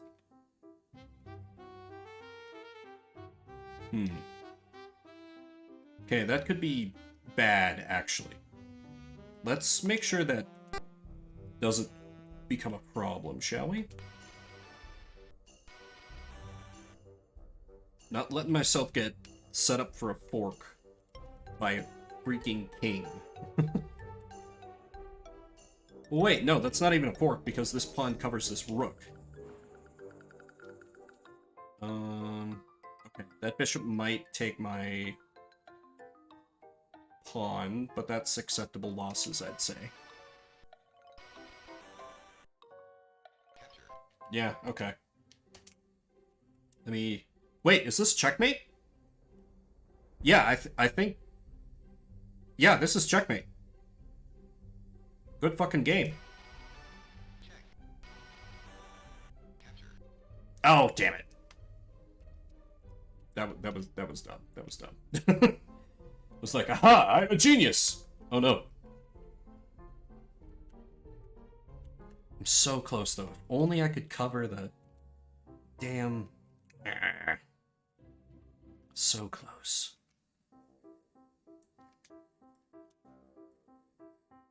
Wait. If I move this bishop here, moves... He can't capture because it's covered by the rook. Can't move here because still in check. Can't move here because can't kill. Is this mate? Unless I've missed something? Black is checkmated. Alright. This is rare for Shuffle Saturday, but I'm counting that as having beaten the game. So, you know, no more game to play unless I wanted to load up another chess game, so... GG, the chess master for Game Boy Color. My vast intellect was too much for you. Let me see if there's, like, anything more for that. Nope, it just sits on this screen. Game clear. Alright. Next game. Alright, well, after a rousing bout of chess, we can move on to the next game for Shuffle Saturday. Let's see what that's gonna be. Ooh, Colony Ship, a post-Earth role-playing game. This is a game in early access that I've yet to check out. It was made by the same people who made my favorite CRPG of all time, The Age of Decadence. I bought it mostly to support them, but I have not checked it out yet. So this is probably, there's probably going to be like a lot of text, a very like in-depth story game, but this is one game I'm really looking forward to once it gets the full release, because their last major game that I played, I absolutely adored. Hopefully they've made the graphics less but ugly from their last game, but this one could be a bit of an interesting story. Could be another good RPG for any RPG fans in chat. We will see. I don't know exactly how it's different. Again, this is one I haven't played, but this is one where I know the pedigree. I know the pedigree.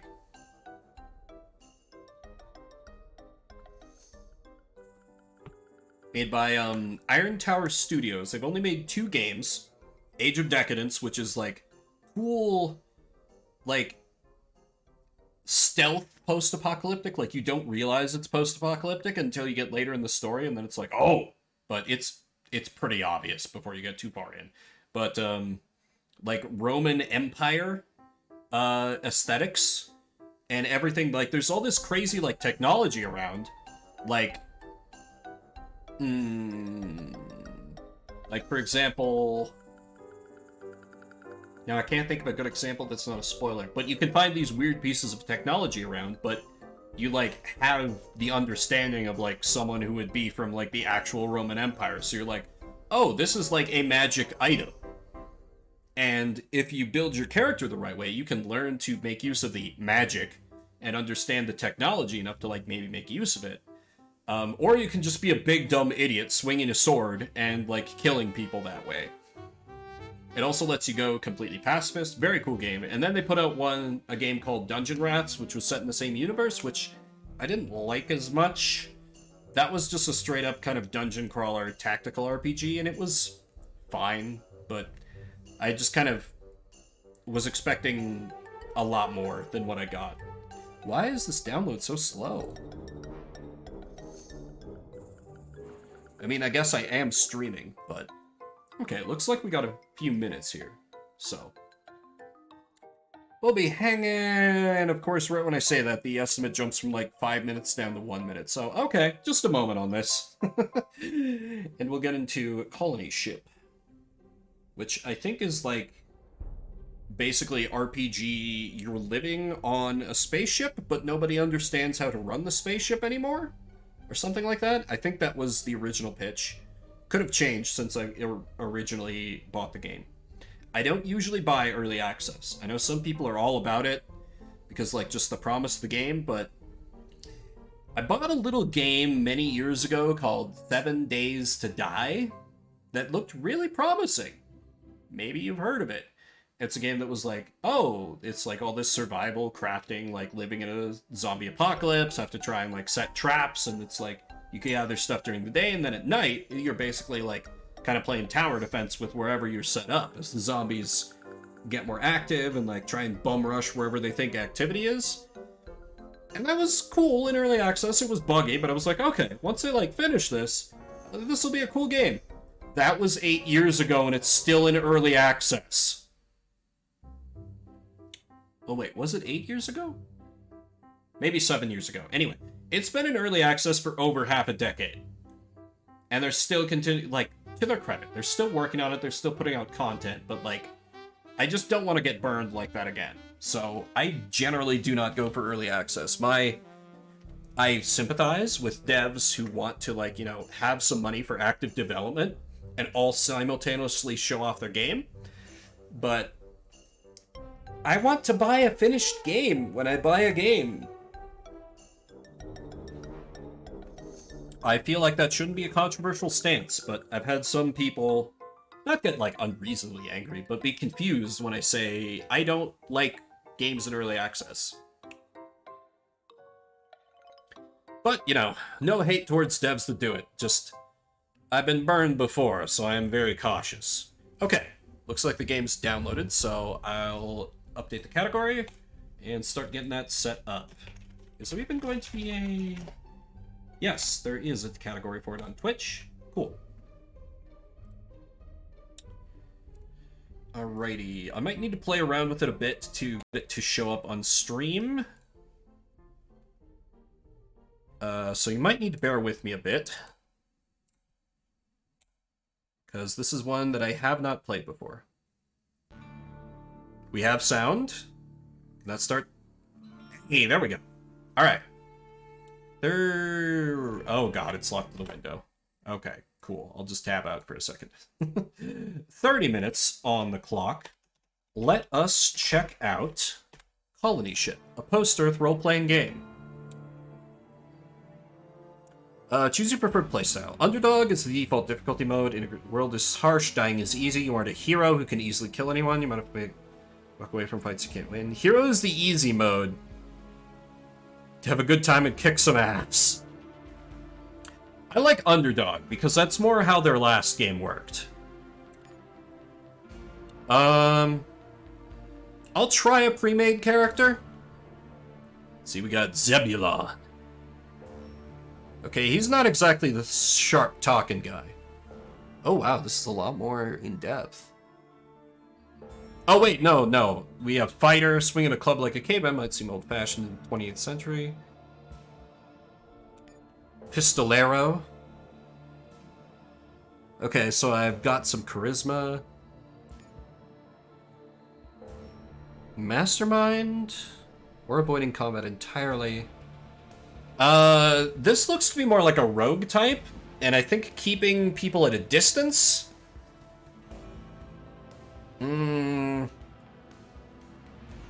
Yeah. Let me give this a try. Born free.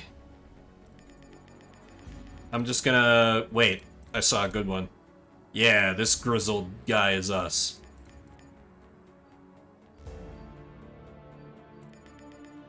Sure, this works. Start game.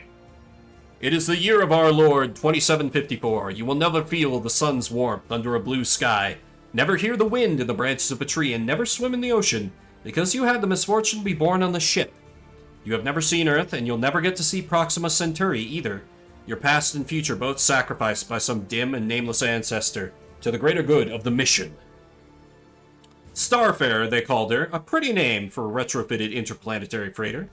She had already been 20 years in service when she was rechristened and showing every minute of it.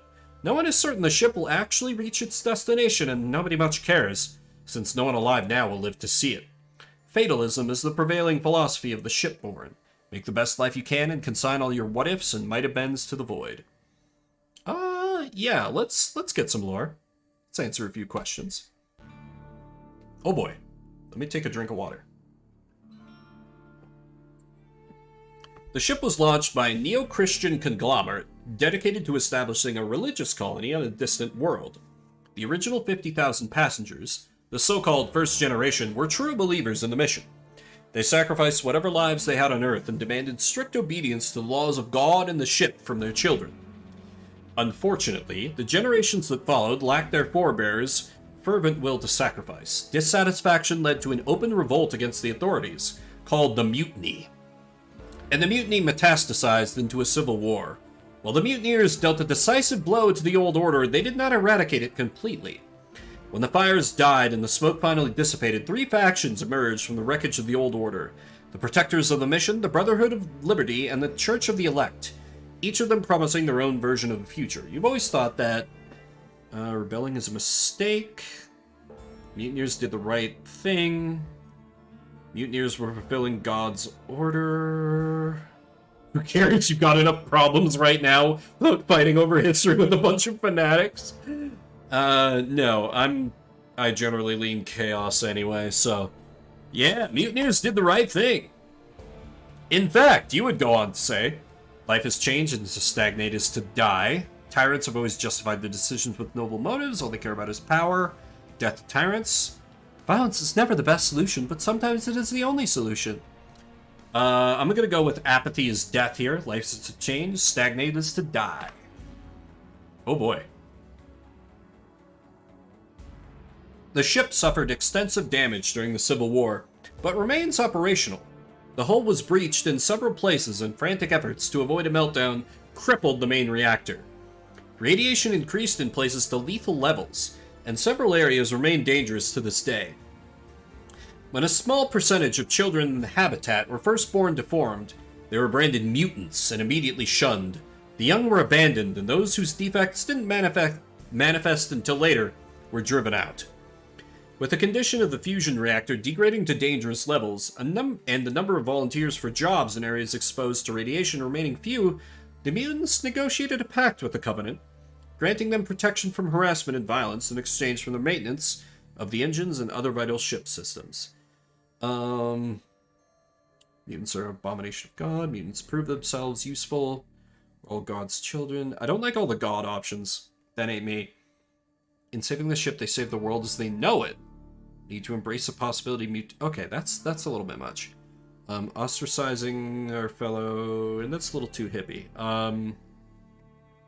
Yeah, the mutants prove themselves useful. Hell yeah, mutants. The place you call home is known as the Pit, and to some more affectionately as the Free City. Calling the towers of containers rising from the depths of a cargo hold a city is a bit of a stretch, and so is the other half of it. With no kind of law or government, freedom mostly means you're free to kill or be killed. On the plus side, housing is cheap, and keeping overhead low is a priority when you have nothing. The real city, a metropolis sprawling across many decks, is called the Habitat. It offers much better living conditions for those who can afford it, but to live there you have to pick a side among the factions vying for control. Nobody in the Pit gives a damn about their struggles, but like Earth before it, nothing in this world is free. Just keep in mind, you might get more than you sign up for. As far as you're concerned, true freedom means being free from laws. Some kind of rules are necessary. Freedom Living in an interplanetary shipping container and sleeping with a gun under your pillow, those pit dwellers could keep it. Wow, and then the literal fascist option. But we do need some kind of rules. I ain't gonna go full Tyler Durden. The ship is en route to Proxima b, an Earth-like planet orbiting Proxima Centauri. After launch, a deep space probe transmitted highly detailed images of the surface, which revealed one minor setback. This very habitable world is already inhabited.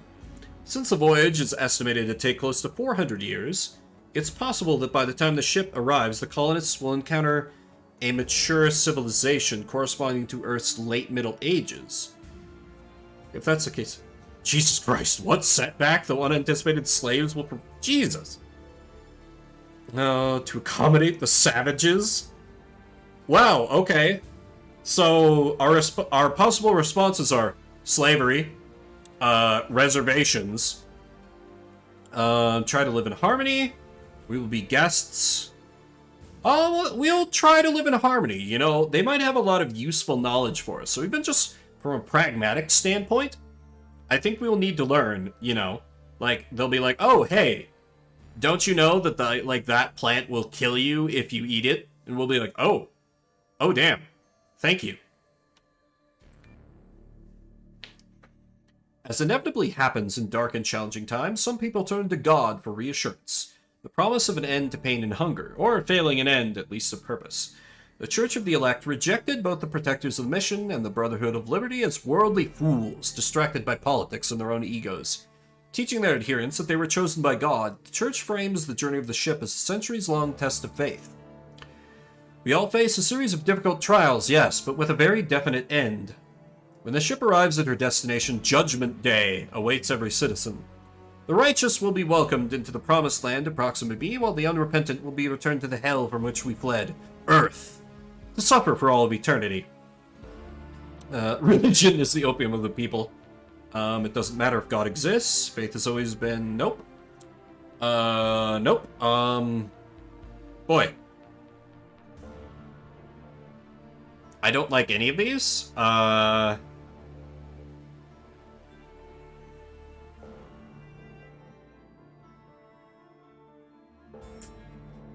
It doesn't matter if God exists. People need to believe in something.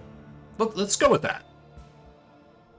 The Protector's one truth is the mission, and the sole way to ensure a successful completion of the mission is to follow the old ways. The ways of the fathers, forefathers, and founding fathers are together the beam upon which the ship travels to our ultimate destination. The mutiny, which through steadfast and timely intervention was thankfully aborted, was the ultimate betrayal of the old ways of everyone who had come before, the nullification of every sacrifice and every life dedicated to the mission. Sworn to regain control of the ship, the Protectors will subjugate anyone who threatens the mission. Over the last century, they have managed to expand their enclave somewhat, but the Brotherhood is deeply entrenched. To overcome them with violence would result in a massive loss of life, an unfortunate consequence which itself would endanger the mission. They're clinging to the past, they should be more flexible. The mission is more important. If it fails, then all the sacrifice. The Founding Fathers were wiser than any shipborn. No, that's dumb. I think they're the problem. They're expecting people to basically follow a plan that was set out for them many, many years before they were born. I like the flexible answer, too. Nah, they're a problem, not the solution. The Brotherhood was formed to liberate people from the shackles of the ship authority. Their first sally, which the fossils of the old world called mutiny, did not completely achieve this aim. However, the Brotherhood was successful in establishing themselves in a significant power in the new order. Unfortunately, the Brotherhood's subsequent attempts to complete their emancipation of the enslaved, wherever they may be, ran into an unexpected obstacle. Not only did people refuse to cooperate in this noble mission, they often violently resisted, and sometimes even chose the Protectors of the Church over their own best interests. The war goes on, but will be fought on different battlefields and with different tactics. A non-military campaign to win over the people through reason and deceit, weakening the enemy from within, is a central pillar of this new strategy. Hell yeah, Cold War. Ooh, I like this He Who Fights Monsters, though. But basically be like, hell yeah, Brotherhood, he fights monsters, should look to it that he himself does not become a monster. Ooh, point out that they shouldn't take away our choice by becoming the power themselves. The best slave is the one who thinks he's free. They will thank the Brotherhood later for liberating them. Let's give the he who fights monsters answer. Yeah, be like, you're doing good, but like, be careful. Your beliefs and opinion may change and evolve over the course of the game as you interact with factions, groups, and various individuals. Keep in mind that actions speak much louder than words, and saying one thing and doing another won't fool people for long. Oh no. Begin your adventure. Ever since you were a kid, this has been your home, a sprawling heap of vacant cargo containers, slowly getting filled up with those who couldn't afford to stay in the habitat or needed to get away from its bosses and factions. Out here, folks have lived free and died fast. Those who survived are earning their keep either diving into the wreckage of mission control and bringing back valuable relics of the past, or figuring out a way to make money off the fools who do the diving. From the day it sprang up like a patch of mold on this rich substrate, the pit has been overshadowed by Jonas Redford, the canny, cagey son of a bitch who planted its first spike. The de facto mayor of a town with no government, Jonas holds court in the Promised Land, the pit's only brothel and base of operations for his network of thugs and whores. But as the pit has grown, Jonas's seat at the top has grown shakier. When the Brotherhood of Freedom threatened to annex the town, concerned citizens banded together and hired the Regulators, a mercenary gang led by Jeremiah Braxton, to keep the Brotherhood out. But now as Braxton's gunmen swagger under the neon lights, some folks have started wondering whether it's time for the pit to get a little law and order, whether Braxton might be the right man to wear a sheriff's star. So much reading. You open your eyes to a gray whole metal ceiling, one panel of which flickers yellow, indicating day shift. You overslept, not that it matters. With a grunt, you roll off your stained mattress and open the window to let some fresh air in. Like everything else around here, fresh is relative. The ship does its best to recycle air and water, but cargo holds aren't high on her priority list. You breathe in metal and burning oil and look up. Four of the bridge's six projectors are still operational, shining dully down on the container towers of Cargo Hold 3, better known as the Pit, the Free City. Calling the Pit a city is a bit of a stretch, but so is calling this reddish-brown liquid water. Ugh. You've read that water is supposed to be clear, and cities are supposed to be big, but no shipborne has ever seen either. Maybe in another 100 years, water will look and taste like oil, and people will be talking about the good old days when it was the color of rust and tasted refreshingly bitter and tangy. That's the kind of optimism that keeps you going. The elevator crawls up a groove in the cargo hold's wall like a black steel bug that's worn a path traveling to the bridge and back. It's time to get up there and earn a few credits, but first, you need a drink. For the last few years, you've been doing odd jobs for Tanner, a local hustler with a nose for making money. He's never tried to screw you over, which is pretty close to being virtuous in this town. Still, it's the first time for everything. Don't forget your gun. You never know when it might come in handy. Ooh.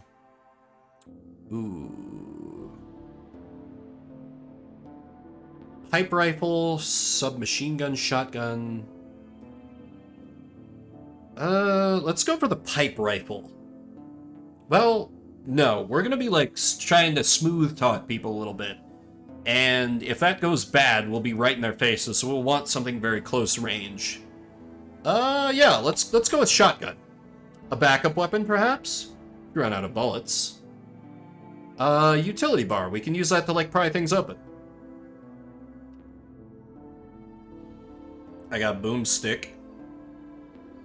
I could do aim attacks. Okay. Aha. Oh, that's just my door. Oh, okay. Alright, let's get rolling. I got my boomstick. Let's make our way to Whiskey Jack's. Oh, fast travel screen. Okay. Hey, what's good, Xavier? Another day, eh, Zebulon? Says Xavier, raising a cup of the black blend of chemicals that had passed for coffee aboard the ship for at least a generation. Looks like it. Any big plans? I got a job on a diving crew, says Xavier, taking another sip. They lost 2 men last week, so they hired me on the spot. Must have been my lucky day. Yeah, lucky you.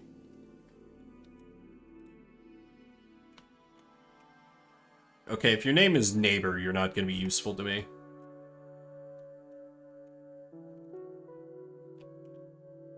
Nice little heater. Where could Whiskey Jacks be? Oh yeah, can I check out like my inventory? Protective vest. I've got 1,000 credits. Okay. Still, I've got a starting weapon, but it might be good to pick up some more equipment before I meet up with old Jack.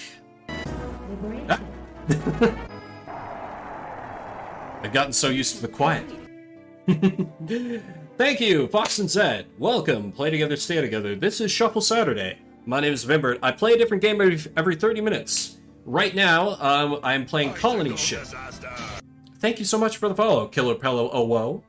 I appreciate it. Right now we're playing Colony Ship, where we are aboard a very long-term and very scummy ship making its way through the galaxy, and we're not expected to survive the journey. It's a dingy world. But yeah.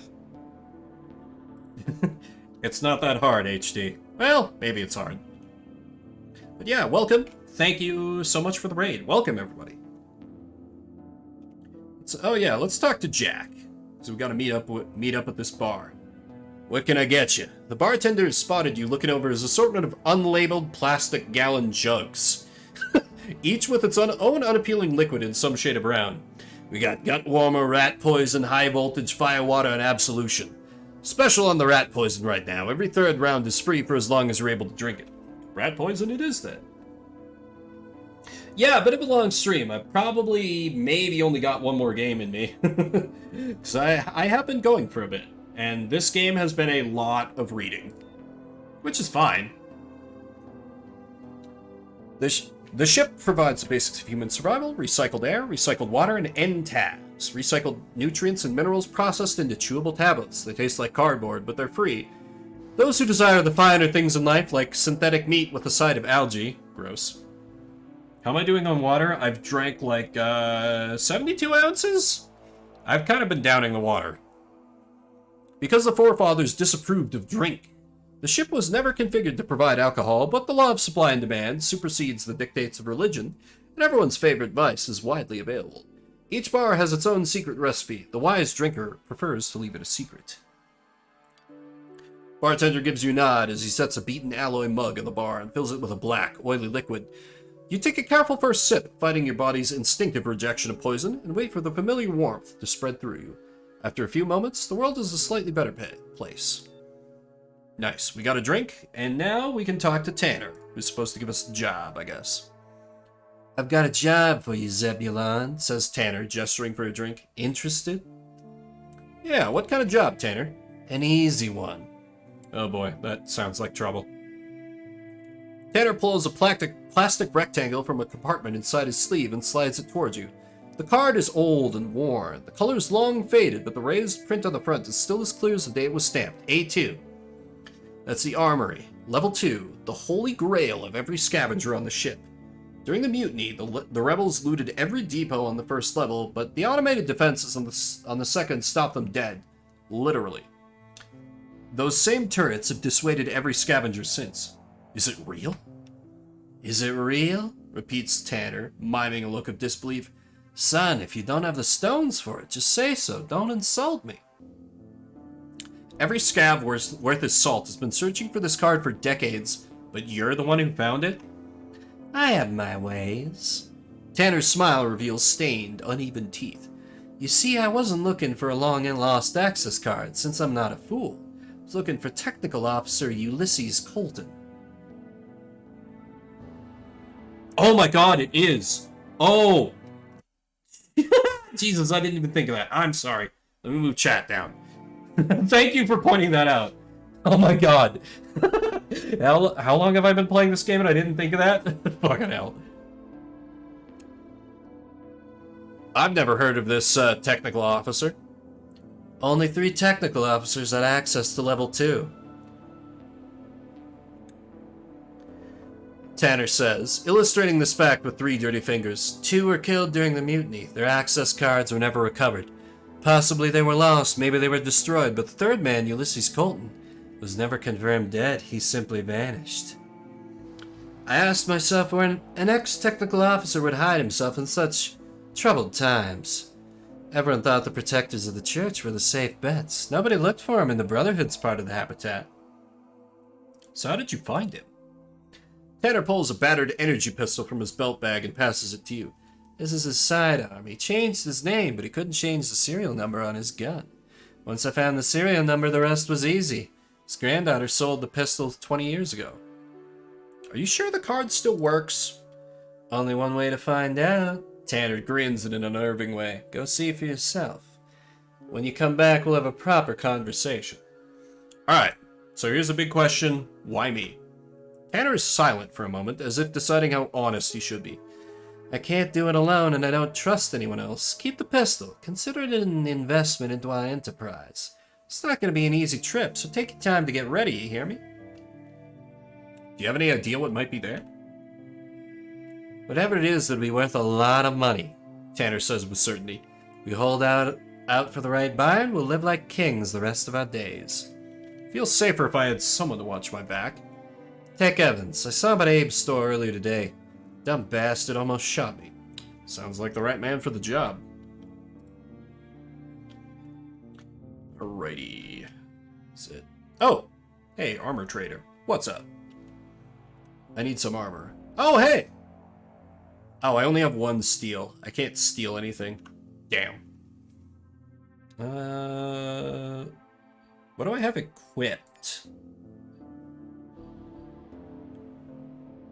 Bucket helmet, scavenger... Yeah, let me see what I have equipped.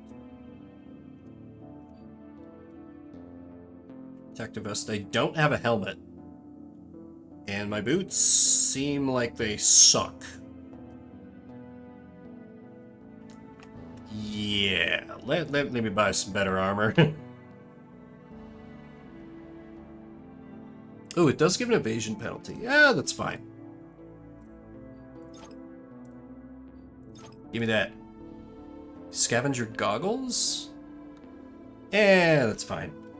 I don't need it. Look at me all armored up with my crude little shotgun. Alright. Need to go to Abe's store.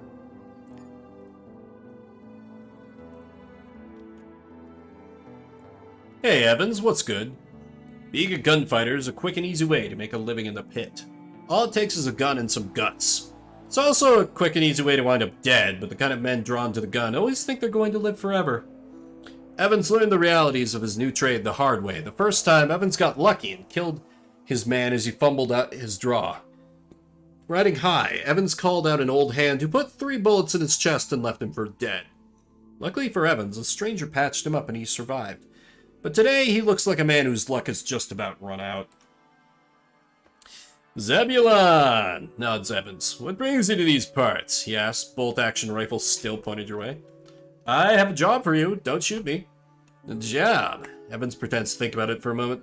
Truth to be told, I've got a job for you, too. All you've got to do is stick around and watch my back while I deal with these thugs. You do that for me, I'll do whatever you need. No questions asked. What thugs, Evans? Jonas sent some gun thugs to harass Abe. He nods at the storekeep. Abe here went to the regulators, but Braxton said he can't spare any men. You and I both know the bastard doesn't want to get involved. So Abe hired me to watch the store, but the son of a bitch didn't say a word about Jonas until I agreed. I'm no coward, but I don't want to go against Jonas alone. He runs this town, for Christ's sake. Yeah, let's back him up. Earn a party member. The gun thugs show up around noon, a man in his 40s who moves with slow confidence and a brash young man eager to get himself killed. You got Jonas's money? Demands the kid, talking tough. The older man stays quiet, keeping his eyes on you and Evans. Oh, I can ask what money, or I can just, like, kill him? Let me try and talk. I'm trying to be a little bit of a smooth talker here. What money? You deaf? Asked the kid, spitting on the floor. Jonas's money. He owns a pit. So it's about time you fucking freeloaders started paying your fair share. Doesn't have to go this way, kid. In which way's that? Oh, no, it's the older man. In which way's that? Asked the older man softly. You can see he's been counting heads and running odds while the kid's been talking. You leaving the store in a body bag. Might not be me, says the older man, smiling. It's not a good smile. Are you willing to bet your life on it? On what might or might not happen? That's one hell of a gamble, friend. You saying we leave empty-handed? Scoffs the older man. You have a feeling he wants a way out. Apparently the kid gets the same impression. What are you talking about? Asks the kid. It's 2 against 2. Hell, I could kill them both myself. Ooh, I have 4 streetwise. So I can probably talk him down this way. It's 3 against 2. Abe's a lousy shot, but even he can't miss at this range. Not with that hand cannon he's carrying. Have it your way, the older man says tiredly. We're going. The kid tries to protest, but for all his talk, the only thing he shoots is a black look. Oh, and I earned XP for my skill. Ooh, that's cool. Wait for them to leave. The door hisses shut beyond the gun thugs, and Evans breathes a sigh of relief. We do only have a couple minutes left on this game. Chat does have a couple of vetoes left. If somebody wants to type encore, we can keep going for 15 minutes. Otherwise, I'll... Yeah, I will probably start to end stream after this is done. My voice is taking kind of a beating narrating this game. Then gunfire erupts outside. Go take a look. What do we do now? We have to see it through, I suppose. It's your call, says Evans. I reckon I'll stick with you until this thing blows over. Welcome aboard.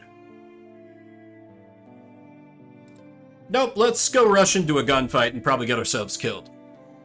Oh shit, it's Braxton. It's the sheriff. Rumor has it that Captain Braxton once served a higher power, that in the days before his crisis of faith, he was known as Faithful Gunner Jeremiah Braxton among the Church of the Elect. There's plenty of talk about why he left, but as is often the case, no story is more compelling than the others. Backed up by a few like-minded men and picking up some more recruits along the way, Braxton left the church and wound up in the pit, where good fighting men were always in high demand. Around the same time, the Brotherhood had started nosing around, eager to establish a foothold here. Braxton and his regulators offer the good people of the pit their services. After much debate, they were hired to drive the Brotherhood men out, which was accomplished with brutal efficiency. See Braxton and 2 of his men standing next to the bodies of the gun thugs. Oh, thank God you're alive, says Braxton, holstering his gun. When I saw them leaving the store, I assumed the worst. I thought you didn't want to get involved. It's not my fight, says Braxton, but someone has to step in and protect these people. I have nothing against Jonas, but this time he's gone too far. Well, good luck with that. Wait, says Braxton. If we move against Jonas, he'll claim that the regulators are taking over and many would side with him. We don't want that.